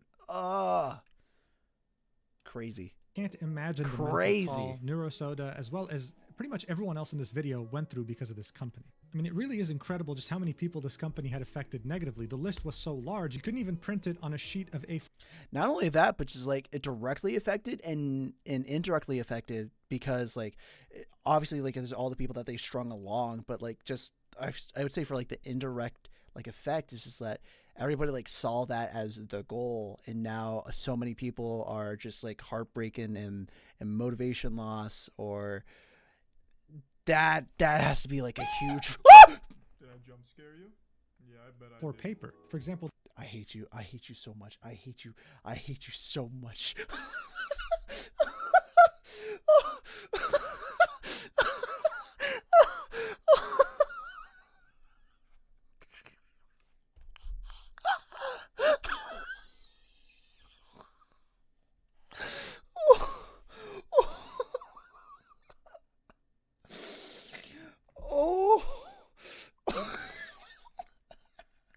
I'm so sorry.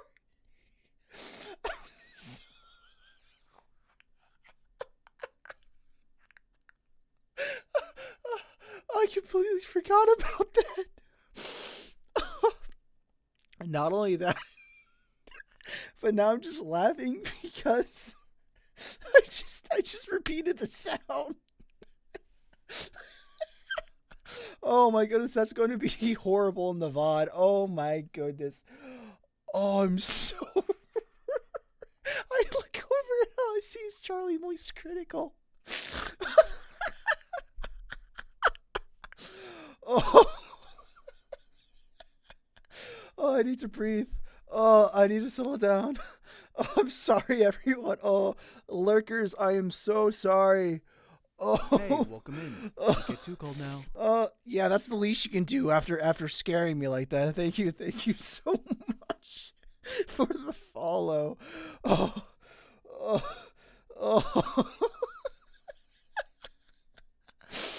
Oh, I need aftercare. Oh, this is why I don't play scary games. Oh, I can't believe I got. That was so bad too. Oh, thank you for the care package.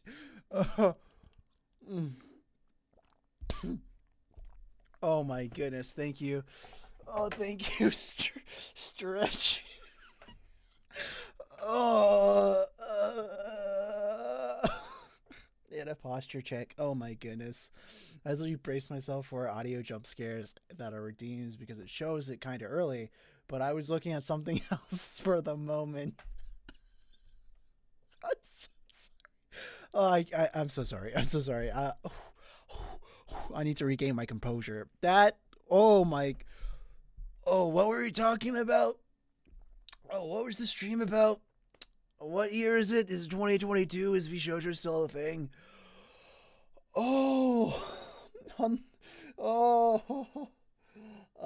Is it Hunlef? Hunlef, or would you prefer Dreams? Want a Thank break from the ads? Want a break from the ads?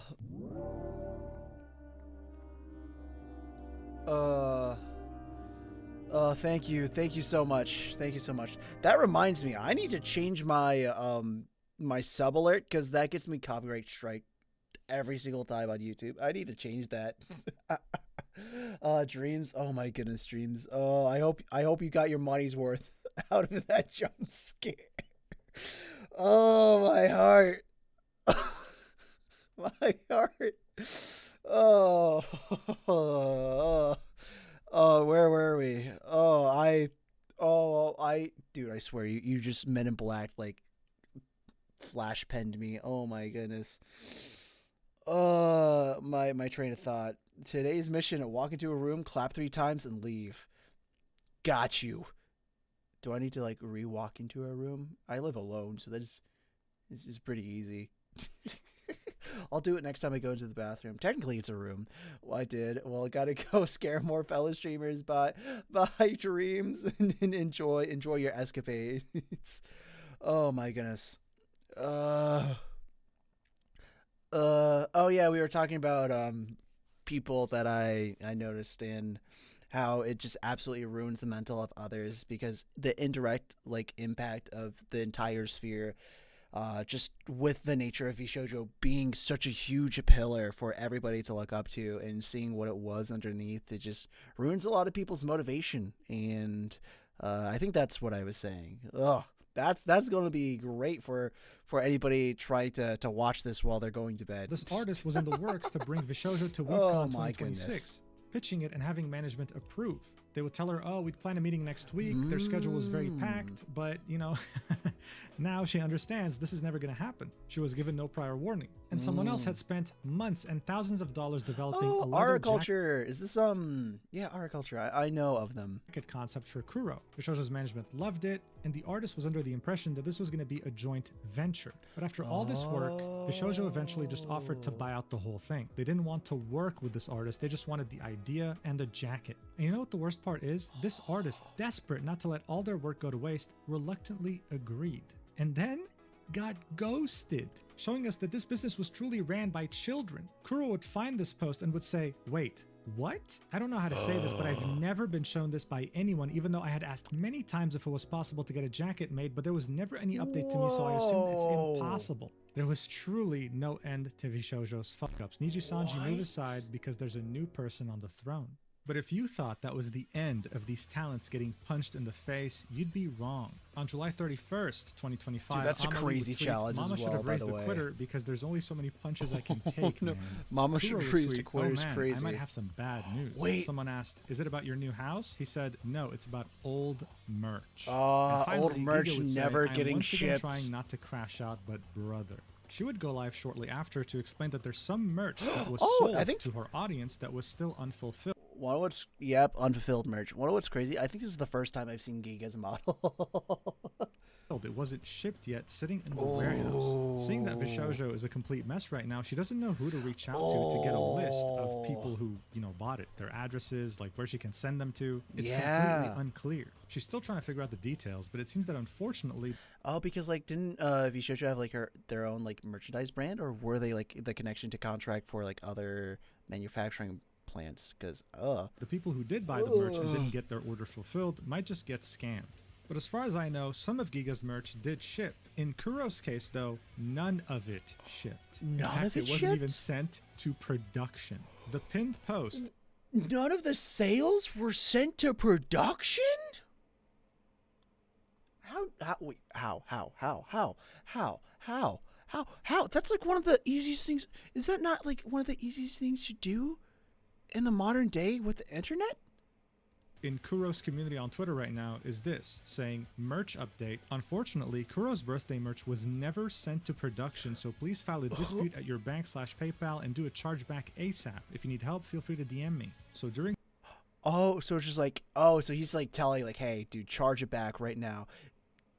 Kid, Epic, did you get like Kuro merch? It is Vshojo sucked and took the money for themselves. Kuro's birthday with Vshojo, he was selling some special merch. Typically, the way it works is that when merch is being sold for something like this, there's a time limit. Once that time limit's over, the company Yep. knows exactly how many items to print or produce in order to send them to the person who bought them. In this case, though, they Wow. sold merch but never produced it. Knowing that Vshojo is in deep financial trouble, Wow. it's safe to say people are not going to get refunded. So the only way to really get your money back Is is do to a charge chargeback. I mean, this is a disaster at an apocalyptic level. It's not just the talents being affected by Vshojo's incompetence, it's their fans now. Dude, it sucks because I really wish maybe. I don't know if fans would have like piped up in the communities like, hey, I still haven't gotten the birthday merch or anything. No, I don't have a lot of money. Felt, seen, heard, retweet. But I heard a lot about the merch and stuff. Oh, okay. It's so sad to see. Good But hey, lord. you know what? Not all of it was negative Indie because mouse. the VTubing community was able to take this extremely negative situation and turn it into a very positive. Yeah, we one. were. Iron Mouse was officially indie again, and her Tiltify charity 100,000 is crazy. Yeah. fundraiser in barely just over a day, it had reached Yeah, one day $1 million. I'm pretty sure it like didn't get like 7 or something million or whatever. It over got a lot. $1 million. It got a lot. With the Immune Deficiency Foundation themselves making a tweet saying, I'm not crying, you're you're crying. crying. The campaign at the end of July is currently sitting at over $1.3 million. Okay, at the end of July, 1.3. Okay. Raised, and it was $1 million in a day, and then 300,000 for like the rest of the month. That's fair. I mean, the giant wave, right? But let's go. The original goal being 10,000, and we get $1 million. It's crazy. so impactful, not just to the VTubing community, but pretty much everyone who had heard about it, that the CEO of the Immune Deficiency Foundation had made a video thanking Iron Mouse and her community for everything. I mean, this is just incredible, very wholesome. Everyone coming together was just an amazing thing to see. Look, this is a Vshojo good, saga like, is probably this is good. This is nice. Vshojo, just like the Prince Bel-Air, like leaving. the messiest, craziest thing I have ever covered on this channel, as the biggest disaster that's ever occurred in the VTubing space. I And think so, ironically yeah. enough, the new era of VTubing wasn't actually created with Vshojo, it was created with the end of Vshojo. I personally completely agree with Sayu's tweet, in which he says, I said it yesterday on stream, but what's happening in the VTubing space right now is reminding me of the Machinima MCN days. Yeah, the Machinima. I think I talked about this at the beginning of stream, where it's like you would have like these like websites and stuff that would like host like videos and stuff, and like, oh my goodness, Machinima and like all these like it's basically that's why he started with the .com bubble. Sounding like old man Sayu. I mean, I remember Machinima, but I'm not old, okay? They used to I remember Machinima with like Captain Sparkle, Sea Nanners, all of them. Yeah, host dude. some of my favorite shows that I watched growing up. But the way they were created was as an MCN, a multi-channel network, something Yep. that is completely extinct today. Back then, YouTubers, especially centered around video games, believed that the only way to succeed Maybe agencies are just the VTuber equivalent of MCNs. or get to the next step of content creation was to sign on with a Machinima. This would allow Yep. them to get control over your YouTube channel and essentially make decisions for you. The promise here was that you would be getting so many sponsors. Because that's like what happened with Smosh at one point, right? Because they were just like, they would have like people like puppeting them. Money, cool opportunities, but the reality was that you would be severely limited as to what you can do, and Machinima would practically become your boss. You would have no freedom. Your channel wouldn't Minecraft even be you- owned Yep. by you anymore. Eventually, everyone left this company once they realized that they were practically scammers, and this led to the company completely shutting down. So maybe the new era of VTubing content creation lies in the independent creators themselves. Maybe VTubing just Part of me is just like holding out that like at least one of these companies is like a good, right? But like maybe it's only HoloLive, and then there might be some cobwebs in there because we're all human. I don't know. just like video I game don't know content at this creation in point, the early dude. I don't 2000s know. needed these agencies to lay a foundation, but now they're not needed anymore. Holo Who has knows? its issues. Time will tell. I do find it hilarious though that in a Yeah. stream with Michi and Matara, they would find out through tarot cards that Oh, Vshojo yeah, was this going to one. be doomed this year. This was back in like February, okay? Just this year. And speaking of Vshojo, in Legal Mindset's opinion, this statement was so poorly written that it might as well be Gunrun admitting to a crime. This wasn't Yeah. over, and the talents could most definitely sue. I don't know what'll happen, but I would definitely not bet my money on Gunrun. Anyway, thank you so Yeah, so like, dude, that would be a great class action. Much for watching this ridiculously long video. I don't know how long it's going to be while recording this, but I am not. Well, the reaction to it was 4.5 hours. You did good at making it 2, and then I don't know what I did to add 2.5 of filler content, but everyone, Looking forward to round of editing applause for at all. Mugen. And also a special Round thanks of to Reader applause. Evenstar for very quickly compiling some of the lengthy statements from many of the VTubers affected by Vshojo. As of now, Vshojo's store is not available anymore, but it's important to note that it hasn't filed for bankruptcy yet and hasn't closed its doors down either. As far as we know, it's still a company, one with no money, but still a company. If there's still a company and still with like NDAs out.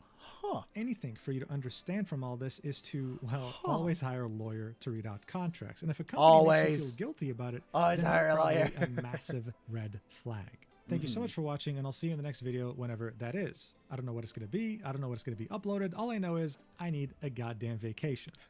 Maybe the Radia situation. I love you. Mwah. Thanks for the free $500,000. Man, I love VTubers. Oh no. Oh no. Also, here's the title for the trailer. Oh, the evolution update. Dude, crazy video. I'm going to donate to the IDF. Hold on, let me just hide this real quick just in case. Just in case. Hold on, let me hide my browser. Boop. I'm going to donate $10. Oh, dang. Oh, dang. Well, I can do 5 or 20. Oh, wait, no, there's another button. Okay. Whew. I got distracted by the buttons. And I'm like, oh shoot, I have to do either 5, 20, or 50. No, there's a $10 button. Oh, I'm glad I hit this because it does show my credit card information.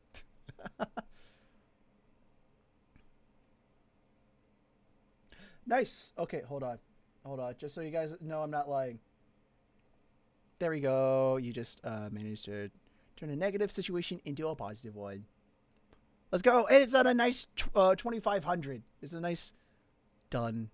Nice even 2,500. Now you guys can only donate in increments of 500 to keep it to keep it at a nice round number for the rest of the week. That but yeah, again, Mugen, top tier content creator. I'm just a slop tuber reacting to it and giving my not so important thoughts on it. I do appreciate everybody who did come in and say hello and hi. Yeah, this is basically what I wanted to do today. I just wanted to catch up on this situation and oh boy, what a situation it was. I'm sorry, I'm not going to be reacting to anything else. But yeah, if you did enjoy, can we get a snooze on the ads? If you did enjoy everything, let's do, we have a YouTube channel where we post covers. There's going to be a new cover coming soon. I don't want to leak too much, but it is a King cover, a King duet cover. Super excited, should be coming. Yeah, I'm not going to give a date, but it's going to be soon. I do have some other covers already posted. I have a Pure Imagination cover by Timothy Chalamet. I have a Plastic Love by Maria Takeuchi, and I have a cover from Honkai Star Rail. I also have a Discord if you'd like to join. I have been gone for 2 months, but I do like to sometimes pop in there and hang out for a couple hours, vibe with the community. Do I have anything else? I have a Twitter. Which I post dumb stuff on. And you can quote any of my mods. It's pretty dumb. I am pretty dumb. Anything else I should plug? Nope. Just make sure you donate to the Immune Deficiency Fund and support Mugen and support all the Vshojo girls that were hurt in this, and send all of them your support. Yeah. And thank you so much for watching. Without further ado, I guess this will still be part of the VOD, but we are going to go and raid into somebody over on twitch.tv. Who do you want to raid into? Who is live? Oh, they're doing collab. Who are we going? Ooh, Mad's playing Marvel Rivals. Ooh, we could raid into Madeline. Should support those that were effective. Yethm. Who do we want to raid into? Oh, there's Ben. We could raid into Ben. Who do we want to raid into? You know what? We can raid into Sen. Sen is good people. They've only been live for like an hour 15. Yeah, let's raid into Sen. All right, so Epic, I'll do the raid command. Can you get the raid messages going? Sen's good people, great voice, and I love Final Fantasy 14. So if you want to get the message, the raid messages, it's !raid, !raid sub. Make sure to get your respective message. What the heck? Raid and raid sub. There we go. If you have a subscription to the channel, make sure you use the sub. You get to use all our lovely emotes. Oop, maybe I was thinking the wrong command. Yeah. It's okay. It's okay. But yeah, make sure you go in and show Sen some love. They're great. And yeah, without further ado, I will probably be releasing a schedule over on Twitter, over in the Discord tomorrow. I do need to see what is all in store for me, just mainly because this upcoming week I am going to be starting school again. We'll see how that all goes. But without further ado, I'd like to say thank you to everyone except for Dreams. Dude, oh my goodness, the heart attack you gave me. I'll find you. No, I won't, but oh my goodness. But yeah, thank you so much, and I hope you guys have a great rest of your time zone. And thank you so much for all the follows, everyone, thank you so much for the follows today. Today we got 20 people to say the follow button. Oh my goodness, you guys are crazy. Y'all are crazy. You're sick. You're sicko. Hey, welcome Bye. in. Don't get too Salty, cold now. thank you.